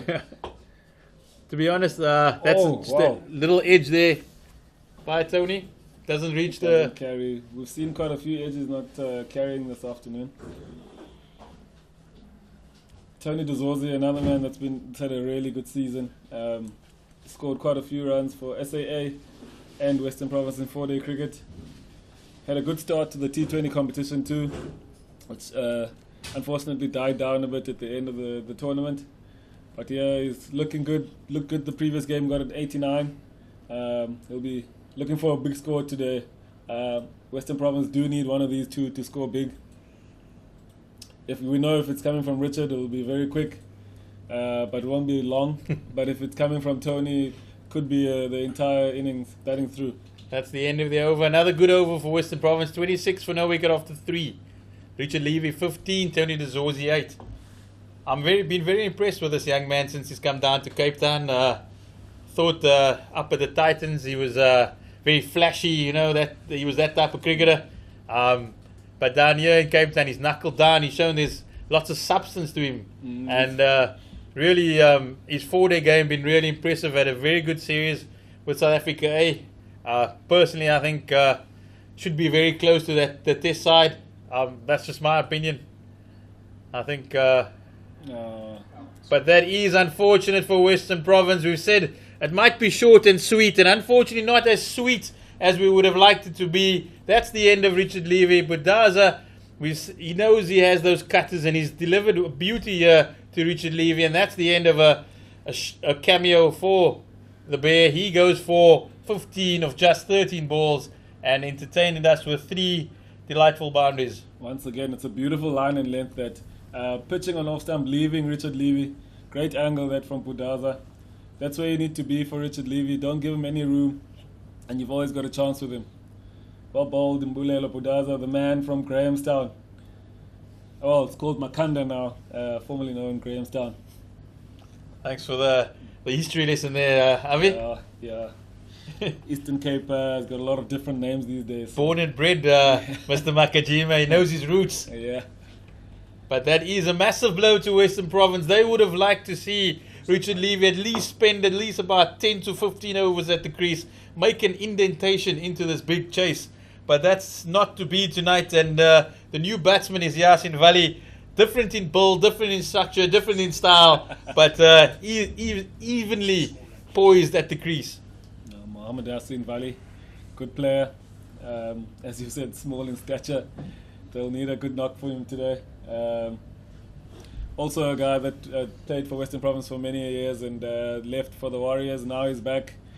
His family's here. He grew up here. I'm sure a lot of Valleys are Cravenby's finest. Yes, he is definitely Cravenby's finest.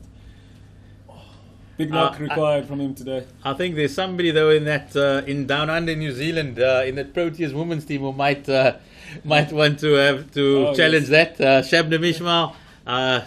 She raves about having cleaned up Vallie for free in the streets down there in Cravenby. What a great bowler Shabnam Ismail is. Also rates herself as quicker than Buren Hendricks in the streets of Cravenby. So definitely we should be easy there on the praise of Cravenby's finest. But definitely one a local hero, Vallie. And a big knock expected of him tonight. Yeah, it is time for him to put up some numbers in this competition. Missed the last game due to illness. So hopefully he'll get off to a good start. Short and wide, straight to point. More conventional field for him. Fine leg and third man back. Covers are still packed. Mid wicket is up and then one slip still. That's the difference that we see between Vallie and Richard Levy. If just a little bit worth, Richard Levy had punished Budaza earlier. When you bowl to a more conventional batter, there is just a little bit more room for error. And that's how crucial that wicket was a couple of balls ago. No, I definitely needed that wicket. Well played, Mo. Runs it down to third man for a single. That is what he'll do all day, all night. One thing that this partnership will bring now is running between the wicket. It'll improve a lot now that Richard is out.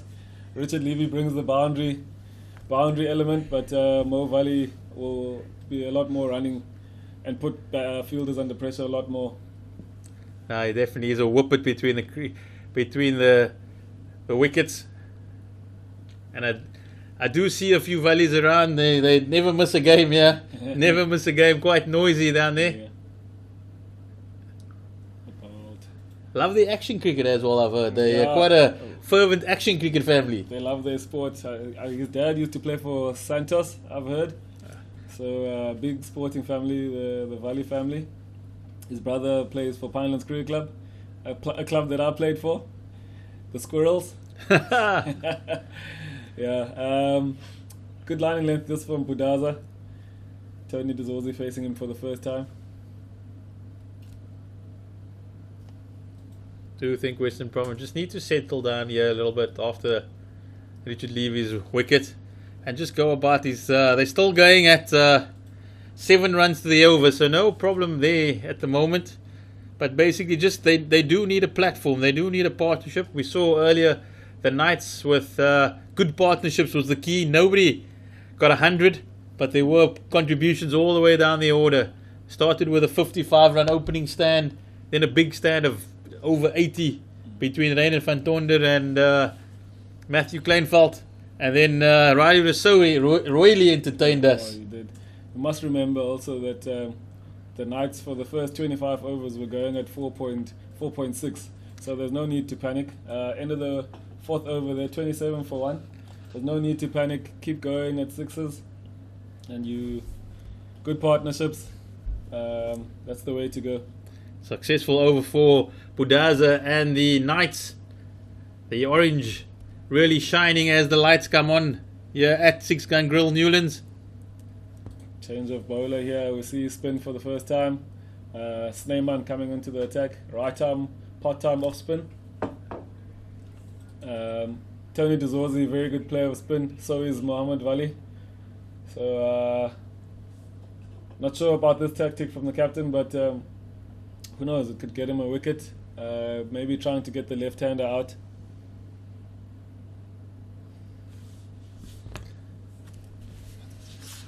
Do you think just trying to get a few overs, steal a few overs in the power play here. They know Yasin Vallie, he won't automatically take on the off spinner. He'll look to push it around.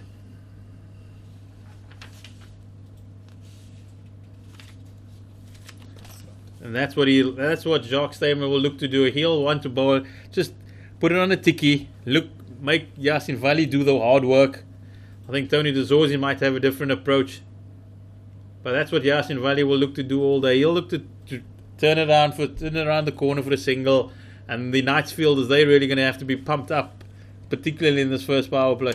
Interesting field, this mid on up. Great shot through the covers. Mohammed Vallie. There's a sweeper out on the boundary. So it'll be 2. Mid on up, as I said. You shouldn't let a bowler turning the ball into you, ball to you with the mid on up, I think. So would you be looking to immediately you need to whack take it, mate. no time for sitting on your bat here? You can't. It's got 45 and square leg up, deep mid wicket, catching mid wicket, mid on, mid off, cover. Oh, that's the beauty that Jacques Snyman would be looking for. Between the pad and the bat, the little gap. It's the absolute dream delivery by an off spinner, but it beats the bat, it beats the pad, it beats the wicket keeper, and it goes for 4 byes. Fortunate runs there for Western Province. Oh, that's a beautiful ball. But I still think Mohammed Yasin Vallie needs to put the off spinner under pressure here. You can't be bowling to him with the mid on up. But he seems to be hanging back a bit. Gets a short. Gets a terrible ball, but hits it straight to 45. The Jacques Snyman definitely got away there with one stuck in the fingers there, and it gets no run as the Western Province go 33 for 1 after 5 overs. Avi, I'd like to ask you a question though. You speaking about the intent and you taking on the off spinner over the last couple of seasons or so, that you've also just changed your batting style. Just really look to come there with intent to the crease. Really look to play positively. Is it a technical thing or a mind shift that you? I think I've always been aggressive, mindset wise. Good shot from Budaza, pulled it way in front of square. It's gone for 4. I think personally I've always been thinking of attacking, but it's. I think it is a mind shift per se, but it's also being comfortable and confident in your game as well. So basically, like what you're saying is that when you're assured of your place, when you're confident, you've got a few scores under your belt, that's when players look to expand their games. I think so. But I think even a few years ago, I wouldn't have allowed an off spinner to bowl a mid on up to me. But I think it's just the percentages and knowing which bowler to take on and knowing your strengths firstly as well. Calculated risk. Yes. But yeah, in the previous T20 comp as well, Wayne Parnell was key on being brave. He wanted players to be brave, and I was even willing to hit from ball 1, which you get the freedom from the kind of environment that you're in, I think, to be able to play that way. Somebody's got to convey that message to Yasin Vallie as well. If he's going to play with a mid on up and a square leg up. I've seen him work it, so maybe he's just getting himself in that over. I think I'm going to show my age here, but I actually saw Yasin Vallie's first 100. I think it was on his debut. I was here too. He got 175 against the Titans. A beautiful knock against a top quality Titans attack. I think that was 2010 or 2011. Yeah. As a young show your age. As a youngster, really shot on the scene, came to prominence, and a bright future was expected of Yasin Vallie at that time. I think what was most impressive about that knock was that he'd had a great season for Western Province batting at 5, and in that game for the Cobras he had to open the batting against what was a really good Titans attack, and to score 170 on debut, unbelievable. So And the game was finished off by a certain Dane Pitt, who took 6 wickets as well Yeah. on his debut as well, if I'm not mistaken. Yes. Good times that, eh? Good Avi? times, yeah. Good time to play cricket. Another short ball. Pulled, but not as convincingly. Should be a couple of runs. Alfred Matoa gets to it. It's been really great to see over the years the development of these cricketers, these batters, and that's what Six Gun Grill Newlands has always been about. The birthplace of heroes, the birthplace of where the flair is born in Cape Town. The flair. There's also quite a bit of flair from East London too. Just gets honed here in Cape Town. Just gets honed here in Cape Town. That's the end of the over. End of after 6 overs. Western Province 39 for 1.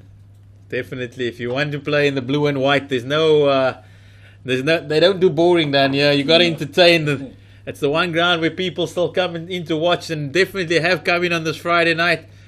Ecstatic that they can attend cricket again. The spectators, the fans, they've missed Six Gun Grill Newlands. They've missed the smell of the grass, the smell of the oaks, Oh yes. and they are back here. Smell of the brewery. And they can have a brewery too. You can have a brewery and a beer these days at Newlands. It's back again.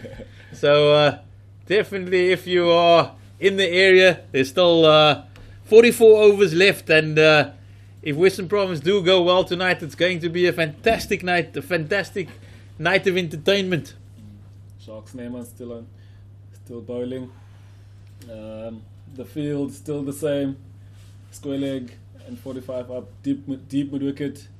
Mid on up, sweeper on the offside. Let's go, Mo Vallie, make a play. Avi's going to be on about the mud on up all night here, Mo Vallie. He's going to be in your ear all night. Let's make a play here, Mo Vallie. I think Mo Vallie enjoys the pitch vision. You can't see the mud on up. He's going to enjoy that view. He's going to argue all day with you, Avi, that the mud on was not back. Tony DeZorzi, a very good player of spin. I don't think he's going to allow Jacques Snyman to settle. He'll sweep, he'll reverse. He's got all the shots. He does. Young Tony DeZorzi. Slip in for him. 1 point only.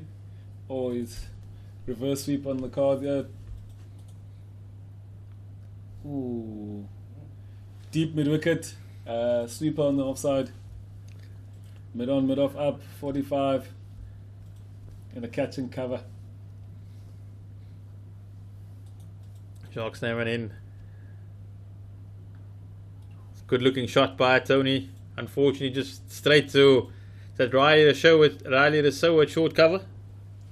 No, it's the captain. It's Piet van Biljon. Okay. Or am I mistaken? No, that's not Piteville Billion. Nah. Oh, no, it's not. You're right. Could be Rainer van Tonder, maybe. Yeah, it is. We could go through the entire night's lineup at this stage. It is Rainer van- Yeah, it's Rainer van Tonder. Very good over that from Jacques Snyman, only going for 1.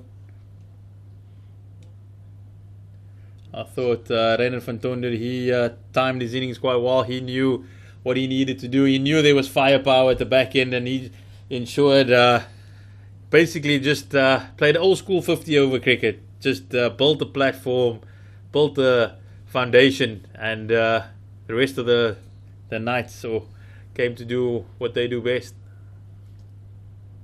Change in the field here. Extra cover has gone into Gully to stop that single that Mo likes getting there, which does mean that it opens a gap there. If he gets another short wide one, he should punish, get a boundary. Do you think the gully though was a effective position for Mo Vallie? He does tend to run it down to third man, not one to go on that big expansive drives early on, and it just stifles the momentum of him wanting to get to the other side.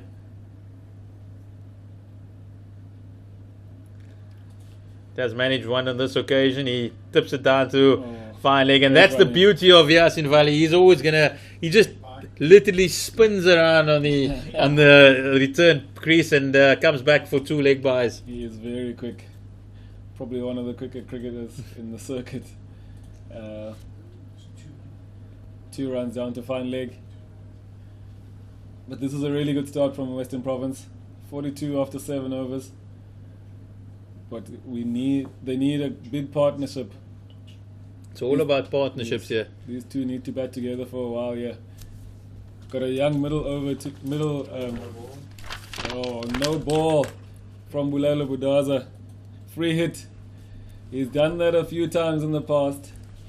What can Mo Vallie do here? Free hit. Where is he going to hit him? I think Budaza will try go for a bouncer. That's my guess. Where do you reckon he's going to bowl here? I'm saying Vallie's going to look for deep over extra cover. That's what he's going to look. He's going to give himself room and try to go over extra cover. That's where my money's on.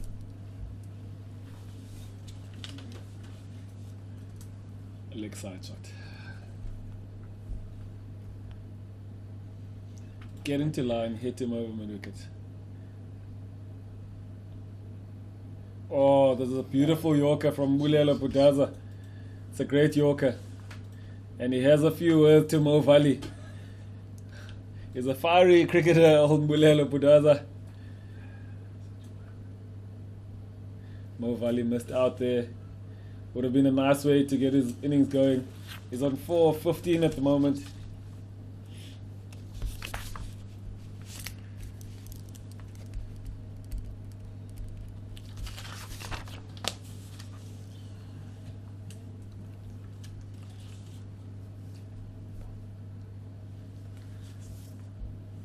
Slow ball off cutter. Good shot for no run. I think if Western Province were afforded a free hit before the game and they could nominate one player not to be on the free hit, it would probably be Yasin Vallie. So unfortunately not working out for them on that occasion.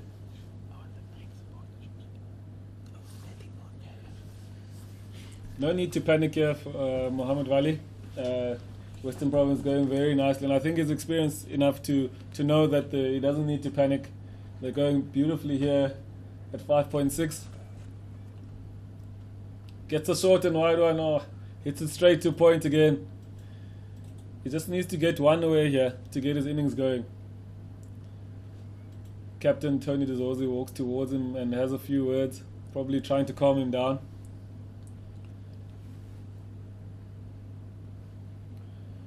It was a good shot, good looking shot. It's just the placement not there.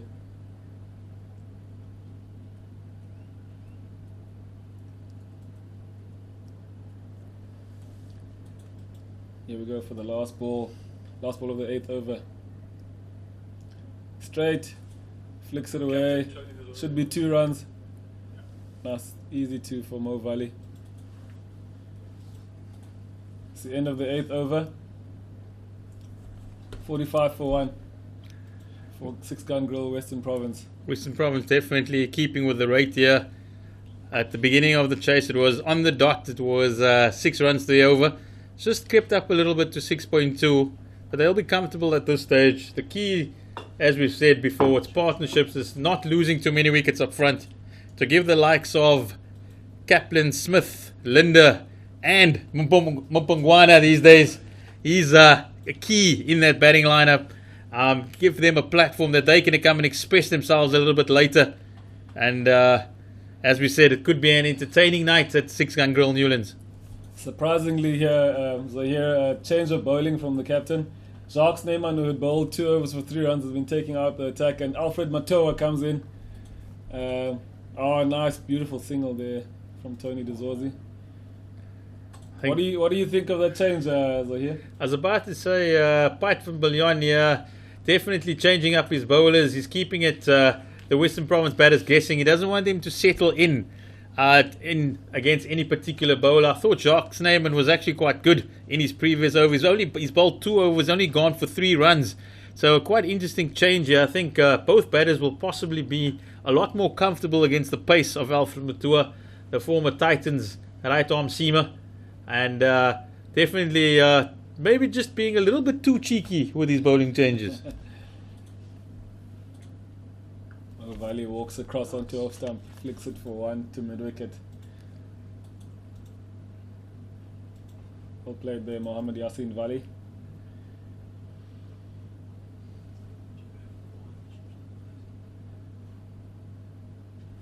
These two very experienced.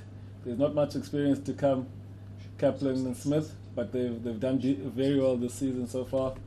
So they'll be looking to make their mark. Still want to make your mark in this team. Oh, it's hit it straight up.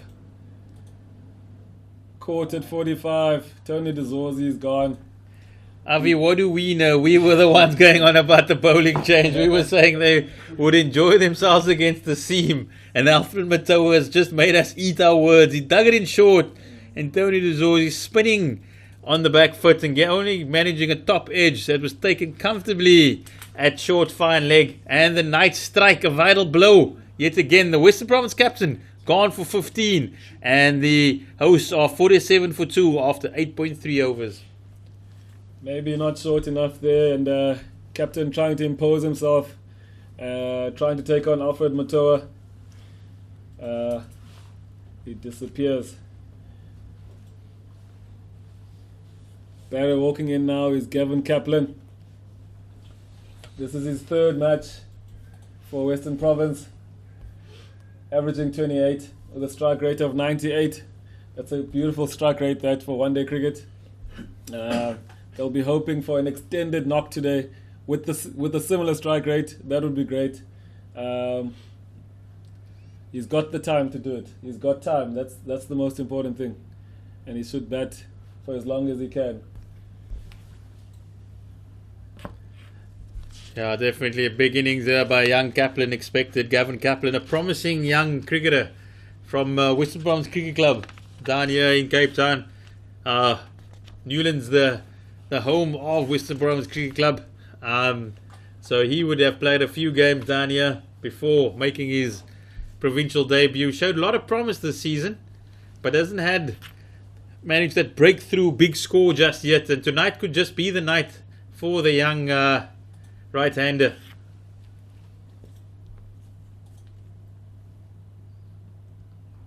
Always looks so assured at the crease, Gavin Kaplan.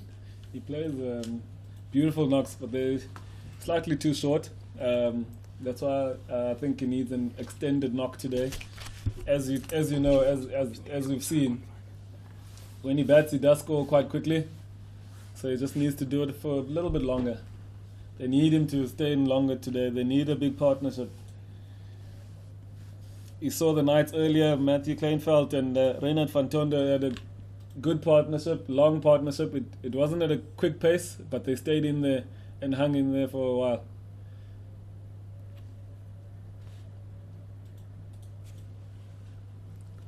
I think Province just need to settle down.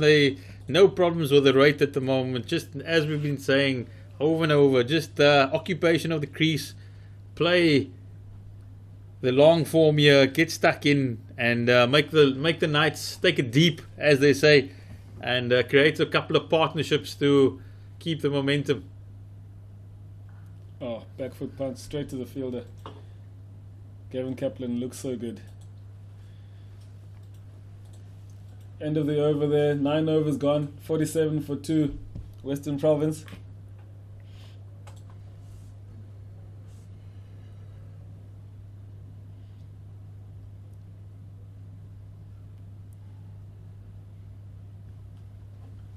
Mulelo Pudaza is going to get his fifth over.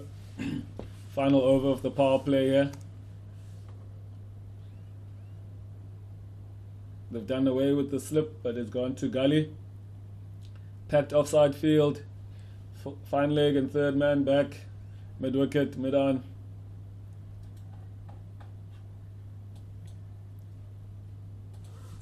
Great shot, Mohammed Yasin Vallie. Too much width there from Mulelo Pudaza, and Mo Vallie drives it beautifully through the covers for 4. 50 up for Western Province after 9.1 overs. Fantastic start by Western Province, as we see 51 of just 57 balls. Beautifully brought up by Yasin Vallie. That's when he's at his best. His hands just flayed through the delivery. And 51 for 2. The crucial part for Western Province at this early stage. Oh, too much width there from Pudaza. He'll want to go a bit straighter now to Mo Vallie. Same ball. Oh, another no ball. Second opportunity at a free hit, Mohammed Vallie. What's he going to do this time? Budaza's going to go for a Yorker again, I'm sure. Pop him straight over his head, Mo. Budaza went Yorker earlier. Does Vallie premeditate with a bit of a lap down to the fine leg? He's back. Nah, hit him over his head. There's no better time to try hit over the top than a free hit. Stand still, smoke him over his head. Oh, it goes wide. Oh. Umpire doesn't call it. Yeah, in Vallie, Mo Vallie just a little bit agitated with the umpire. He thought the umpire needed a bit of exercise there, needed to stretch his arms a bit. But unfortunately, Oh, it's inside. he does not need to. With Budaza just stretching that wide line to the maximum there. 2 missed opportunities of a free hit for Vallie. I think he expected the ball to be straight at the stumps. He had opened up his front foot. Oh, nice slow ball, flicks it off the legs. It'll be 1 this time. Budaza he'll come in for a bit of flack from his teammates for giving away 2 free hits, but he'll say there's nothing has come from it yet. Nothing has come from it yet. So dot balls, skipper, dot balls. so he just runs in and goes again. Good execution though. The first one he went block hole. He tied Mo Vallie up, and the second one Mo Vallie expecting another one and just going wider of the batter. Yeah, it's very bold, very well there, those 2 free hits. Just a change in the field. The finally comes up for Gavin Kaplan, and the deep square leg pushed back. Could we be expecting a slower ball bouncer? Oh. Short and wide, Gavin Kaplan misses out.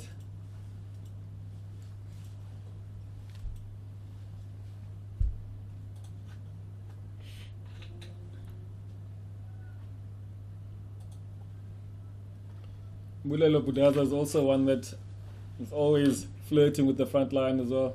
It's also been a bit of a problem for him in limited overs cricket.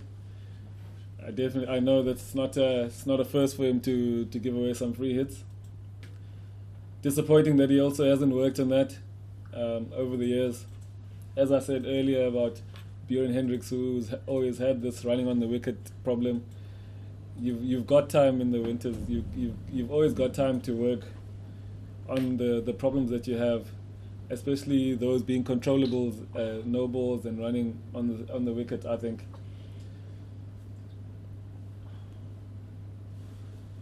should get a few fines for bowling no balls in. I think it's absolutely the criminal in one-day cricket. Avi, I think bowlers should literally be docked salary, docked wages. Take it out of their pockets. Wages. Wages, mate. I think there's no reason to be bowling no balls at this level. You have a job to do. Stay behind the line. Keep those size 14s behind the line. Here's an interesting change here. Riley Rousseau is going to get a ball. He also bowls a few off spinners. Watched a couple of games ago, he bowled off spin. This is the kind of bowler you shouldn't let bowl to you. And I think these 2 batsmen should take him on. Definitely, we're not going to call it again. We were caught with our pants down earlier by Piteville Billion. He brought Alfred Batua in for 1 over. He picked up the wicket and he's hauled him off immediately and got the part-time spin of Riley Rousseau. What's interesting for me or more surprising is that Riley Rousseau gets the ball ahead of Matthew Kleinfeld, who has bowled off spin his entire career.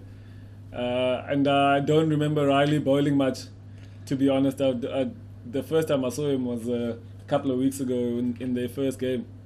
What is interesting is that they have pushed the long on back though for Riley Rousseau. That's how much his captain trusts his off spin, and he's still bowling to the same batter. So that's quite interesting. They kind of had to this time.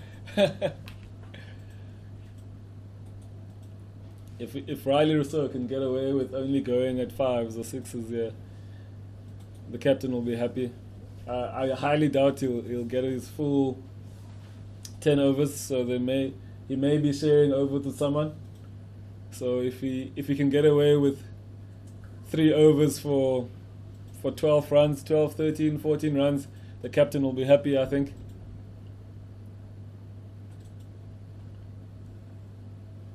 Two singles so far in this over. Kevin Kaplan knocking it down to long on.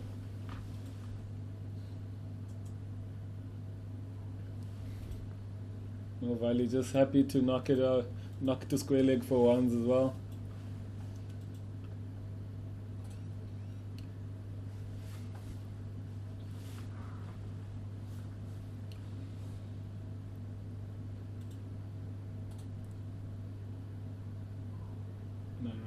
Well bowled. Riley Rousseau goes for 3. Still 1 ball remaining in the over.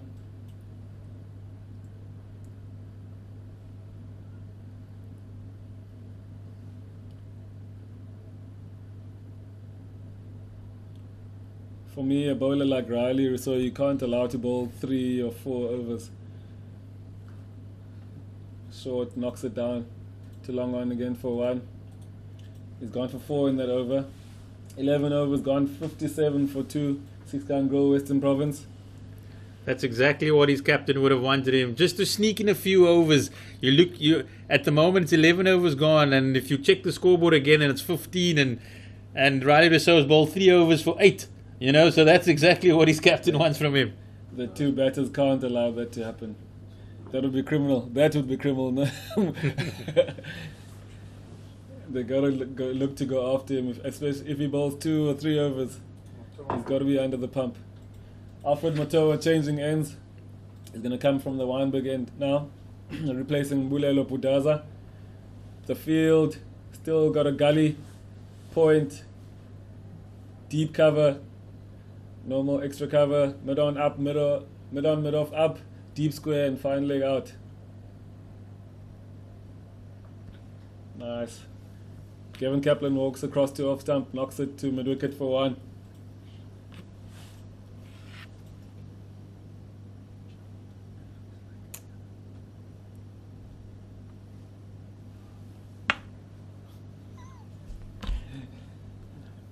There's just change of ends for Alfred Matua. He's coming from the Weinberg end on this occasion. Full this time. Vallie trying to run it down to third man, but stopped by Gully.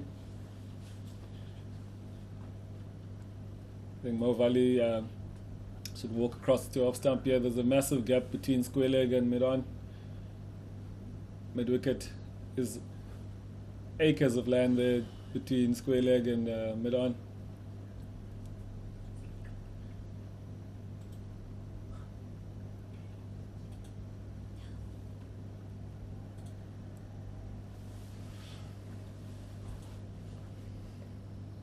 Oh, Vallie walks at him.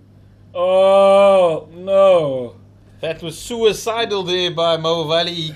It was hesitant from both batters, and eventually they took the run. But unfortunately for the Knights, Paitville Billion not able to keep his throw down. Bit of a balloon throw over the stumps, and Western Province get away with that. You can see the despair there from the skipper. He knew it was a chance. Another wicket there would have had Western Province in real trouble.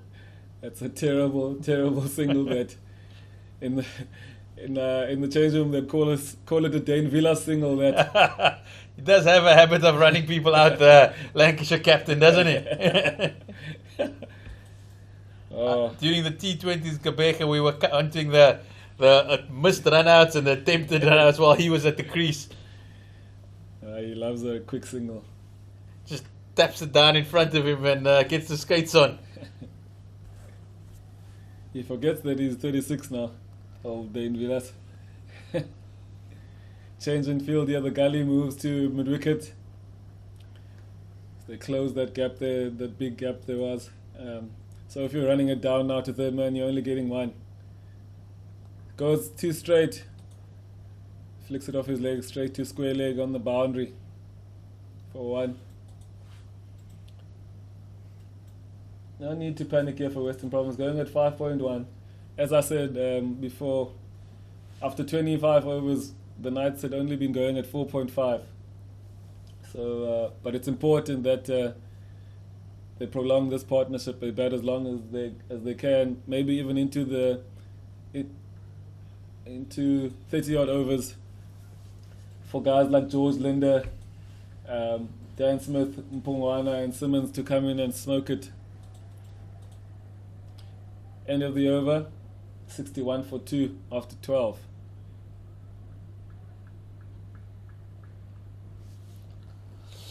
Really is interesting to see the bowling changes that Piet van Biljon has implemented here, not allowing the province batters to settle in and face the same all over. He's used a bit of off spin of Jacques Snyman. He's used a couple from Riley Rousseau, switched ends with Matua.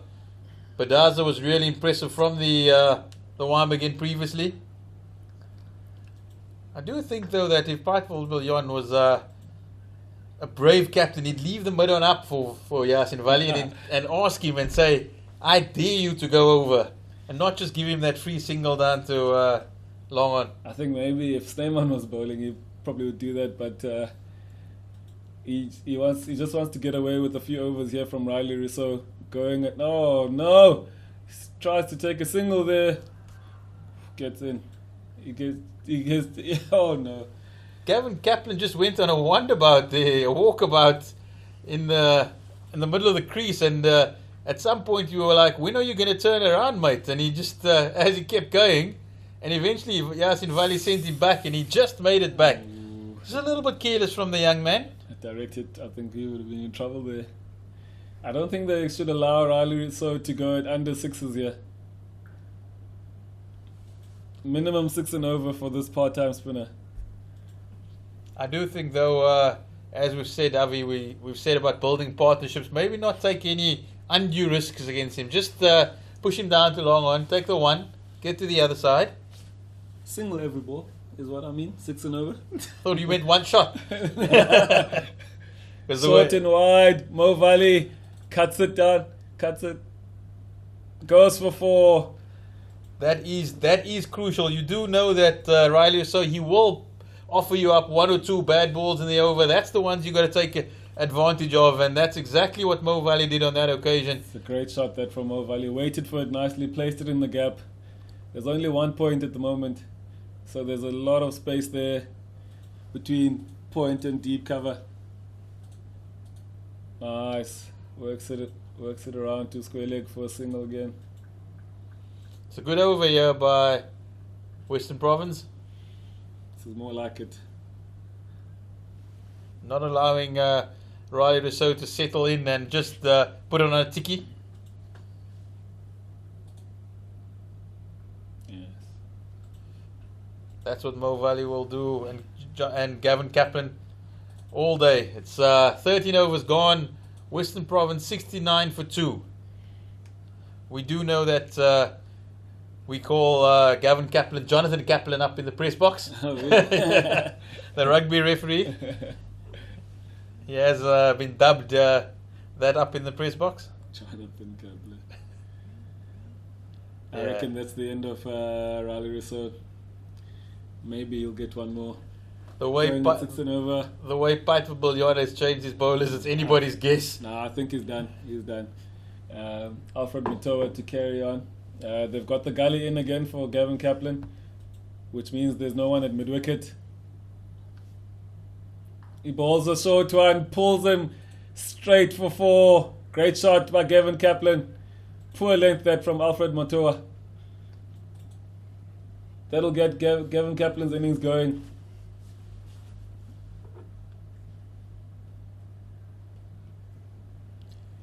Beautiful shot there by Gavin Kaplan.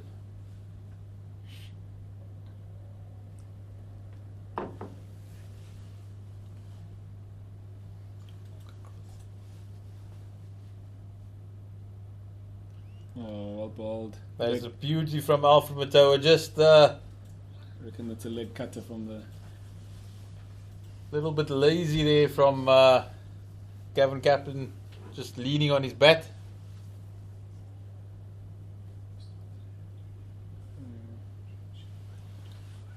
He's got one of the stranger actions, old Alfred Matoa.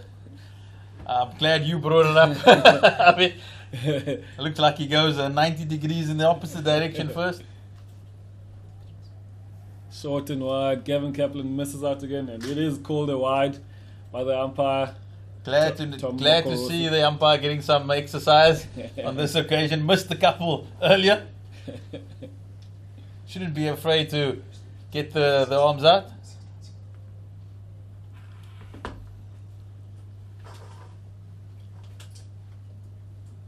Good to see this young batter in the Western Province side, Gavin Kaplan. Lots of talent, lots of potential. Goes short again. Good line this time. Still think he could get across to off stump and work that gap there is there at mid wicket to free this space, the space here where the gully is, because they're struggling to find gaps on the offside. But as I said, he's probably trying to stay calm, not panicking, as the rate is still good at the moment. I mean, do you find it really difficult to bat at this time? When the lights just start switching on and mixes with the natural light, you find this period of the innings just a little bit difficult to bat. Not at Newlands. I don't think the lights are quite good. So it's, for me personally, I don't find it difficult. Or maybe I haven't batted much at this time. You bat when it's pitch dark. But I don't think it should be difficult. I think it'll be more difficult when there's a bit of a shadow on the pitch, more than, because now it is kind of dark and the lights do help. I've always heard batters say that this is quite a difficult time, though, the natural light mixed with the artificial light, particularly as the sun sets behind the majestic Table Mountain at 6 Gun Grill Newlands. That change of field, Gully moving to mid wicket, opens up that gap again, and he runs it down to third man for one. Gavin Kaplan. It's a good over this for Western Province. Already having gone for 8. There's one ball left in the over. Riley Rousseau getting sub. Miguel Pretorius coming onto the field. I think he hurt his shoulder there diving. Stopped to 4. Definitely stopped to 4. But he hurt his shoulder. But one thing I know about Riley Rousseau, he doesn't like fielding much. in the T20 comp that was in Kimberley in October, September, he barely fielded. He'd bat and then go off the field very early in the fielding innings. As he basically said, I'll bowl my 2 overs and I'll be out. Thanks, Skip. Change. It's the end of the 14th over, 77 for 2 for 6 Gun Grill, Western Province. Snyman back on from the Kelvin Grove end. Riley Rousseau, I think he would have been done anyways, even if he hadn't injured his shoulder. They could have gone Matthew Kleinfeld, I reckon, but they've gone back to their main spinner, which is Snyman. Field set, 45, deep square leg on the boundary, deep mid wicket, short mid wicket, long on, mid off up, cover up, sweeper on the boundary, and point, which is very much behind square. Snyman goes quick and flat, and Gavin Kaplan works it to square leg on the boundary for a single. Just a settling in period for Western Province, just building the partnership, these two batters. They're both set at the crease, they should know the pace of the wicket. Misses out. Definitely no demons in the Newland surface tonight. A good surface that the Knights posted 300 on earlier. That was a very good knock that from the Knights. Vallie misses out on a short ball. Hits it straight to mid wicket. In the previous ball, then hits the next one straight to cover this time. 2 dots. He was looking to get off strike. Gets another short ball, works it to square leg.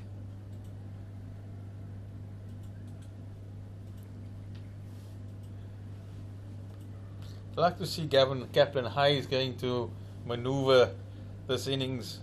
This is generally the period where he's looked very good from the outset and then somehow managed to find a way to get out. How he manages this period of the innings, and that is something as a young batter he would probably be speaking to Coach Sadiq Nakhiddin about, maybe just focusing a little bit more, just concentrating a little bit more during that period, because he's done the hard work now. I like that he's batting with a very experienced batter on the other end. Mo will be communicating with him between overs and maybe between balls too, telling him there's no need to panic. There's still a long way to go in this innings here. It's 81 for 2 after 15. Similar situation the Knights were earlier. Except they were one down. Yeah, they were up to about 100 for 1. Here comes change of bowler from the Weinberg end. Matthew Kleinfeld comes into the attack. Also a part-time off-spinner. He is a very underrated bowler, but he bowls very nicely. I've always rated his bowling too. But definitely wanting to get at least 10 overs out of his part-timers. He's gone with quite a heavy seam attack, but has turned to his part-timers quite early. Jacques Snyman, Riley Rousseau, and now Matthew Kleinfeld. He's got 5 out of Rousseau and Snyman already. We'll hope that Matthew Kleinfeld can provide some... He starts with a wayward one down the leg side, which Yasin Vallie doesn't cash in on. That was a freebie. Missed out again. A meter either side of Badaz and it would be 4 runs, but instead it's a dot ball.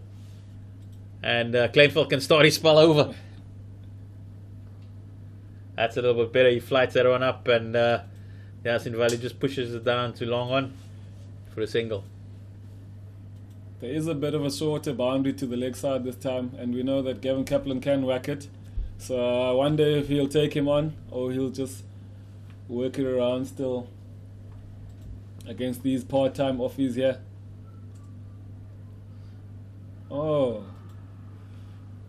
Big appeal. It's a big appeal there by Matthew Kleinfeld. He thought he had his man, but Gavin Kaplan survives that one. Do think Paifel Billion quite astute here to slip in these part-timers at this period. He does know that if there are 2 batters who won't risk anything, it's possibly these 2. A young batter making his way, and another one was quite content to just push it around for a single. Looking a bit tentative here against the off-spinners, which I think should be the easier to face. Maybe just working it around till it drinks and come up with another strategy of the way forward against these part-timers.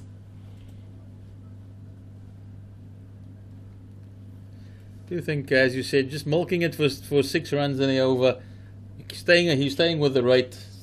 It's not a problem right now for Western Province. He's bowled him. He's bowled him. That is a catastrophe for Western Province. That is exactly what Paifel Billion was bargaining for. He was hoping to keep it tight, but he's actually managed to burgle a wicket.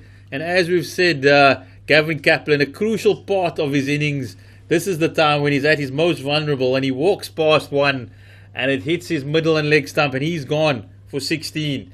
And that's the Western Province losing their 3rd wicket in this run chase. He'll be kicking himself. Oh no. Gavin Kaplan will be kicking himself there. Had a great opportunity to score some big runs today, and walked too far across there and missed it and got bowled leg stump. We've got a double change in the commentary box. It is Nasri Alexander and David Brook who will see you through the next couple of overs.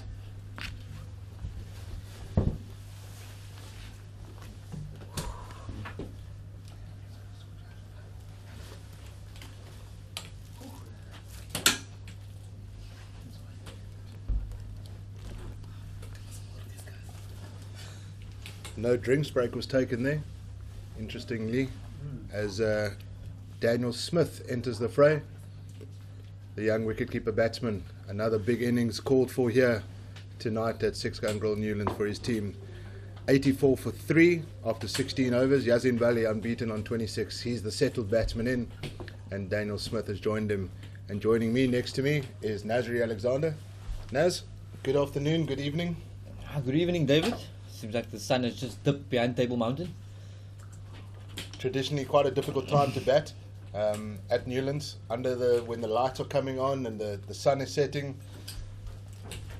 Yeah, most definitely. Just surprising that there's no swing bowlers on at the moment.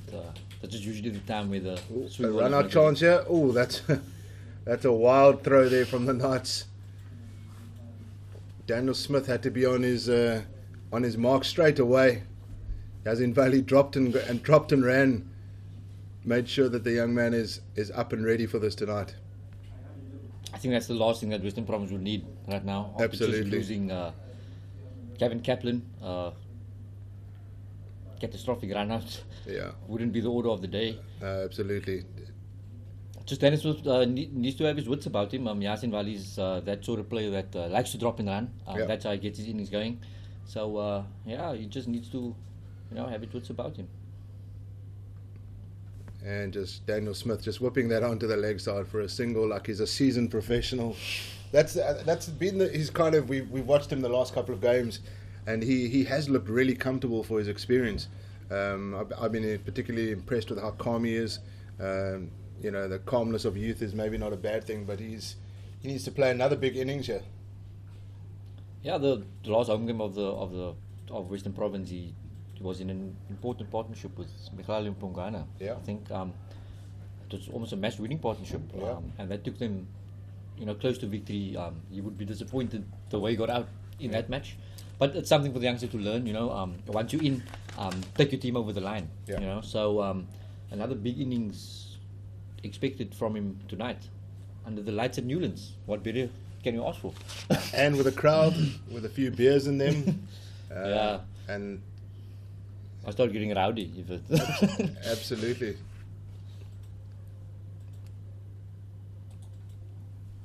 It's the end of the 17th over, 88 for 3. Western Province going at 5.2 runs over. Still steady enough for this run chase. Don't need to expect anything, don't need to do anything out of the ordinary Yeah. yet.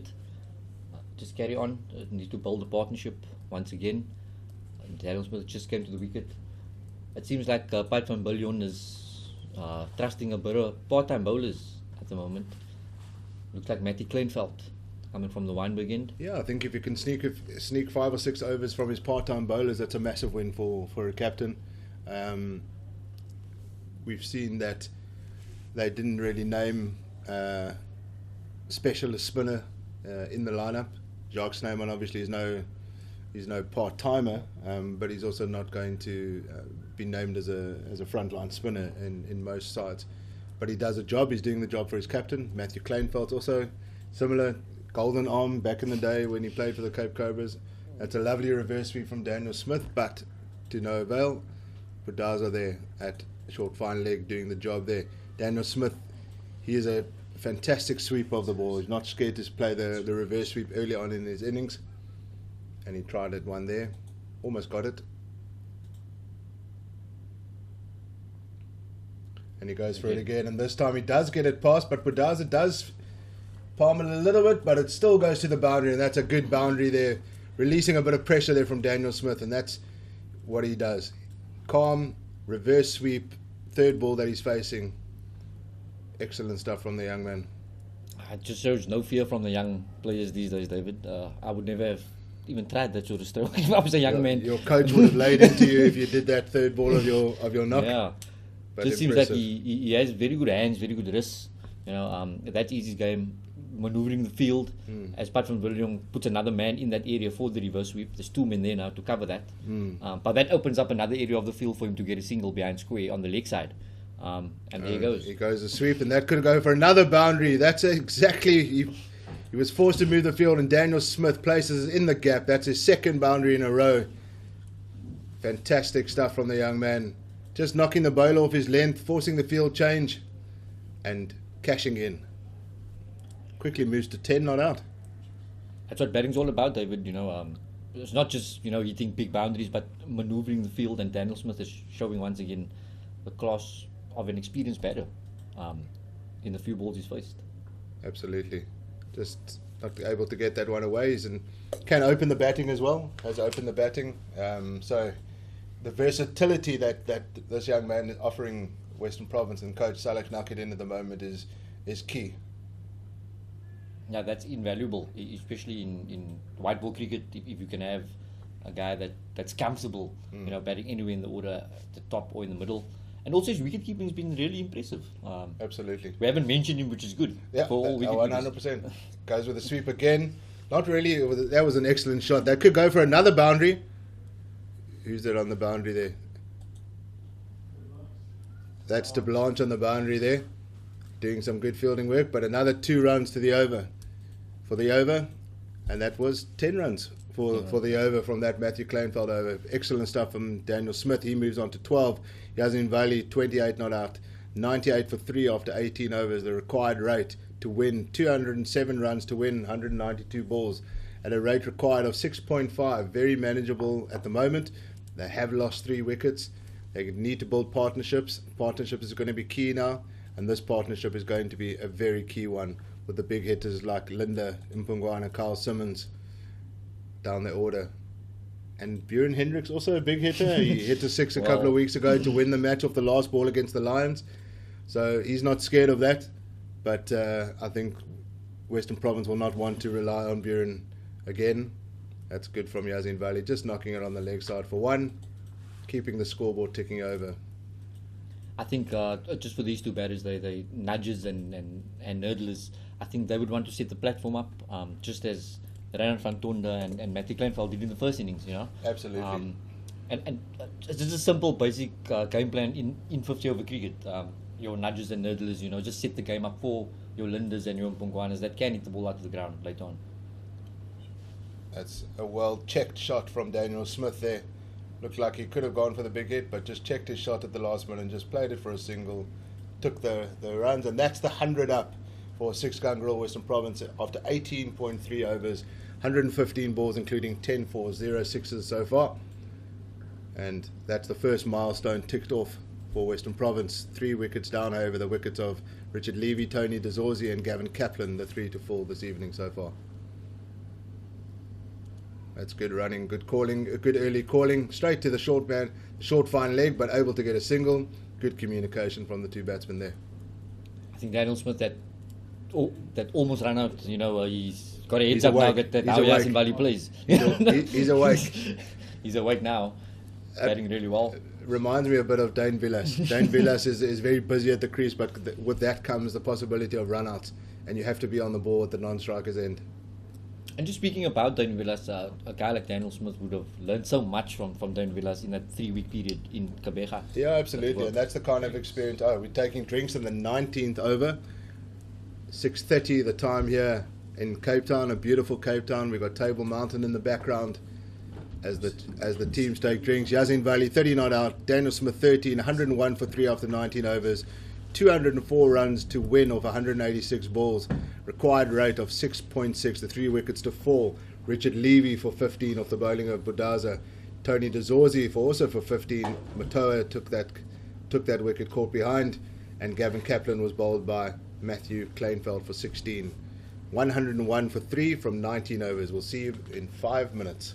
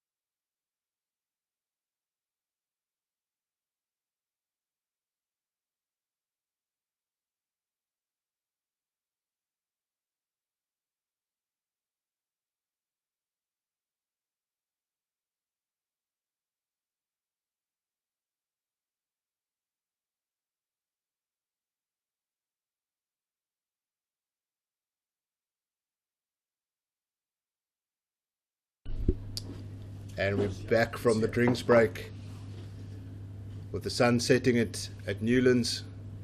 On the scoreboard, the next fixture, the next match is next week, next Friday. It's a Western Cape derby against the Rocks. They're currently playing Northwest up in Potchefstroom at the moment. Tight game there. Last I saw was Northwest were 4 wickets down, chasing 252. So that's a key one. Northwest are top of the log at the moment. Titans are second, and Western Province are third. So all to play for. Big games, could be big swings tonight. As Gerald Kutsia comes in from the Weinberg end. Yazin Vallie, wide delivery outside off stump, just knocks it to the cover boundary. That Robenheimer comes in. It's been a good tournament so far, David. Yeah, it's been very great. Exciting matches. I saw last night, I was watching 100 Classing get 100 for the Titans at St George's Park, and they won in the last over with number 11 Lazard Williams edging a 4 to the third man boundary. And, it was quite tense there for a second. And I enjoyed the bat drop Yes, from Lizzie yes. at the end there, like he was a You know, top Lizzie's order always batsman. Lizzie good likes for it. celebration. Absolutely, Lizzie's got that white line fever, and Daniel Smith plays that down to fine leg. Is it going to go down to the boundary? And it is going to go down to the boundary. That's a very good shot, just off his hip. Well played, and that's a big important boundary as they look to continue on their chase after the drinks break here. Yeah, Klaassen, another 100 for him.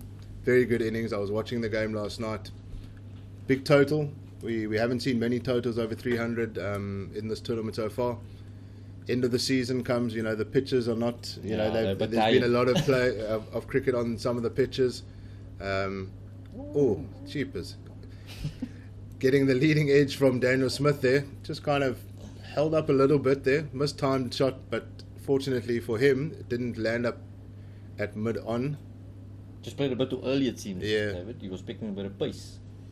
I played a bit too early, got the leading edge, but lucky for him, it dropped short of the mid-on fielder.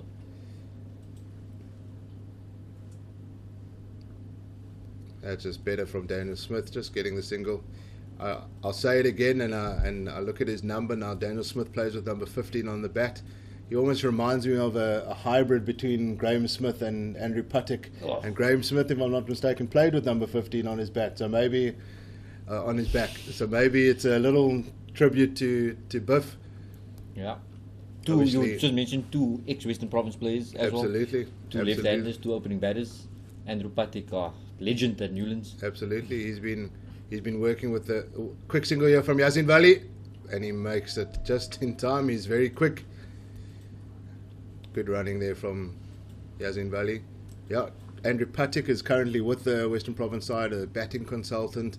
And for these young batsmen, the Daniel Smiths, the Gavin Kaplans, it's key. I mean, not many teams that can call on a man like Andrew Puttick, a one-club man, if you want to call it, using a football reference.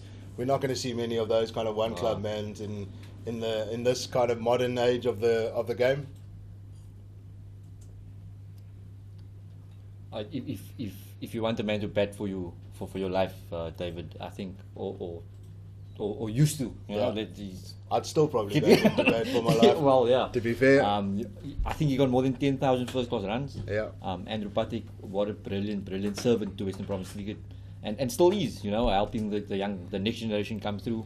Absolutely, and that's what we love to see here. We want to see guys, finishing the career. Just 20 overs are gone, 108 for 3. The comparison: Western Province are 18 runs ahead currently. The Knights were 90 for 1 after 20 overs.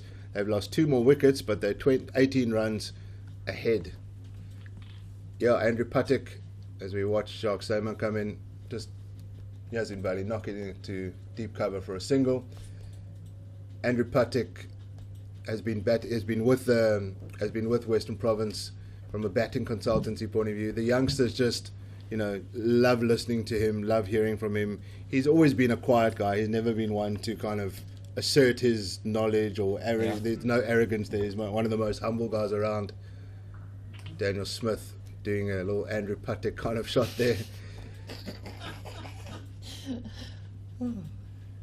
And just knocking it for a single. And I think that's what, it does. I refer to him like not just looks wise, but from a style point of view. Andrew Puttick wasn't a flasher of the delivery, but somehow he got to 40 without you even knowing it, Yeah. and then all of a sudden he was on 80, and then he would get 100, and all of a sudden your team would be 20 runs to win, and he'd still be there.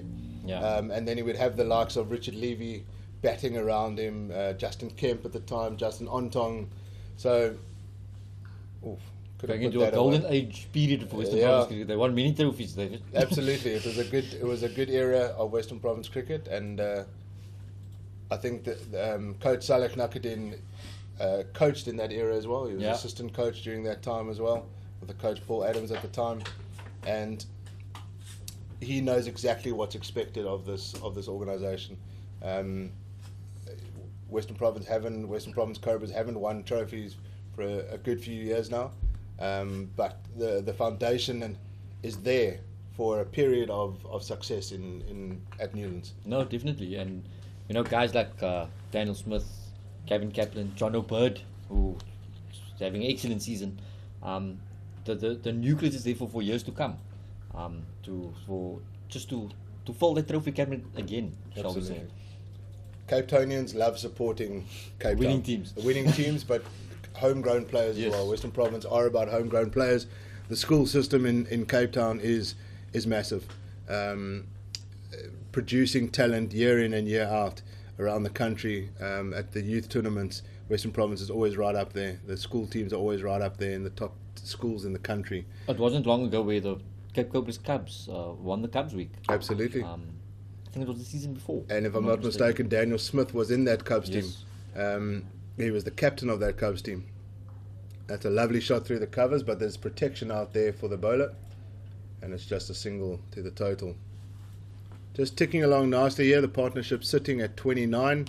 In no time, Daniel Smith's somehow got to 21, and he's been, besides for the early chance for a run out, which woke him up, maybe that was just what he needed. That was just the tonic, I think. That was just the tonic, yeah. Since then, he's used his wrists, he's manoeuvred the field well. He's really made Captain Piet van Biljon think. Out there Absolutely. in the middle. And there are some singles, and he just wafts out one outside off stump. Gerald could see it's a little bit quicker delivery, not much foot movement there from Yazin Vallie. Yazin Vallie is the set batsman now. He needs to bat and he needs to bat long. One of these batsmen has to score 80, 90 and over 100 possibly. If one of them get 100, chances are they're going to win the match. Just one of them needs to bat through 45 overs. I think that's the mark. Yeah, You know. absolutely. And just one thing on Yasin Vallie also, he always plays, if he plays a home game, there's always a bit of family and friends, a big contingent of the Valleys. If I'm not always come to mistaken, watch. 50% of the crowd is made up of the Vallie extended family.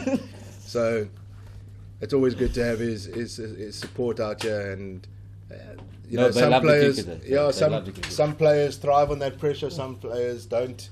I think Vallie is the kind of player that thrives on that pressure, knowing that his family are there. Good shot, but unfortunately for him, nothing on offer there from the fielder. Fielder doing well there. Now, I do know the Vallie family went to school with Yasin Vallie, spent many a time, or many moments at their home, and very keen cricket family. They love their cricket. Always, you know, saying this guy must play and the other guy must play, you know, but very passionate, Yeah. and it shows with their support. He also played in that's a quick single there, good running from the two batsmen on the money, straight up. He played in that era as well, with Andrew Patek, Richard Levy, Justin Kemp, Justin Ontong and the likes, but couldn't get regular game time because of the status of that team. Yes. And he decided to move elsewhere. He went to the Warriors to get some game time, and he got that game time, played there for a number of years. But now in the twilight of his career, he's come home, and he's kind of just enjoying life back at home. But Carved out a good career for himself. absolutely. Ooh, that just popped up, but a single is on hand, there's no one's there. I actually remember, you speak about that era, David. I remember Yasin Vallie making his debut in first class cricket for the Cape Cobras at the time. And it was against the Titans. He opened the batting, he got 100 on debut against a quality attack, Alvin Mokel, Etienne Balati. And in that same match, come to think of it, Dane Pitt also made his debut, and he got 10 wickets Oh, wow. in the match. So the both of them, Yeah. they went on to have serious careers. And Yasin Vallie, as you said, it was difficult to actually crack that Cape Cobra side. Very powerful, but he went down to St George's Park, carved out a good career. His family missed him a lot. Yeah. I know about that. But yeah, Oh, nice back.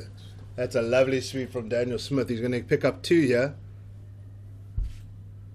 Lovely. It doesn't ever look like he's in. It's a risky shot with Yeah. Daniel Smith. Even when he plays the reverse sweep, it doesn't look like it looks completely natural, and it looks like just a normal shot for him rather than a contrived shot.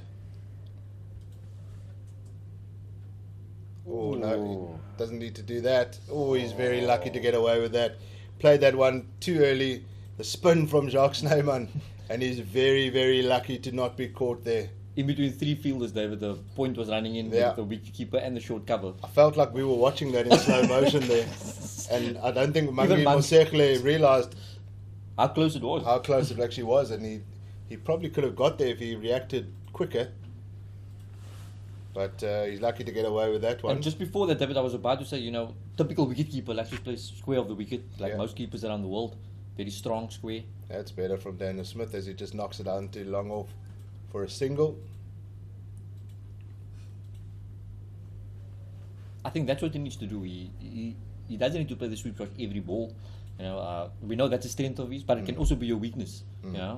That's some teams target that area. They can put the field up for that type of shot. And it looks like, Jacques Snyman's bowled 6.5 overs for just 21 runs. It's really good bowling by the spinner, and he's gonna be looked to bowl out his full 10 overs. And We do forget that Jacques Snyman has 1 cap for South Africa. That's true, against Pakistan. Played in Pakistan. Yeah. Would have been a brilliant experience. Yeah. Played a T20, bowled some overs. Didn't bat very long, Yeah. if I remember correctly. Yeah. But yeah, he warranted his form at the time, so he is a Protea. As Western Province moved to 119 for 3 after 23 overs at a run rate of 5.2, still going along steadily. Yeah, at what point do you think that the run rate becomes a little bit worrying? It's 6.9 currently that's required. Anything over 7, 8, maybe starts getting a bit concerning. That's good from Yasin Vallie, just knocking it down to third man for a single to kick off Gerald Coetzee's 5th over. Yeah, I think David, you talk about 7s and 8s when the batting team starts not worrying, but just in the new T20 era, I wouldn't say the teams are comfortable, but they feel more comfortable even if it goes to 11s, 12s. In the last 10 overs, they're more comfortable chasing. It's purely about how many overs they have left in the innings. You don't want to be and that's a wide from Gerald Coetzee. They'll take that. You don't want to be needing 10, 11 runs with 20 overs to play. Exactly. Yeah. That's obviously a lot more difficult than just confining it to 5 or 10 overs where you need to go 10 and over. You've got a specific target. Yeah. So at the moment, with almost halfway through the innings, 6.9, they wouldn't feel any pressure just yet. Yes, the scoreboard still needs to tick along. That's a nice shot from Daniel Smith, but straight to the fielder. No run on offer there. Partnership is sitting at 37 unbeaten currently. George Linder set to come in next with Mkhlali Mpungwana and Carl Simmons, the last kind of all-rounders, recognised batsmen, and then Buren Hendricks, Tsepo Moreki and Bashir Walters.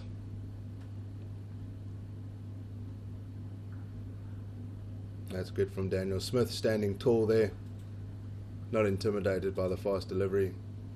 I think George Linder and Mkhlali Mpungwana in very good batting form. David, they played 2 good cameos the other evening as well at Kingsmead, if I'm not mistaken. Yeah. Had a good partnership towards the end of the inning. So Mpungwana won the game basically for Western Province in the previous home match. Yeah. So 2 informed batters still waiting in the dugout. Yeah, that's a good single. That he knew that the fielder was on his back feet at that time. Knew that there was a single on offer. That's good from Yasin Vallie. Called early, took the single. Just ticking over, not at that stage where you need a boundary and over, but just making sure that at least a minimum of 6 runs per over is going to be scored from the overs. Yeah, just ticking along, building partnership now 39. We just rub the eyes out and it's 39. Absolutely. Just gone about the work as they do. But I do think that the 10 over ration from the part-timers is going to be key also. Maybe later on you might take a bit more risk against those part-timers. You want them to go for 60 to 70. And then at the back end you would try to attack Budaza and Cherukutsi.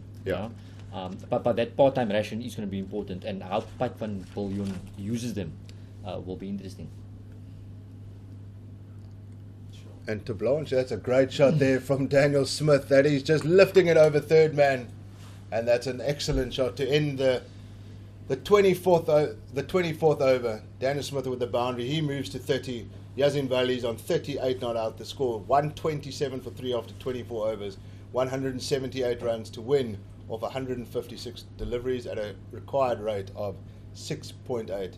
That's just a confident shot there from Daniel Smith. That's a brilliant shot. Reminds me of Kane Williamson. He loves that ramp. Love shot, Yeah.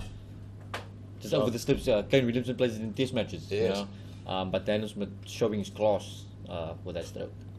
Jacques Snyman continuing, and that's just well played. Yazin Vallie just knocking it for a single, rotating the strike nicely, and making sure that the right-left combination works for Western Province. Rotating it, making sure that the bowler has to change his line. He's coming around the wicket now to the left-hander. A man in position for the sweep shot, but Daniel Smith cuts it away. That could go to... no, that's good fielding down in the deep, and Daniel Smith picks up another 2 runs. There's protection on the leg side for that sweep shot. Also has a short fine leg, so he has to watch the top edge. Yeah. And he has 2 on the cut shot. We saw one in the previous over that just held it a little bit. Jacques Snyman does well there off his own bowling to restrict the run. I think Yazin Vallie showing all his experience here that he's picked up over the years. Just feeding the strike to Daniel Smith, who's going at a brilliant strike rate. That's a sweep shot. That's an excellent sweep shot. Could it reach the boundary? Oh, that's fantastic fielding on the boundary there. Budaza with excellent work in the field and the deep there. That is brilliant from the big man. Restricting it just to 2 runs. Jacques Snyman got away with that one there. That was a great shot. Brilliant fielding on the square boundary. Brilliant fielding. It's a long way down there for Budaza, David. Might have to clear the divot there. Just Daniel Smith knowing that decent over so far. Just knocking it down too long on for a single. Again, Daniel Smith showing, the exuberance of youth, 34 and 30 balls. Yazin Vallie playing his hand well. Partnership 49 at the moment.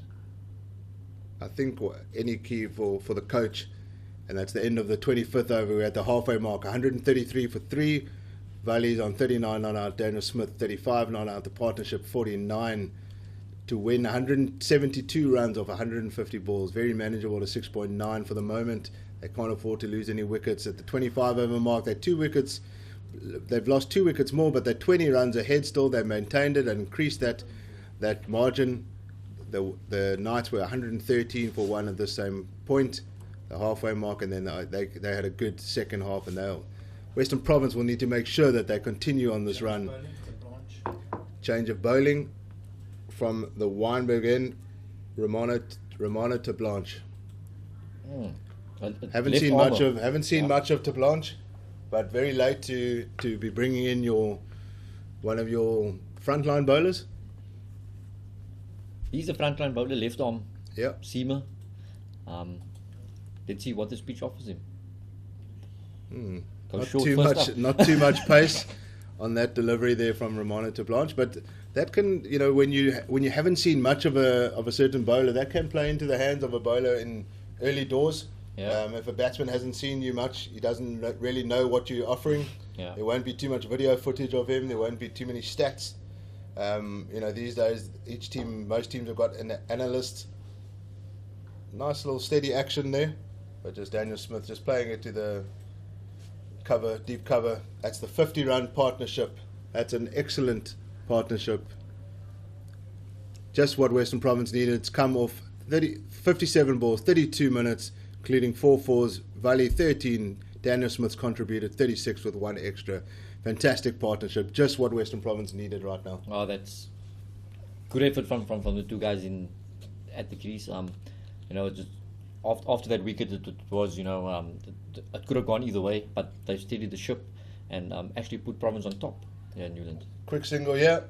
Oh, and some nifty footwork there. DeBlanc showing the nifty footwork. I think Bafana are playing later on there, just maybe a little bit of inspiration there. But just tap and run there. That's good. That's good running from the two batsmen. Good communication. You expect that when the partnership's already sitting at 51, they've run well, except for the first run of their 51-run partnership. But just rotating the strike nicely. Just seeing what this bowler has to offer. Not trying to do anything fancy. No rash shots. No need for that right now. Just play genuine cricket shots. There's enough gaps around. That's excellent from Daniel Smith. Just knocking his 2 on offer. No, he's not going to go for the 2. I think also, David, just this is the danger time type for Daniel Smith. He in previous innings in this competition, he has got himself in and looked, so good at the crease and then just got out. Yeah. So just a time for concentration. Yeah. Just keep doing what he's doing, but also not overplaying his hand. He knows he can bat deep. We've seen that he has a larger array of shots. Just going back to an earlier point I was making about Daniel Smith. When, as a coach, when you lose a player in your team or to go up to the national team, you don't necessarily want to have to change the whole makeup of your side. So what Daniel Smith has done and what Kyle Verone does very well is that he comes in and before you know it, he's 40 not out. Yeah. Just nudges the ball, the odd boundary here and there, but he's just so solid and he builds partnerships, and that's exactly what Daniel Smith has done here. The last few games, not just this game. It's a wide there from Robbenheimer, from DeBlanc, sorry. And just on that point also, David, he would, like Kyle, want to take his game to a next level. So the pretty 30s and 40s, you must understand that at this level, 30s and 40s are not going to win you games. And it's not going to take you to higher level. Exactly. It's not good enough. And you need to be taking your team over the line. That's good from Mo Vallie. Just nudging it for a single. That's 5 runs, and from that to Blanche first over. Good from the Western Province batsman there. 26 overs done. 138 for 3. Vallie 41 not out. Smith 37 not out. Partnership 54 unbeaten so far. 167 runs to win from 144 balls at a required rate of 7. 24 overs remain in the innings. At some point, one of the batsmen are going to have to go. Daniel Smith is going at over a run of ball, 37 of 34 deliveries. Mo Valley's a little bit more circumspect, 67 deliveries, but he needs to bat through as Jacques Snyman continues. And I think at this point it's about playing Jacques Snyman out. He's bowled 8 overs, 8.1 now for 29 runs. No need to do anything. Don't lose your wicket to the spinner. I think sometimes a bowler just has the measure of the conditions, just his night basically. Yeah. And you just have to respect him. You have to respect him. Whether he's if he a bowls a frontline bad bowler. ball, then you put it away Absolutely. naturally. But just respect him. And the reverse sweep doesn't go. And as we say plan. that. Yeah. But again, still doesn't look like a risky shot from Daniel Smith. It does look like it's part of his repertoire. He can play that in his sleep. He goes for it again, and he pulls it off, but there's a man at short fine leg. It goes straight to him. I think Pat van Bullen has just strengthened that side of the field. 2 points, which you don't normally see. Yeah. But because Daniel Smith is so good square of the wicket, Yeah, he has 2 points. that's better, playing it a bit straighter. But Jacques Snyman doing some good work of his bowling. Doing an excellent job here for his captain, Jacques Snyman.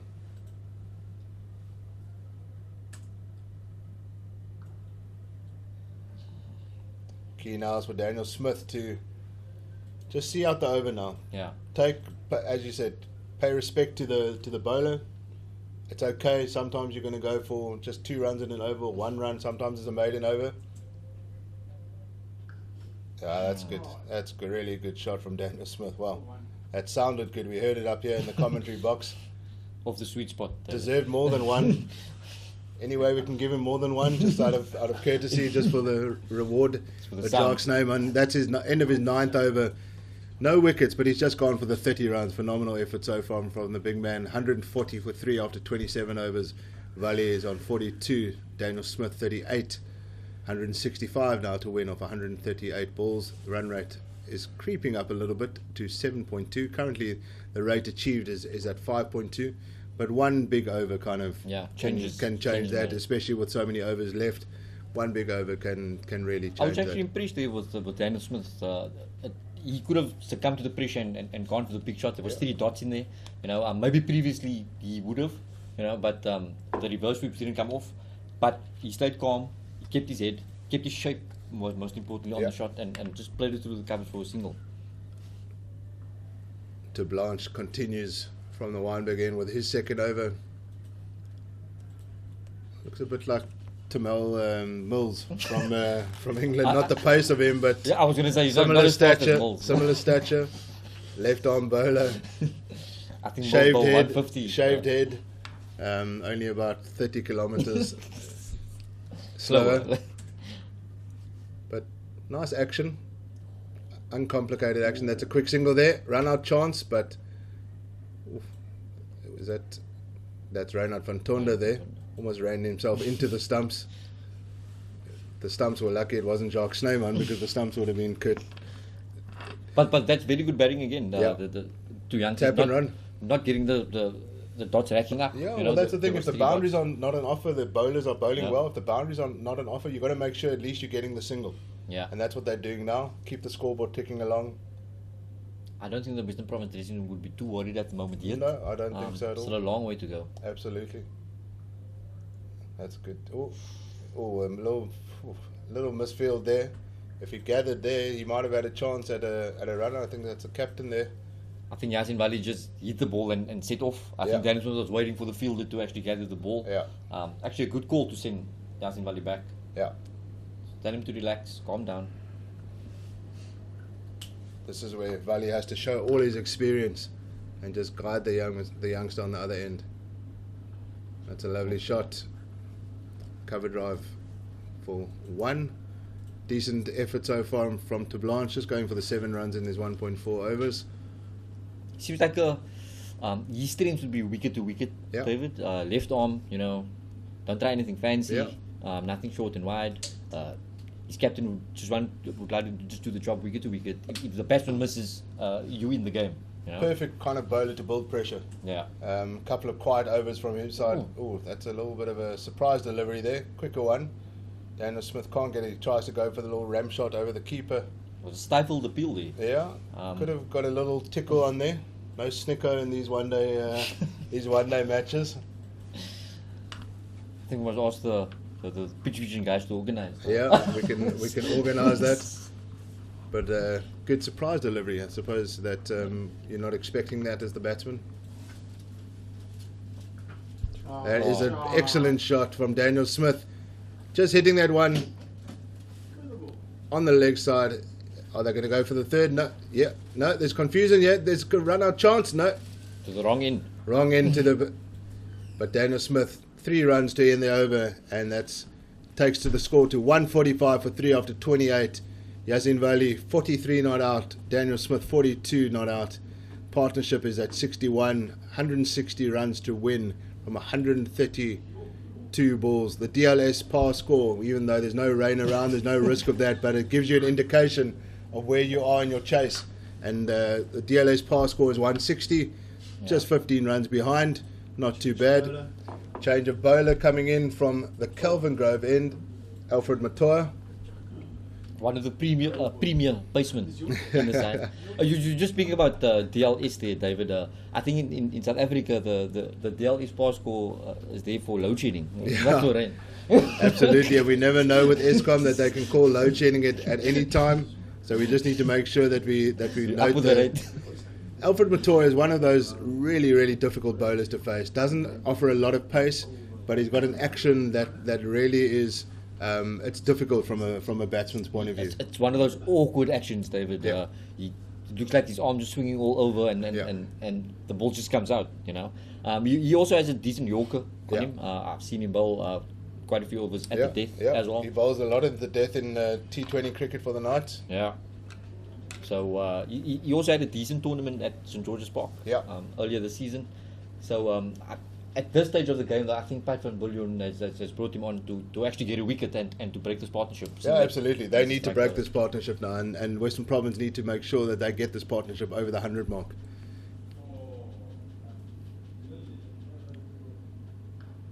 Good shot from Daniel Smith. Straight to the field there. A run-out chance. Could be opportunity for overthrows here, but no. Batsman ran past the crease and went watching, but still a single to the score as they edge closer to that 150 mark. I think these two are running really well. Just one or two scares, David. But just on the 3 runs earlier, it was to the long boundary, and I think most you can take on most players' arms, you know, from that boundary. And Daniel Smith was quick to call Yasin Vallie through for that 3rd run. Absolutely. That's a good shot from Yasin Vallie. Deep cover for a single. He moves to 44. Good stuff from the 6-gun Grill Western Province batsman. 2 singles off the first 2 balls. That's all they need right now. Nothing fancy.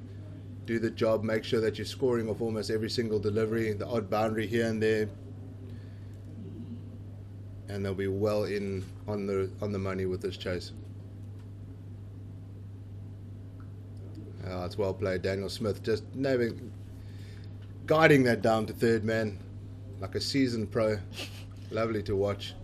Really impressive from the youngster. You think the Western Province dressing room would still be calm, David? Very much. I think this season the dressing room has been calm. I think that does come straight from the coach. The captain, Tony De Zorzi, as well. 2 very calm individuals. It takes a lot to get them flustered.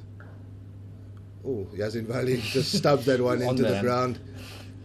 And he literally reminded me a bit of indoor cricket there, where tap and go. Actually, a very good indoor cricket player. I can imagine Mo's an excellent indoor cricket player. He runs 3s in indoor cricket. But just stubbed that one into the ground, but quickly acknowledging, and he's just, he's on the ball. He knows where that there's a single there.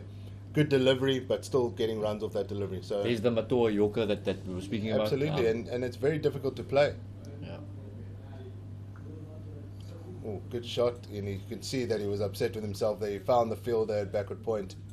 Lovely stroke for nothing, unfortunately, for him. As you say, a key part of Daniel Smith's innings here. 44 not out currently. Get to that half-century mark and then push on from there. Take your team as close as possible to the total. Don't put pressure on your lower order. At the moment, he's doing the job for his team and his coach. Mangi Mosekhle quick off the mark there. Glove came flying off very quickly. Respect the delivery. No single on offer there.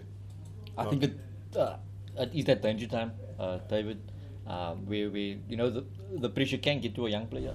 I think Daniel Smith just need to reassess. Sometimes you miss out on a bad ball and you put yourself under pressure, But at that stage, it's just time, to just reassess. Like we said earlier, sometimes respect the conditions, respect the bowler, respect the over that you're in. Reassess for yourself. And like you said, bat deep, battle the 40th over. There's still 11 overs for that mark. De Blanche continues from the Wynberg end, and Mo Vallie turned extremely quickly. That's excellent running there from Mo Vallie. He was after 2. The minute he hit that ball, that's excellent running, and that's 150 up in the 30th over. It's come off 181 balls, 110 minutes, 12 fours, no sixes, at a rate of 5.2 to the over. Good stuff from Mo Vallie there. Excellent running. He's very quick between the wickets. I think Daniel Smith got caught a bit off guard, but luckily Yasin Vallie was running to the danger end, to the keeper's end. And again, it's the long boundary that the fielder was throwing from, and he was comfortably back in the end for 2. Very impressive. as the lights take full effect here at 6-gun Grill Newlands. Mo Vallie comes down the wicket, looking to get past the long off, but to no avail. Just like we said to the youngster Daniel Smith, Yasin Vallie also needs to acknowledge that he needs to stay there, calm down. He's the in batsman. Also, don't get bogged down in the middle. Yeah, Just keep playing like he was. It seems like he's trying to hit the ball too hard at the moment. There we that's go. better. That's all he needs to do. That's his game. Yeah. That he can do any day of the week, any format of the game. He's doing that his whole career. I think Absolutely. maybe some gloves or water needs to come. So just tell him to He's actually made keep going. He's made a living off that kind Yeah. of shot. No need to do anything fancy. Understand your game. Don't try and manufacture shots out of nothing. Just play your game. This is an excellent partnership for 6-gun Grill Western Province. The dressing room does look quite relaxed. I think guys like Rory Kleinfeld, Andrew Patik are there. They've been through all the emotions over the years in that Cape Cobras, They've the seen Western everything, Province they've- dressing room. They've been through every emotion, broken every chair probably as well. Yeah, it doesn't seem like there's any chairs left there. In the Yeah, it's probably the for the members. better.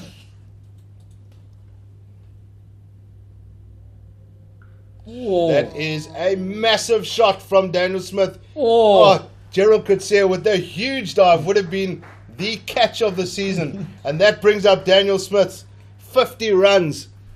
What an innings from the young man. That's another half century. He is really making a name for himself down here at 6-gun Grill Newlands. That's his 50 of just 48 balls, 4 fours, and that 1-6 that he just hit right now to get to his half century. What a knock so far from the young man. Oh, that's a brilliant innings, and what a shot to actually go to the milestone, David.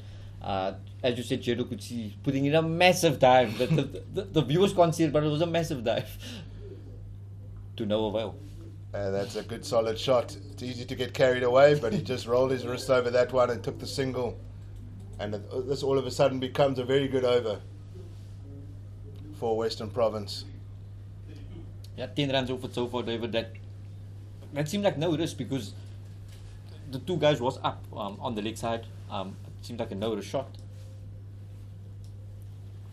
After the over, we're going to have a change in commentary. I'm going to make way for Zaire Adams as Mo Vallie just nabs it down to short fine leg, and the score goes to 160 for 3 after 30 overs. Mo Vallie 49 not out, Daniel Smith 51, the partnership sitting at 76, 145 runs to win off 120 balls. Welcome Zaire Adams. Thank you, David. It was a good stint. Province 163 after 30 overs. At the same stage, the Knights were 144 for 2. So Western Province 16 runs ahead. Zaire. But they have lost one more wicket. Who would you say would be happy of the two sides so far? I think it's a very even game at the moment. As we said, doubling it up earlier when we were on commentary earlier, it was 144 for the Knights. They were 144 after 30, and we said double it up. I think both of us were on commentary, and it was 288. They went 12 runs better to 300. So the Western Province side 160. They double it up as 320. I do think the game doesn't work like that though. It's I think chasing just a little bit of scoreboard pressure. You watch that rate just inch up after every ball. It's up to 7.4 right now. And I do think the Knights, they would still back themselves in this situation. They do know if they get a wicket here, they pick up either one of Smith or Vallie. That George Linder is next, but it does open up the tail a bit. It opens up one end. Mihaly Popongwana, he's been impressive in a couple of chases for Province. But doing it at that's the 50 for Yasin Vallie. It's been a laboured innings, so to say, but he's done his job. He's kept the innings together. It's 79 balls he's required for his 50. Daniel Smith has passed him, though, but it's still a good knock by Yasin Vallie. He will know that the amount of balls he's used, he's needing to bat right through to the end here. He's needing to take it home, and I think if he does manage to do that, and the rest of the batting lineup bat around him, then Province will get close. But I do think the Knights will know that this is still their game to lose at this stage. They're the ones with the runs on the board, and Province are going to have to bat really well this final 20 overs. And as we've said all night, if Province do get there, it's going to be fantastic entertainment for these folks at Newlands. Oh, it's going to be brilliant. Last night we saw a chase from the Titans over 300 at St George's Park. It just seems like there's been a good competition this One Day Cup this season. Good chases, few hundreds being scored as well. I think exactly what we were speaking about, exactly what Western Province did not want. Yasin Vallie, a shot totally out of character. He was quite subdued all evening at the crease, and on this occasion he went running down the wicket to Matua, and he has skied that to open up in the end exactly what the Knights have wanted, and that's the third wicket down for Western Province. Vallie departs for 50 off 80 balls.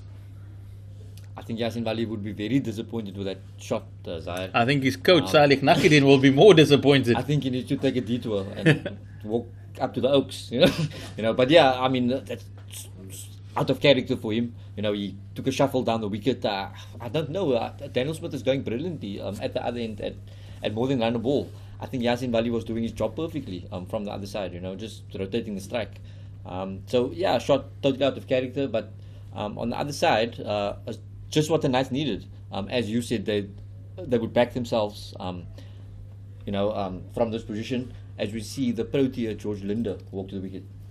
I think a crucial little period again in the game. We've been saying that all day. But the two left-handers will be at the crease. Now that's also the one problem for Western Province. They had a right-left combination. Bowlers were needing to mix up their lines and their lengths. And now they will have the opportunity to bowl to the left-handers. Daniel Smith will take strike though. The bat is crossed during the middle. And a big knock for George Linder. He was very good up in Kingsmead in the last game. He got 43 of 23 balls, if I'm not mistaken, to get Western Province up to 280. He's going to have to play a bit of a bigger hand tonight if Western Province are to get close. You would think that the home team's hopes do rest on the shoulders of George Linder here. I think he's going to be a vital cog in this run chase from here. I think he's going to need to control it as the Protea. And also guide Daniel Smith through this period. I do think it's also so that's a successful over for the Knights. Exactly what Western Province did not want, and exactly what the Knights wanted in reverse. It's Alfred Matua. He picks up his second wicket of the night, and it's 162 for 4 after 31 overs. Daniel Smith on 52. George Linder yet to face a ball. Just how impressed with, have you been, Zahid, with Daniel Smith? I mean, he seems to, he just came into the Western Province team this season. I was speaking about his wicket keeping earlier. If you don't mention him, then that means he's doing well. And also his batting has come along nicely this season. It's just a change of bowling. Jacques Snyman going to bowl his final over from the Weinberg end. Just on Daniel Smith, I've been fortunate enough to see him come through the Western Province youth ranks from a young age. We say it every week, just a clone of Andrew Patik, the Western Province batting coach. Not only in his batting, his style, but also his wicket keeping, everything, the jersey out over his trousers, all of that. On old school. I really do think he's a promising talent. Was at the Cubs week just a couple of years ago out in Stellenbosch. He captained the Cape Cobras at the time. He captained them led them to the title. So he's got quite a few strings to his bow. He's a top order batter. Bats in the middle order here for Western Province, but he's out and out opening batter. He's also wicket keeper, captain. So really promising talent. I do think he does remind me not only of Andrew Patik, but also Graham Smith in his younger days when Perth came down to Cape Town. Definitely somebody to look forward to. He's got 100 in first class cricket already this season. He's got a few runs. He's got a 50 last week on debut. He's got another 50 in his second game. So definitely a promising talent. And as we said before, right at the start, he wouldn't have expected to play much this season. He would have seen Carl Verreynne still in and out of the Proteas side and probably played a few games for Western Province. But he's certainly filled the shoes of Carl Verreynne. And basically entrusted Western Province with the wicket-keeping duties. And that's great over for the Knights.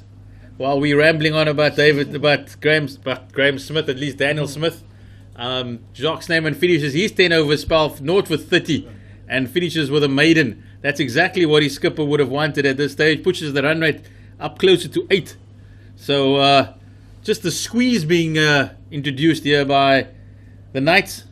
Their part-time is going really well. And that's definitely a bonus for Piet van Biljon to see Jacques Snyman finish his 10 overs for 30.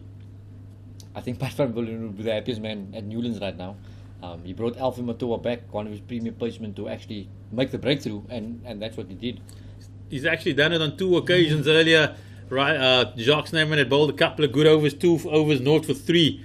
And Avi Makajima and myself were wondering why the skip was hauling him off. We thought it was definitely the wrong move, but what do we know? Matua came on and he picked up a wicket immediately, and he's done it again. So the golden touch here by Piet van Biljon as the run rate moves up to 8. And it's the squeeze is definitely on, the orange squeeze at Newlands. It's an orange squeeze, but anyway.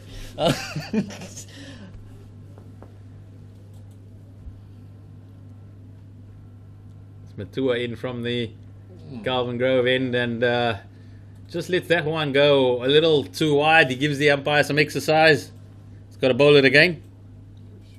I think just what Piet van Biljon and the Knights would want to do was actually bowl a lot of balls to the new batter, George Linder. Just rack up the dots, make the required run rate. Go above 8 to the 9s. And just that scoreboard pressure. They would hope that that Western Province succumb to that. I think in modern day white ball cricket, that's a little tuck away by George Linder. He was looking for 2, but good fielding there on the boundary by Budaza. In modern day white ball cricket, you look at 7.9s, you're looking at 8s, even 9s, 10s, 11s. That's not the modern day cricketer. He's not afraid of those type of run rates. He's not overawed. But when you got to do it for 20 overs from the get-go, then it becomes quite long. It's not 5 overs at the death maybe, but when you have to do it consistently for 20 overs, basically the start of a 2020, that's when things do get interesting. Batters take unnecessary risks. Yeah, we do know they break it down, and we get a single, and then get a boundary, and that's how you get your 8. Hopefully the boundary comes off the first ball, puts the ball under pressure, it becomes a big over. But if you don't, in reverse, if you get 4 dot balls, and we just saw a maiden, that's when you're looking to take some unnecessary risks. I think that's where Daniel Smith now becomes key. With the other set batsman gone, I think he's a role now. And yes, he's a young man, and like you said, he has got some starts in the tournament before, but it's, and he has got out also. But it's maybe time for him, just to bat through, take his team over the line, and what that can do for a young player to actually win the game for his province.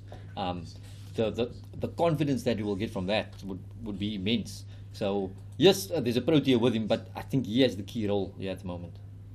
In the same breath, though, I think that's where Yasin Vallie's dismissal is critical for Western Province. I think, as we said, the dressing room, he's a senior player. He's played over 10 years.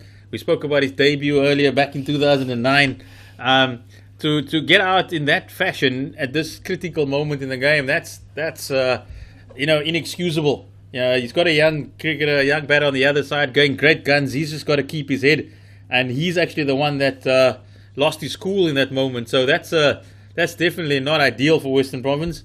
There's no point in looking back, though. It can only look forward.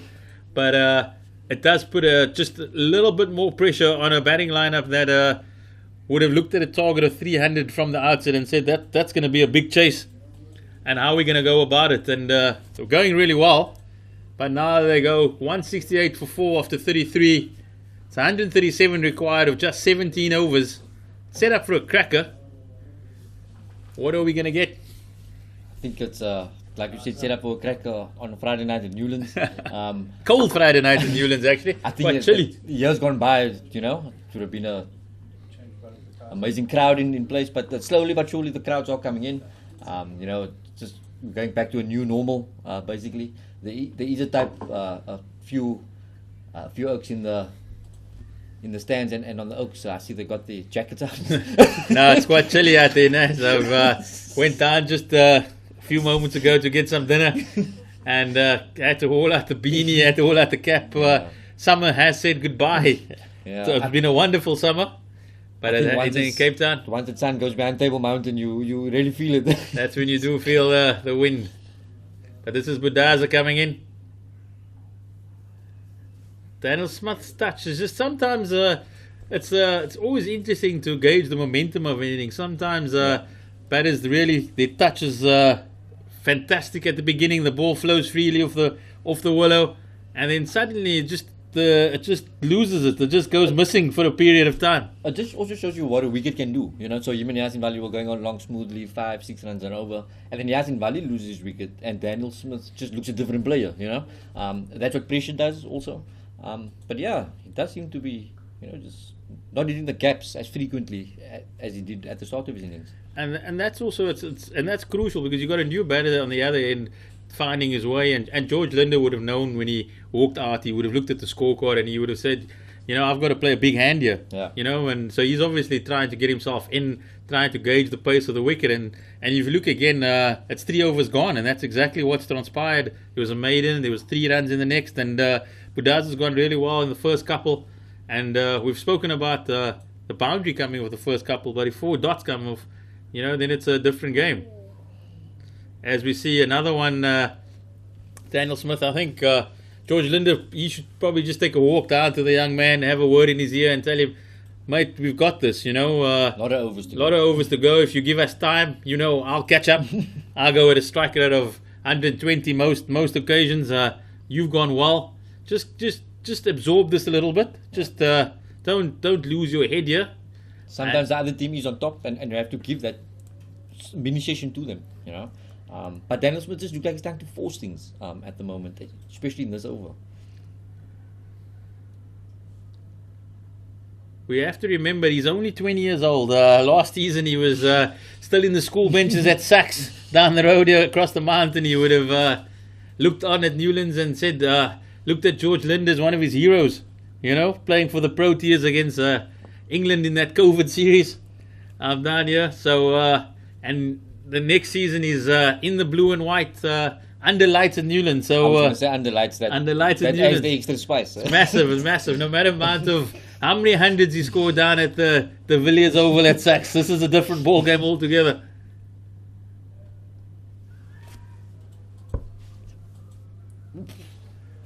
Daniel Smith almost thrown it away there.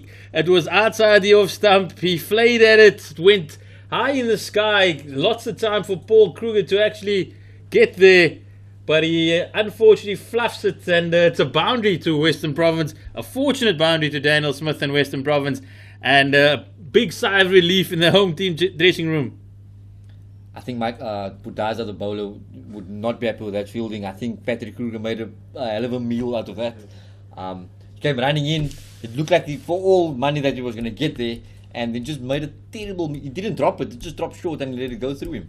And that's a welcome boundary. And then he gives it away. The very next ball, Daniel Smith, you know, trying to go over mid-off, doesn't connect cleanly, and he's caught at mid-off just after the boundaries are. I don't think the coach would be happy with that either. I think that's just again the inexperience, the youthfulness. He just got away with an absolute sitter down at third man, and then the very next ball, Budaza runs in and he tries to hit it off a length. He actually, it wasn't even we don't know what type of shot, where he was trying to go. The only result was the lands in mid-off's hand, and that's the end of Daniel Smith. A really promising innings. He's got 59 of 60 balls, caught by the sub Robenheimer, and a really disappointing end to a very, very promising innings by the young man, as Province slipped to 172 for 5 after 34 overs. Yeah, I think Daniel Smith would be very...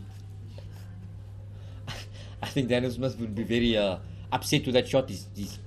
The dressing room would be upset. Like you said, Zairi just got away with one down to third man. Got the 4 runs in the over.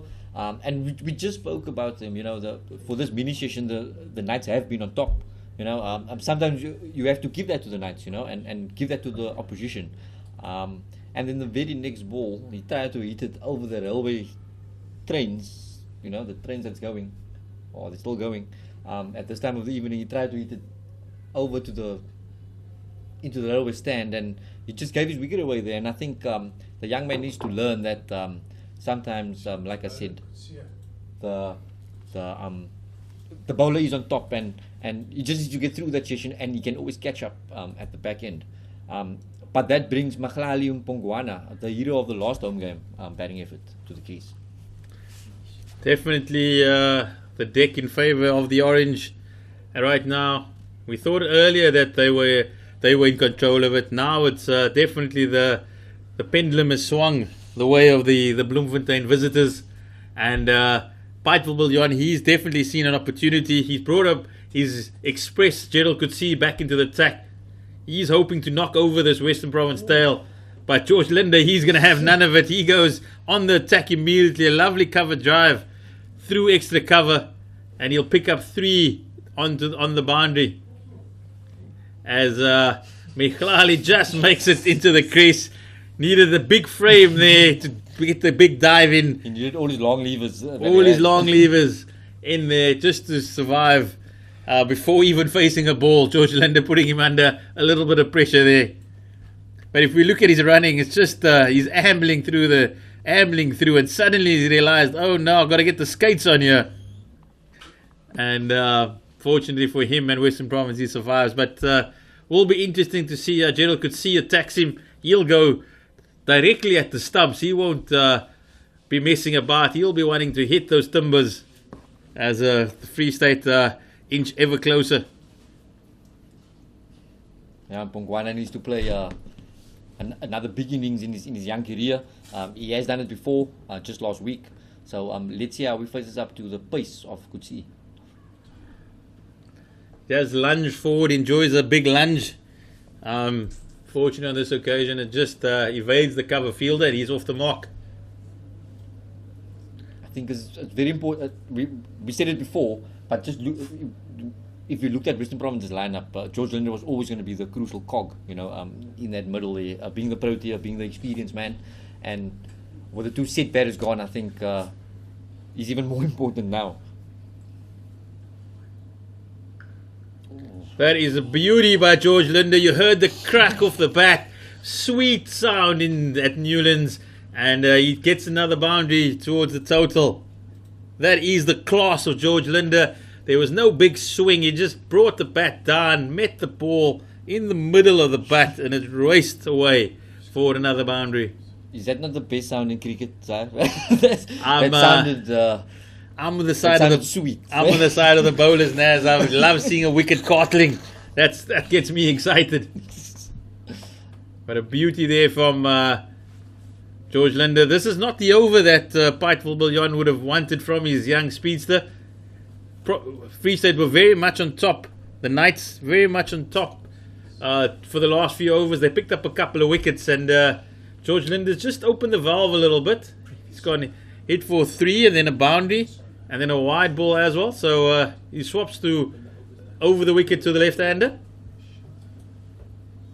He runs in. Once again, George Linde sets himself and just runs it down to the deep extra cover for a single. I think Pietville Billion would be very disappointed with this over from Gerald Coetzee. His young tearaway placement. Alfie Matoa did a brilliant job. He had 3 overs, 1 for 14, and he came back and picked up the crucial wicket of Yasin Vallie as well. He has now 2 for 26 in his 6 overs, and it's up to Gerald Coetzee to keep that pressure on from especially the one side. It's actually been a tough night for Gerald Coetzee. He hasn't been able to find his lengths on a very, very good batting wicket here at Newlands. He's been either too short or too full, and his figures reflect this at the moment. It's 5.5 overs for 44. I was going to say, very good bat. We have to give props to the ground staff. So, I saw them earlier. They definitely, after the shocker of last week of 170, this is a much better wicket. yeah, a very good wicket. I think both teams would be happy with the type of wicket that they got for this 50 over contest. That's another wide. He's got to let that go again. Mangaliswa Mosekhle just a little bit untidy behind the stumps, almost giving away a bye. If Mekhlali was a little bit more alert to it. I think Kuchi is really struggling. He's gone 5.5 overs for 45. I think one of the three premier pacemen in this night side, I think Pat van Billion would have banked on him for a good spell. It's another edge down to third man. George Linder thinks about the second. Wisely declines it. That's another good over for Western Province.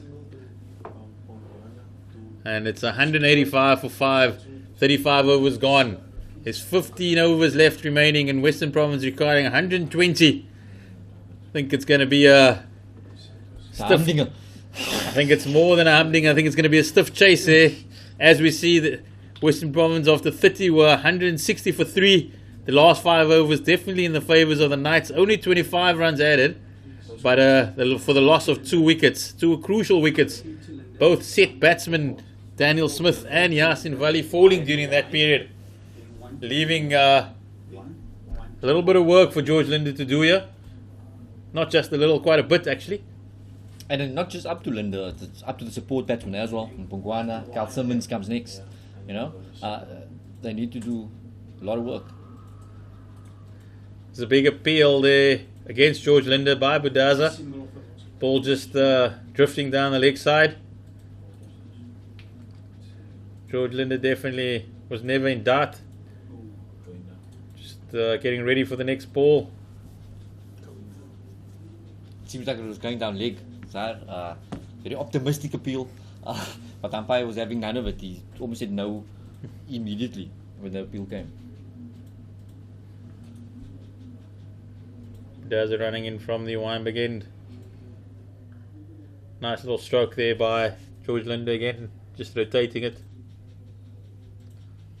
I think with the loss of the 2 wickets, both batters are going to needing to get themselves in, find the pace of the wicket, feel the conditions, and that will allow Free State to bowl a couple of dot balls, just get the rate up to 8.5, possibly 9s, and as you saw in the night innings, it wasn't just easy to just come in and start going. it's just Riley Rousseau that entertained us. He had came in 5 first reverse ball. sweeps in his first 5 balls, but it wasn't easy. You needed some time. I do think, as I said from the outset, I think Budaza at the back end he's quite a canny customer. He bowls his cutters, he bowls his slower balls, different variations.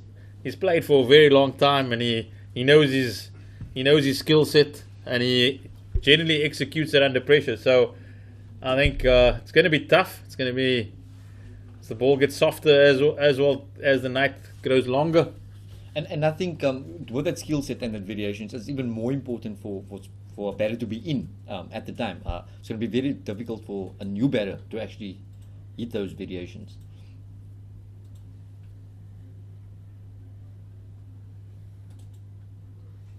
You can see the Knights fielders always getting in their throws just on the bounce. They know the softer the ball gets, it gets just a little bit harder to get off the willow, get off the square. So you can expect Budaza, Matua, all these guys to come at the back end. They're gonna slow it up. All canny bowlers, they've been around the block. Pat van Billion as skipper as well, very experienced. Mangaliswa Mosekhle behind the stumps. So the Knights are a very streetwise side, if you can call them that. On that occasion, Mekhlali just stealing a sink, stealing a bye, bouncing before Mangaliswa Mosekhle. I think just this pair at the crease for Western Province very important. Like you said, the Knights would want to rack up some dot balls, get that required rate up. If they're not getting the boundaries, just to rotate the strike at least 5-6 runs and over. Like you said, the modern day player always believes they can catch up towards the end. Personally, I don't think it's the run rate that's going to be so much of a problem for Western Province. It's going to be the wickets column. It's going to be how deep can these two take it? How far can Linda and Mpongwana, can they take it to at least the 45th over? That's 9 overs from here. And that's the drinks break. It's 188 for 5 after 36 overs. George Linda on 12, Mpongwana on 3. Western Province required 117 of 14 overs. And we'll be back in a short bit after the drinks break.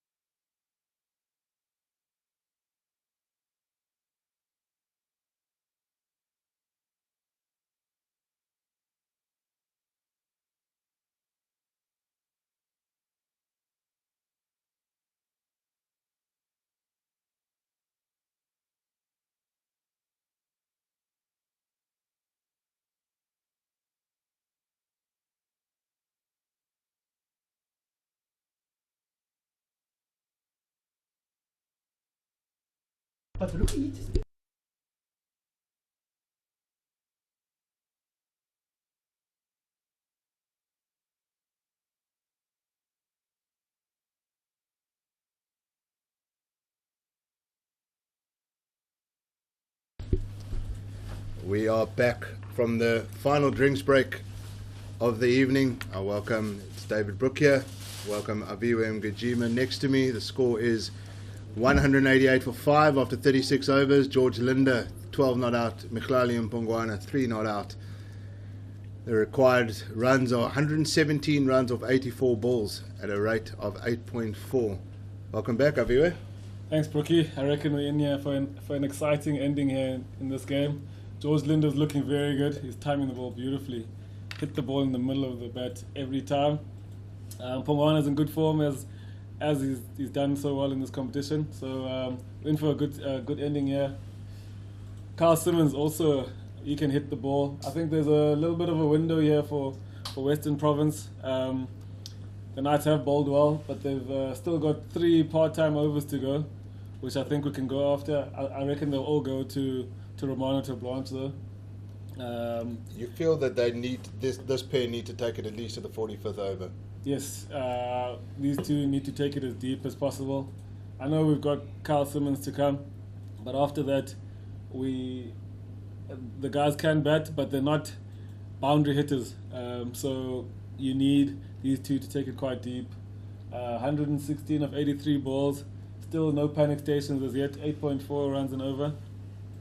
I've seen George do that comfortably a lot of times, so he won't be panicking. And I'm sure he'll keep communicating with Michael Mpongwana that there's no need to panic. De Blanche comes in, straight down the ground. George Linder gets a single. And I think that's exactly what you've got to respect the delivery. I think you've got to take it into the mindset of a batsman here. You've been in many of these positions before.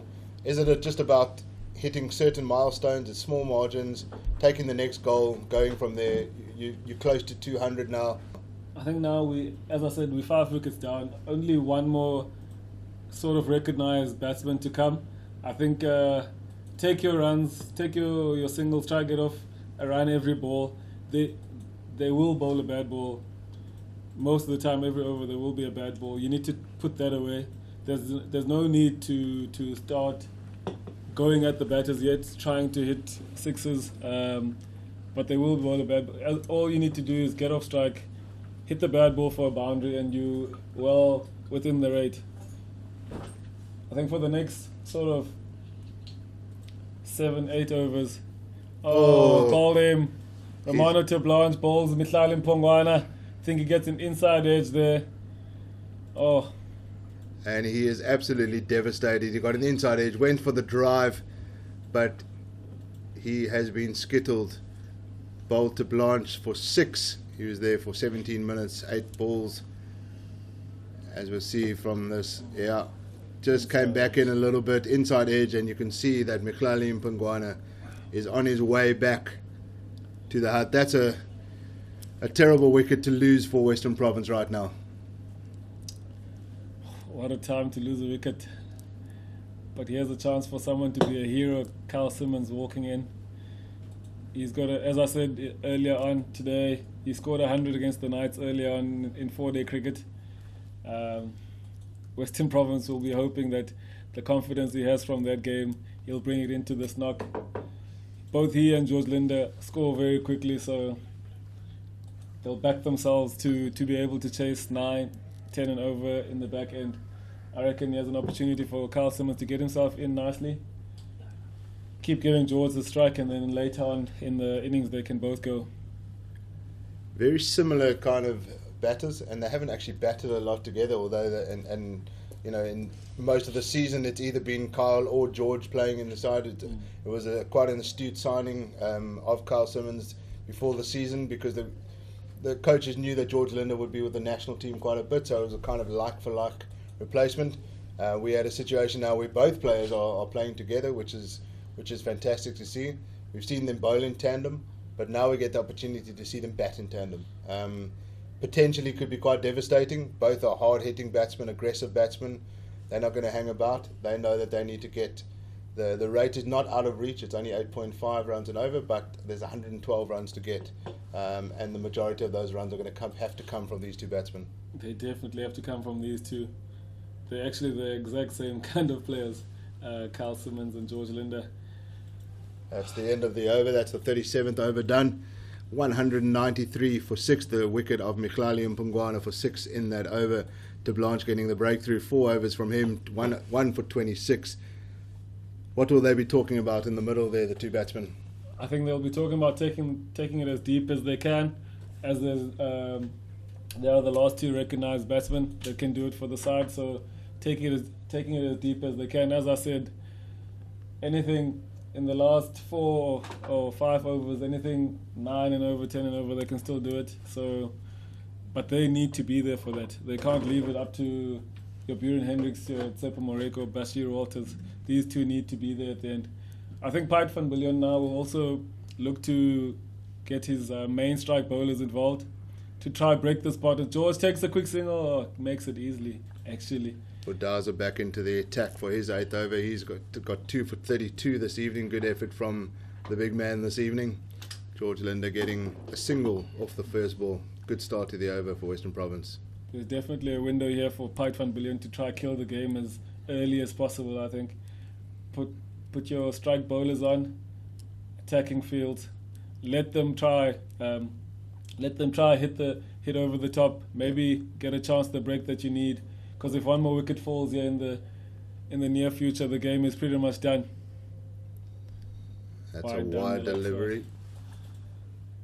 Can't afford those from one of your strike bowlers. Do you think Blanche is going to remain on the side? They've given away 19 extras, 5 byes, 4 leg byes, 2 no balls and 8 wides. That's almost an over and a half extra, which hasn't gotten away from them. They haven't made them pay from a Western Province point of view, but that's quite a few extras for an innings, only 37. 19 extras is a lot. Yeah. If they lose this game, they'll be kicking themselves. I think, especially since... Oh, he's thrown it for 4! Oh my word. Has he gone for 4? No. Almost an absolute catastrophe from Budaza there. He apologises to his captain there. Ball was struck back at him. He threw it back at the keeper. The keeper was in position, but it was nowhere near the keeper. It was a terrible throw from him. And he's just cost his side 2 runs effectively. Good save that from Matthew Kleinfeld down the fine leg. Good awareness. As I was saying, Romano Branch just got a wicket, so you might keep him on, but I'd be tempted to bring on Gerald Coetzee to try kill the game. Yeah, I agree. Because if you get one of these two, you've got Western Province in a lot of trouble. You don't want to be keeping Coetzee with overs in the bank till the 46th over, and you only need 30 or 40 runs by the time you reach there. So I think get your strike bowlers on, try and get the likes of Bjorn Hendricks, Tsepo Moreki and Bash Walters into the crease as soon as possible. Try and break this partnership, the last kind of recognised partnership that could get the Western Province closer to that total. Total's looking a long way away, 108 to win off 75 deliveries. Run rate is not out of reach, but wickets in hand is going to be key here. The Knights bowlers will also be feeling a lot of pressure in the back end of the innings. They struggled to defend against Northwest, what looked like an easy win against Northwest in Bloemfontein, and they crumbled. The seamers crumbled at the death, so they won't want these two batting at the death.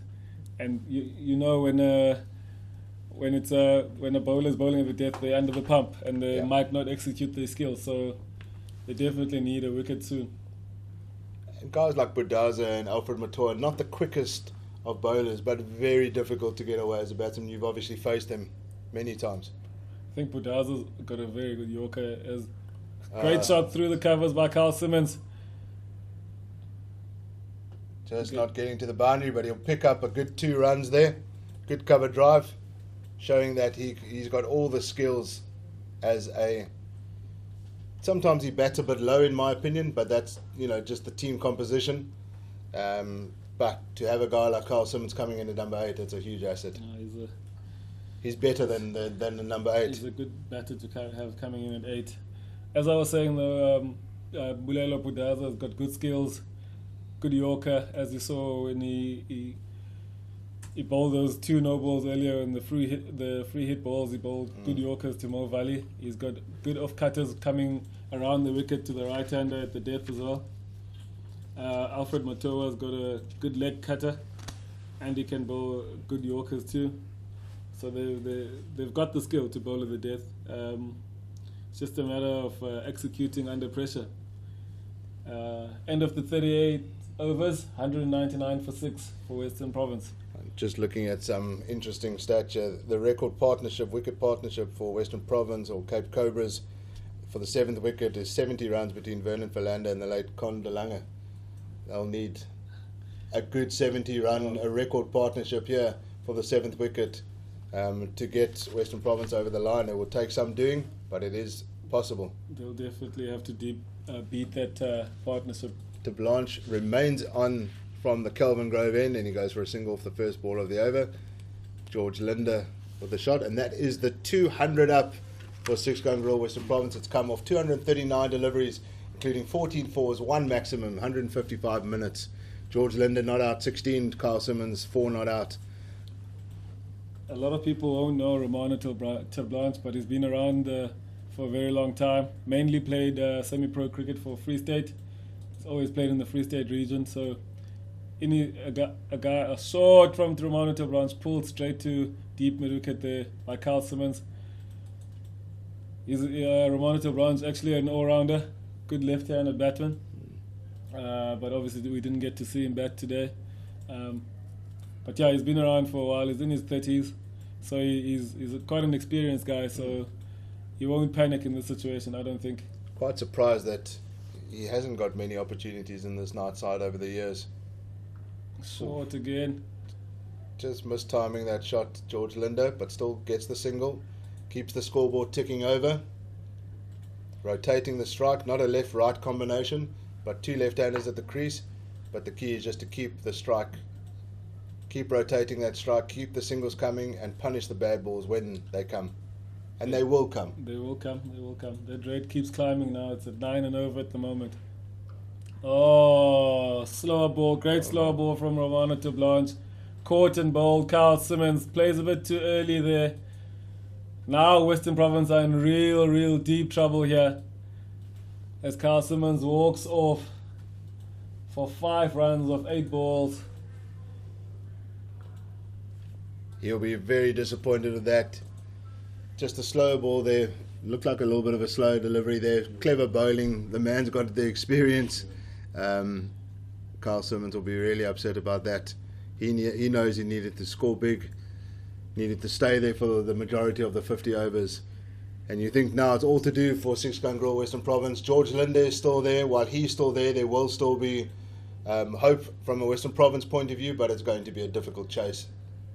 George Linder is definitely going to have to score about 80% of the runs now. But I've seen Mabiza bat quite a lot, obviously, and I think he's good enough to stay there and work it around. Give as much strike to George Linder as possible. Decent strike rate of 118.7 in his career, but a high score of 24. Western Province will take that 24 if he bats through and helps George Linder get to this total. It's quite a surprising strike rate, that, Brookie. Yeah. I'm not sure about it, actually. Comes in maybe at the end with a couple of deliveries, whacks a couple of boundaries, and then off you go, gets a not out. But he's got a lot to do here. He's not used to coming in the 39th over. Still 103 runs to get off the 68 balls. You feel that George Linder is going to have to come close to scoring a century here if Western Province are going to get over the line here. Bonus point is also on the cards effectively for the Knights if they restrict Western Province to within 80% of that score. That's clever from Bjorn Hendricks. As he gets off the mark with a single, just nab down to third man. And this is exactly what he'll have to do. He'll have to give George Linder the majority of the strike. And George Linder now has got to take a few risks. Unfortunately for him, he needs to bat through. He needs to score boundary and over at the moment. And try and palm as much of that strike as possible. What Piet van Biljon will do now is he'll put fielders in the positions, in the areas where George Linder is quite strong. He's got long on out, deep wicket, deep square, deep cover. At the moment, fine leg and third man, I think, will be up pretty much the rest of the innings for George Linder. Yeah. Because that's not a strong scoring area for him. Yeah. If he's hitting the ball there, that's his plan B or C, and you're happy as a captain. He's not going to be lapping, reverse sweeping, or anything like that. George is very much in front of the wicket kind of batsman, but he can clear the boundary. He's also not scared to target the fielder and go over his head. 39 overs gone now, 204 for 7, 101 required of 66 balls. We need a couple of overs of 15 to 20 runs here. Yeah, absolutely. I think that's exactly right. You're going to need a couple of those kind of overs. Get the runs below 100 from a chasing point of view. And then it's all or nothing from a George Linder point of view. Try and take the game by the scruff of its neck, dominate the strike, hit the boundaries, take the strike. Bjorn Hendricks, his job is just to rotate that strike, get George on strike. As Alfred Matoa comes back into the attack, he's bowled 6 overs, 2 for 26, economical as ever, key wickets as well. Field set here for Alfred Matoa, fine leg up, third man up. 2 point. There's a point, deep cover, mid off up, and then you got deep square, deep mid wicket, and long on. Gets a single off his hip, gives a strike to Buren Hendricks here. Buren Hendricks' bat reminds me of the old school bats back in the day with the cherries. Do you clean your bats these days? Batsmen don't like to have those old school cherries on their bats. There are a couple of guys that like to clean their bats, but I'm not really fussed. I don't. My bats actually don't have those red cherries. But Do the modern balls still create that cherry, or is it? Not really. Not Okay. really. But there are guys that like to clean their bats now and again. Yeah. You got a few guys with nail polish remover in their bags, cleaning their bats. Probably get it from their girlfriends or wives. Yeah. Some of the strange things you find in a cricket bag that you can only explain to other cricketers. You know. Dot ball there from Alfred Matoa. Buren Hendricks needs to get off strike. Try get off strike every ball that he faces here. Yeah, absolutely. Gets Oh, jeez, that could have been a potential run out back at the non-striker's end, and that would have been absolute catastrophe. I tell you what, Brookie, there's no one definitely in domestic cricket with bigger hands than Alfred Matoa. When he shakes your hand, your whole hand sinks into his hand. So that was an easy stop for him. It almost caused a run out. That would have been disaster for George Linder in Western Province. Sure. Two dots here. Two Big dots hands here. got on there. Buren Hendricks, 3 dots in a row against him. Just try and Pressure. get bat on ball. Pressure will be building now. He looks up to the heavens. Needs to get off strike. Needs to feed George Linder the strike. Otherwise, George Linder will feel the pressure and try too much himself.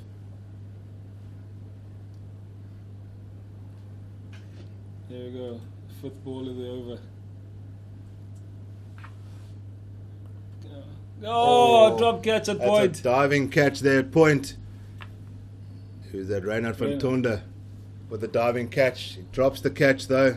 Good effort from the young man, but the single taken. Got 2 hands to it. Yeah. Should have taken it. Still only 2 runs off this over, and Western Province are needing 9.7 and Yeah. over. The runs are now below 100.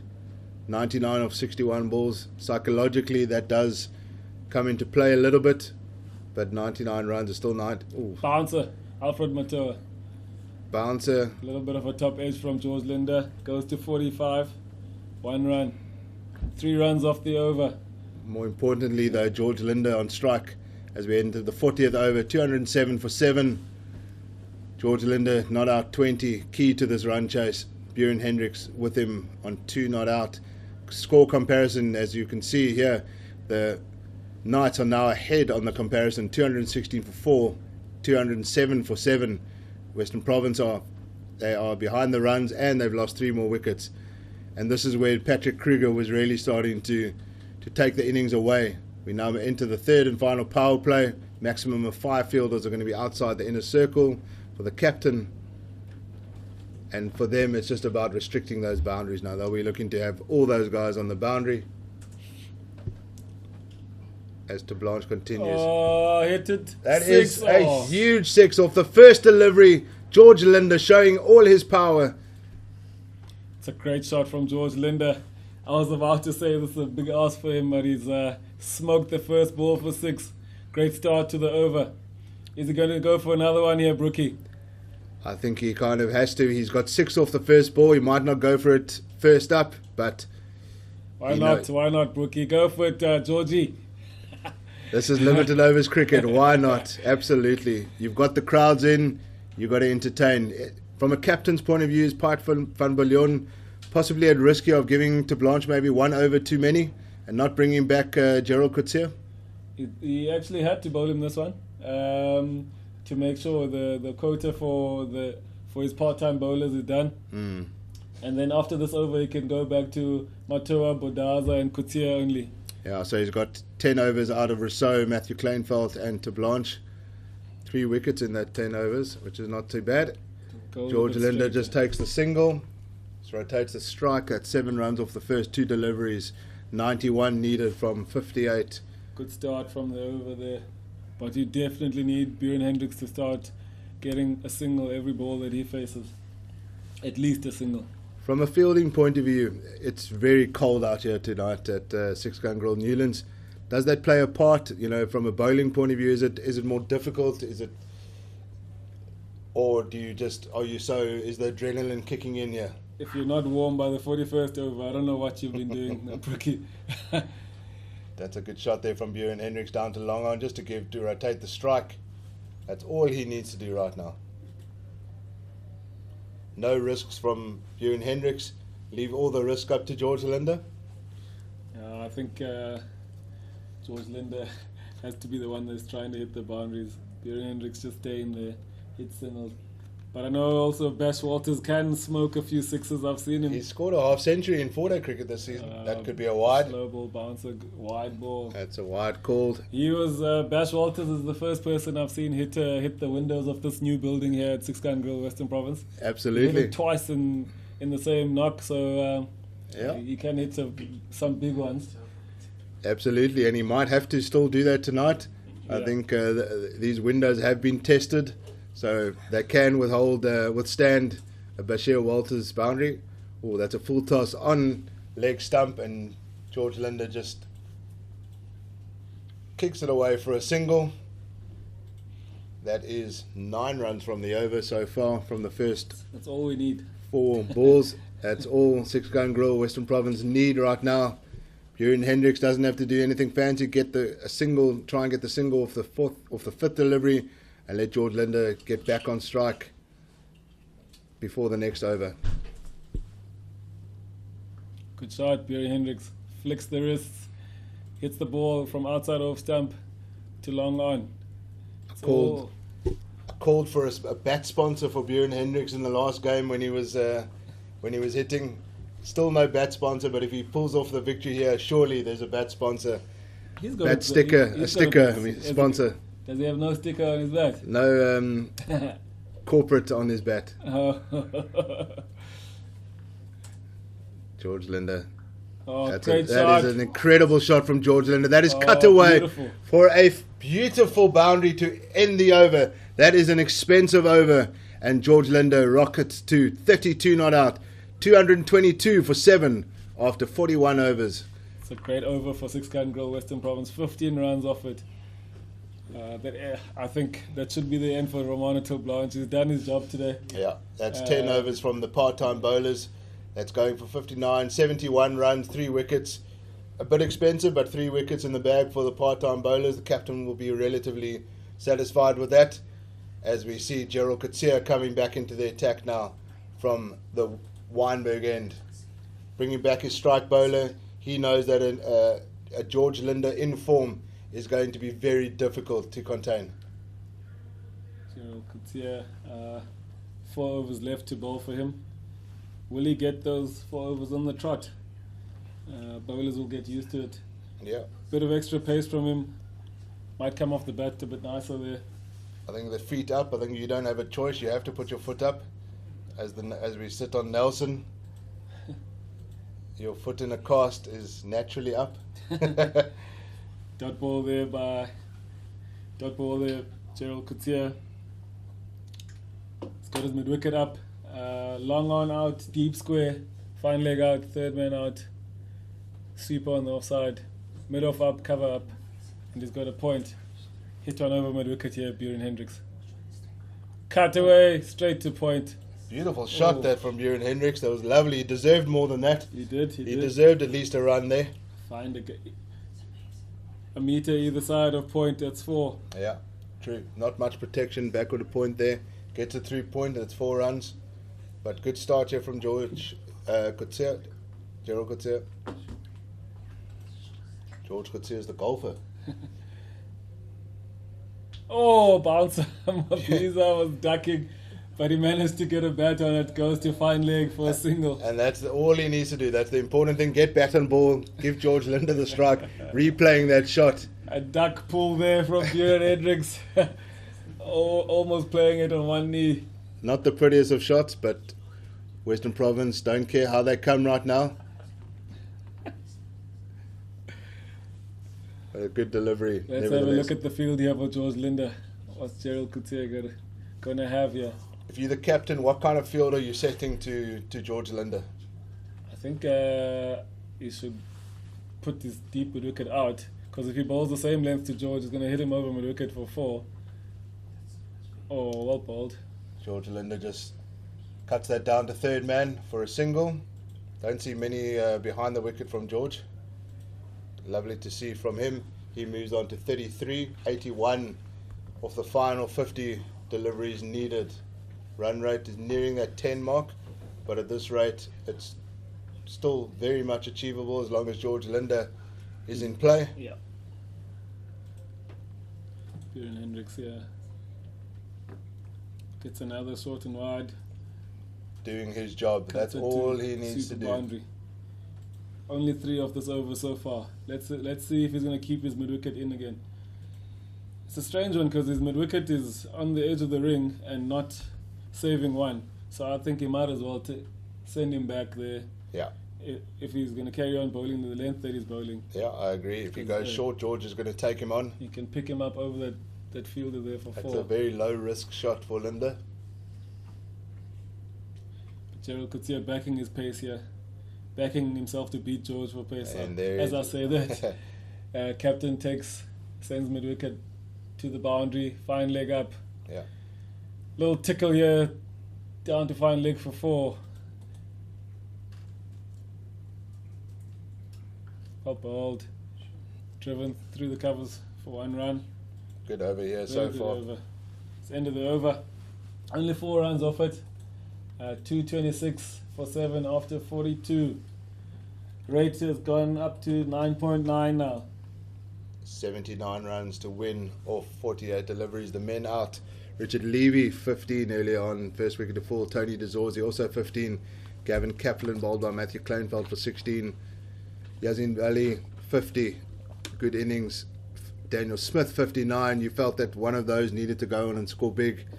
Mkhlali Mpungwana inside edge for 6, and the last wicket to fall, Kyle Simmons for 5. Alfred Matoa comes back into the attack.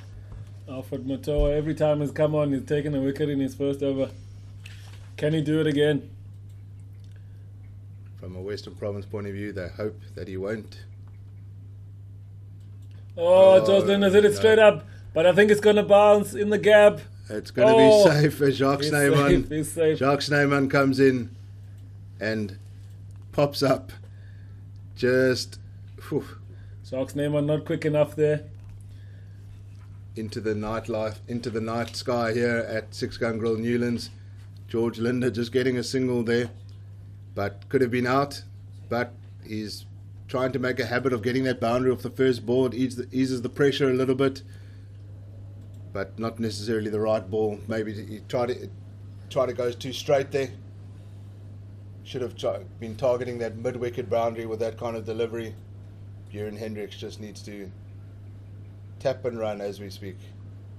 Well, that could be a wide. Oh, he's got it away with that one. Bjorn Hendricks making out like his back's been pulled there to try and reach that one. Interesting one that from Motua. His boundary riders are on the leg side, and he decides to bowl a wide one there where Bjorn Hendricks could have freed his arms and hit that for 4. Oh, I think he's lucky to get away with that. Bjorn Hendricks hits over the top. It's in the air. Could be caught. Yeah. Jacques Snyman. Oh, he's overrun it. He's totally misread that. Jacques Snyman. A second sky delivery this over. Bjorn Hendricks riding his luck, and they get 2 from that. Brett Proctor would have gone, oh my word, for that one. A little ode to the Silver Fox, Brett Proctor over there. Jacques Snyman, he should have taken that one. Alfred Matoa not happy at all. He's not going to get away with that one this time. That's called a wide, and that's what pressure does when things don't go your way. That's 21 extras for the inning so far. 10 wides, 2 no balls, 4 leg byes, 5 byes. That's a lot of extras for a total the field here is fine leg up, square leg out, mid wicket out, long on out, mid off up, cover, deep cover, point, Oh, that's a better and the delivery. third man. He beats him there with a slow ball. So the plan, you would think, would be to bowl straight, but he's bowling wide to Buren Hendricks here. Buren just needs to get a bit of bat on it, Yeah. beat point. At this rate, you can't be eating up too many balls. When you've got your informed batsman, your striker on the other end, you can't be eating up too many deliveries. Looks like Buren's also trying to whack it here. Short And I ball. don't think that should be his role. That should be his role, just there, what he's doing. Get bat on ball, there's gaps, take the single, get George Linder on strike. No This boundary over's yet got this for over. 5 runs so far. Boundary needed to make this George. a decent over for Western Province. George Linder will look to a long off goes out. Third man comes up. I think he's going to go for a slow ball here.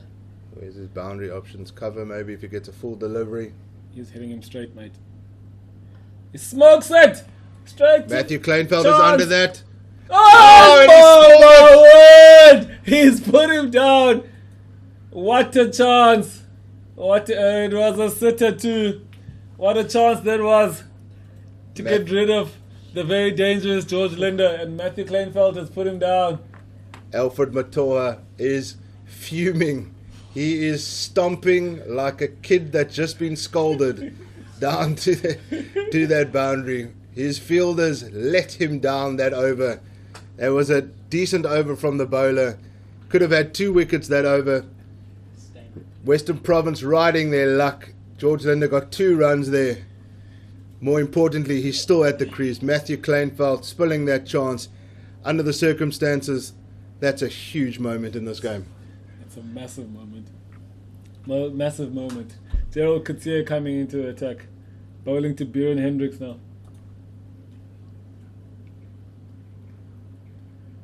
Oh, he blocks it straight to him. It's alright, Buren, don't panic. He hits his pad. Frustrated there, Buren Hendricks. There's a lot of singles to be had here, on the leg side in particular. Just find the gaps, take the single, give Linder the strike. Gerald Coetzee, he's going at 7 runs and over. He hasn't been economical today. That is great spanked shot through the from covers Buren. from Buren Hendricks. Will it go for 4? Oh, great Wow. fielding. What field? That He could is go for 3 now. that is excellent fielding there. Who was that down at extra cover? It looks like Miguel Pretorius as a sub, I think. As a sub fielder. That He's was on for spanked. Vallie Rousseau. That was a lovely shot from Buren Hendricks, almost going to the boundary. Picked up 2 runs. I think he should go the other way this time. Walk across, hit him over mid wicket. He's going to get the same length again. He got the length. He couldn't put it away. I thought it went down to the boundary. My eyes were going towards there, but it landed up just on the pitch. Could have guessed that he was going to get this exact same length, but he couldn't put it away. I'd like to see George Linder maybe coming down the wicket now, just to talk to his batsman, his fellow batsman. Just calm him down, just saying get the single.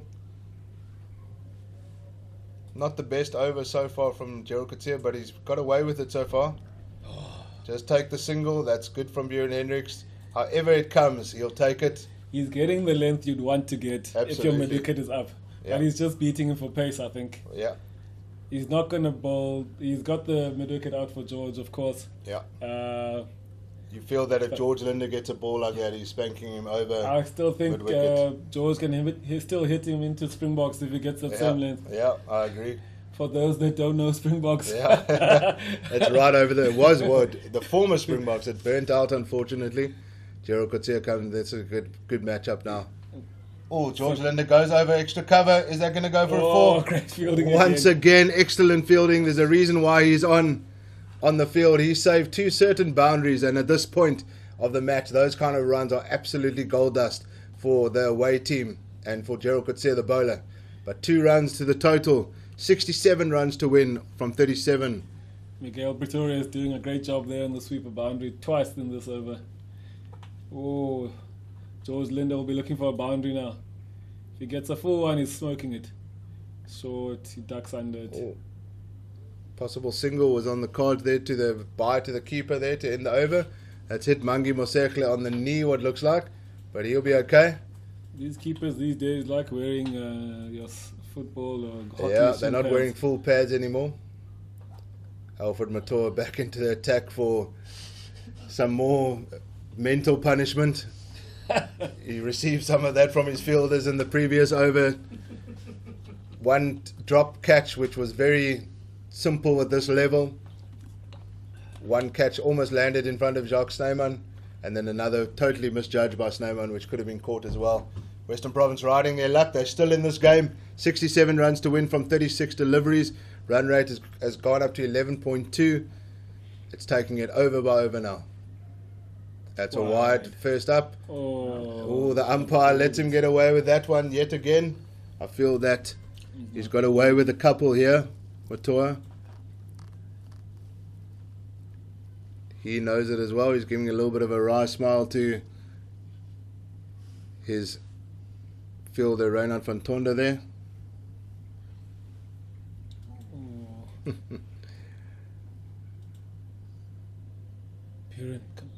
Buren Hendricks comes steaming down the wicket. I don't think that's his job here, Avi. I think that Bat on ball, yeah, Buren. bat on ball is the key here. George Linda is the in man. He's on 39, not out. Buren is there on 12, but George Linda is your power hitter. Yes. I think Pipe Leon might have a bit of a problem here. He's going to have to give Budaza 1 over spells because you got 3 overs left from this side. Buren Hendricks smokes it down the ground. 4 runs. Great shot, Buren Hendricks. Buren Hendricks obviously heard us talking about him, giving the strike to George Linda. He says, no need, I've got this. I can do it myself. I can do this myself. Did you not see my strike rate when I first came into bat? And he's doing the job here for his team. That's a big boundary. Third ball of the over. 63 runs to win off 33 balls. Need another one of those this over. Fantastic to see the crowd still in here at 6 Gun Girl Newlands. A Over very middle. chilly night. Oh, it's a great shot from Buren It's a through the lovely, covers. Oh, well fielded. just well fielded there. Pipe van Billion falls on that one. A little divot there in the ground, I think, as well. One of those There we little go. golf divots. George Linda is going to take him on here. He's not going to die wandering here. 2 balls left in this over. One of them has to disappear. Absolutely. 5 runs from this over so far. George Linda on strike for the last 2 deliveries of this over. Alfred Matoa's 9th. He's going to go wide outside off stump. Get And onto off stump, George. Oh, ball, slow slow bouncer. Matoa showing all his experience there. George Linda just hitting that to square leg boundary for 1. That's 6 runs off the over. You feel that this one does need to go to the fence. Buren Hendricks will be going for it. Singles are not good enough right now. We need boundaries from Western Province. I feel Buren Hendricks can get into off stump for. He knows what the plan is, what Motua's plan is. Get onto off stump. Hit him over mid off up again. Slog in the gap. Buren Hendricks hits. Well That fielded. is incredible fielding there from Jacques Snyman. And Buren Hendricks gutted, but he gets 2 runs nevertheless. But it was an excellent shot. Had the makings of a boundary, but the Knights have been fantastic fielding this whole evening on the boundary. They're saving at least 6 runs in the last couple of overs, and that when you've got this kind of run chase on, those are crucial. End of the 45th over, 246 for 7. The Knights at this stage were 256 for 4. They scored 48 runs in the final 5 overs, and 6 Gun Grill Western Province are going to need more than that. Change of bowling here. Mbulela Budaza. You called it. He needs 1 over from Bataza, and this is good. This is the over. Are they going to target him with this over? They have to. 6 Gun Grill Western Province are hoping he bowls a couple of more no balls here. Here he comes. He runs into George Linda. Oh, whacks him over, cover for 4. Great shot, George Linda. That's a great start to the over. They call him Gorgeous George, and that was a gorgeous shot. Over extra cover for 4. That's it. He's targeted that first ball of the over every single time, and he's got it. He's got the boundary. That's a 250 up for Western Province. It's come off 283 balls, 17 fours, 2 sixes. Couple more maximums in these next 5 overs, and Six Gun Grill will be confident that they can win this match. 55 runs needed off the final 29 deliveries. 4 runs off the first ball. Oh, hit it straight up. Jacques Snyman under it, puts it down. Oh, that's a difficult chance there. 2 runs to added. Jacques Snyman, the ball is following him, and that's a 50-run partnership between George Linder and Buren Hendricks. Linder's contributed 29, Hendricks has contributed 19, 2 extras. We spoke about it earlier on with that record partnership 70 between the late Condelanga and Vernon Philando many years ago. That's under threat here, and for Western Province's sake, they're hoping that they make that, because that will mean that they're closer to this target. Oh, well bowled. George Linder has got 6 runs off the first 3 deliveries here. 1 more boundary, and it becomes a very, very good over. If you look at George Linder there, looking at the field set, third man is up and final leg up. He was trying to hit that ball between third man and point there, but he just didn't get the pace on the ball. Well bowled, Mbulela Budaza. Long off, long on out, deep mid wicket and deep square out. And the sweeper on the offside boundary. Everyone is obviously on the ring now. They don't mind the singles, the boundaries are what matters. Comes in here for the 4th ball. Oh, he almost plays that onto his stumps there. Budaza, good delivery from the big man. Just need 1 more boundary here from George Linder this over. Does he go for the boundary, or does he go for the single to take the strike in the next over? Still 2 balls left. Still 2 balls left. Okay, sorry, I thought it was the 5th bowler, the 5th over, 5th ball. He's got to go for it now, George Linder. He's on 46 not out. Once again, a terrific innings from the all-rounder. And this is what he does. He contributes with both bat and ball, wins you matches, and that's what you want from your box office players. Six Gun Grill need an over of 20 from somewhere here. Gets a single. Gets a single. Cover. Six Gun Grill Western Province need an over of 20 or 2 overs of 15. Where is the captain getting his final few overs from? Alfred Montoya's got 1 left. Gerald Coetzee's got 2 left. After this one, Budaza's got 1 left. You feel that those are going to be the 4 overs. You don't feel that Riley Rousseau, Matthew Kleinfeld or De Blanche are going to come back. Nah, they don't. He needs to get those 4 overs from those bowlers. The 2... Gerald Coetzee is for the taking here, because he doesn't really bowl death. He's been bowling back of a length, and if he can just pick up a few over mid wicket, Buren Hendricks leaves himself some room, hits it down the ground for a while. And that's a decent over there from Budaza. Really good. 6, 7, 8 runs. In the context of the game, that's not too bad. The run rate required is 12.8.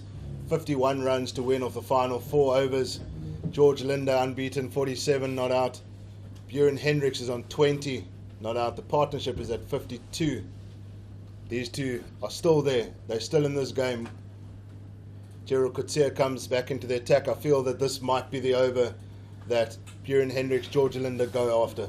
This over, the next 2 overs are crucial. They need to go big. He can't leave it for the second last and last over now. Change of bowling. Gerald Coetzee coming in from this end. He'll finish from this side. He has gone for 55 runs in his 8 overs so far. And Buren Hendricks takes strike here. Oh, And hit it he's straight up to mid, deep mid wicket. He's gone. He's gone. Who's that in the deep there? That's Robenheimer. Robenheimer takes the catch. Subfielder, another subfield. How many guys are off the field here? They've got all the older guys off the field. Bring on the youngsters. Buren Hendricks, a well played 20. He went for it off the first ball of the over. Gerald Coetzee with his first wicket of the day. Buren Hendricks has done his job. He's excellent knock there. More importantly, George Linder is on strike. Who do you reckon is going to come out here? Bashir Walters or Tsepo Moreki? I reckon Bashir Walters should come out. No, it looks like Tsepo Moreki is come. He had a good day decent day with the ball. his job is maybe that they're thinking that they just need somebody to give the strike to George, whereas Bash might be tempted to a couple of big strokes. You feel that this is all on George Linder's back now. Definitely. He needs to get the majority of these 51 runs. I would have been tempted to bring Bash Walters and have both batters going at the bowlers now. I tend And to then agree. have Tsepo at the Tsepo last to give the strike to George Linder then. Because if you got two guys going, you never know, you can get a lot more boundaries. Absolutely. But I've also seen Tsepo get some boundaries. Yeah. Back in his Titans days, he had a big partnership with Junior Dala to take them to a nail-biting finish. The one game that they played there. He likes to play those flare shots. He's not going to stand back, but the pace of Gerald Coetzee might. Gerald Coetzee brings up square leg, sends third man back. He can't afford to bowl short now. He can't afford to bowl anything short. So he might bowl in George Linder's arc here. Yeah, he runs into Georgie. Full toss, And 4 that is runs. exactly That's where a great George- shot. You cannot bowl there to George Linder. Spank through the cover bound to the cover for 4, and that's 50 for George Linder. An incredible knock so far. He knows that the job is not done, but he'll raise his bat. Another top innings from 6-gun Grill Western Province all-rounder George Linder. His Gerald. 50 coming up in just 42 deliveries. Gerald Coetzee putting himself under pressure here by bringing square leg up. Now he can't bowl that length that he loves so much. He can only go full. As I say that, square leg goes back, mid-off up. He's going to bowl short to George Linder. Yeah. And George is going to have to take him on. He bowls full. Oh, Steps away onto leg stump. George Linder. I feel that if he moved a little bit onto off stump, there might have been something in it for him there. And he knows that. He looks up to the sky. He knows that he missed out a little bit there. But nevertheless, he knows that this is all on him. He knows that the majority of just under 47 runs now to win are going to come from his bat. Tsepo Moreki. Fielders are up for him. Gets a bouncer and he leaves it. Yeah, good Could have run delivery. that ball down to third man there to get off strike. Good delivery from Gerald Coetzee. You feel that the pace is going to be very difficult for Tsepo Moreki here. Just needs to get bat on ball. Square leg out, fine leg out, third man, deep square leg, and long on out. Mid wicket in on the single. Everyone else on the edge of the ring.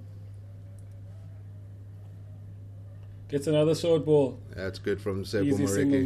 there, Tsepo Moreki. Last ball of the over remaining. I think George Linder's going to try get a single off this one. And the next over is going to have to be big.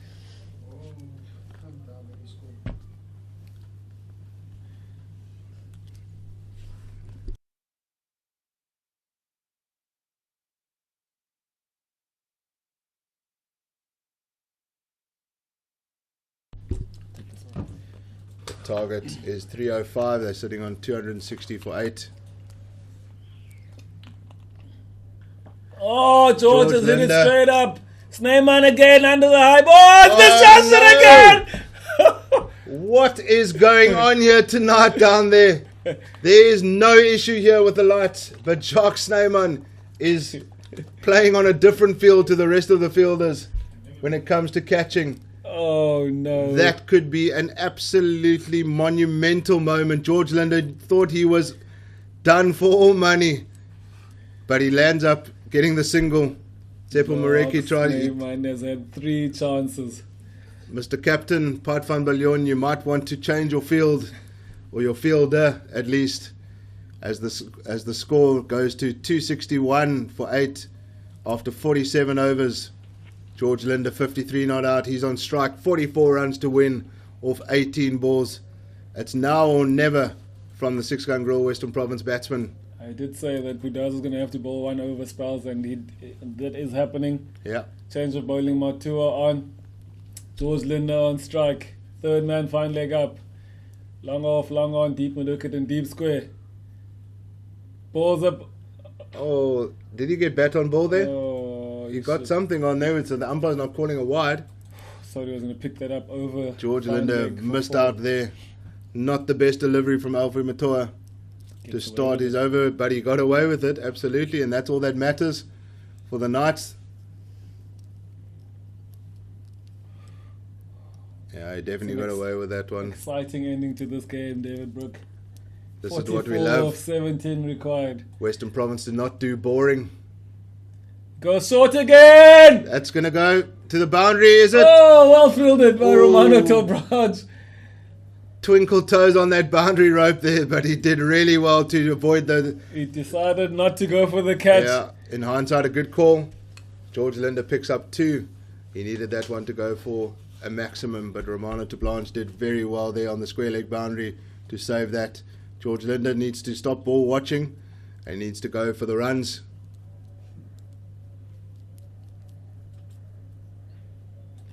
Oof, I think that was a bit of a gust of wind. We heard that from the commentator's box over here. Alfie Matoa just stopped in his tracks there. He's going to go slow ball bouncer again. I think George must just set up for the slow ball against him because that's all he's going to bowl. Big boundary on the leg side for George Linda, but if anyone can clear it, he can. He smokes And it! Oh, George Linda! Straight up! He's gone! That is a huge wicket. George Linda departs. Robenheimer takes the catch. Robenheimer is everywhere on this field. Alfie Matoa picks up the massive wicket, and you feel the chances for 6-gun Girl Western Province have gone with that wicket of George Linda. He did his job, 55, a brilliant knock once again. Alfie Matoa, golden arm tonight, 3 wickets for the evening for him. The wind held that one up. I thought he smoked Yeah. that ball. It sounded like he smoked it, but as you say, the wind is howling here late in the evening here at 6-gun Girl Newlands, and that just held up. And that's a huge wicket. I feel that all the catches have been taken by subs tonight. 55 runs, 46 balls, 4 fours, 1 6 from George Linda. What a knock again from the all-rounder as your man Bashir Walters comes to the crease. Good catch that from Robenheimer, former Old Selbornian. One of the best schools in the country, that. I feel that's a bit of bias. He played first in rugby for Selborne College too. Flav. So very good sportsman, Robenheimer.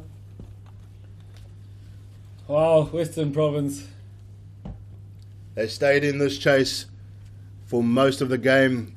You feel George Linda had to be there right up until the last delivery if there was going to be any chance. 42 runs between Seppo Moreki and Bashir Walters. Looks a long way away. Just 15 balls to get there. And it's all or nothing now. It's going to require a miracle, David Brook. Seppo Moreki on strike. It's got hit or out, you feel, right now. I reckon he's going to try to whack at this ball. But he had to. He has to go for it.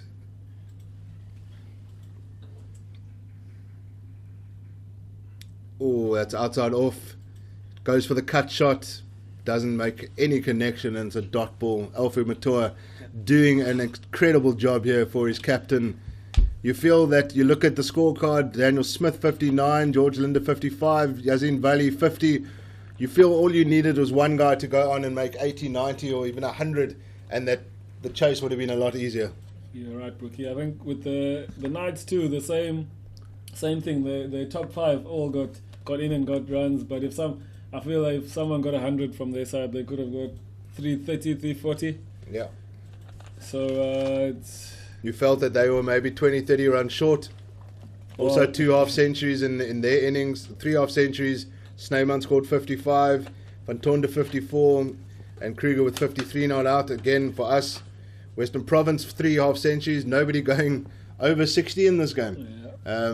So you feel that the Knights were maybe 30 runs short, but 6-gun Girl Western Province needed one of their batsmen to score big. They weren't short. Oh, Bash Walters was looking to whack that one into the residence opposite Campground Road there. Would have broken somebody's window into the lounge of some resident there in Newlands.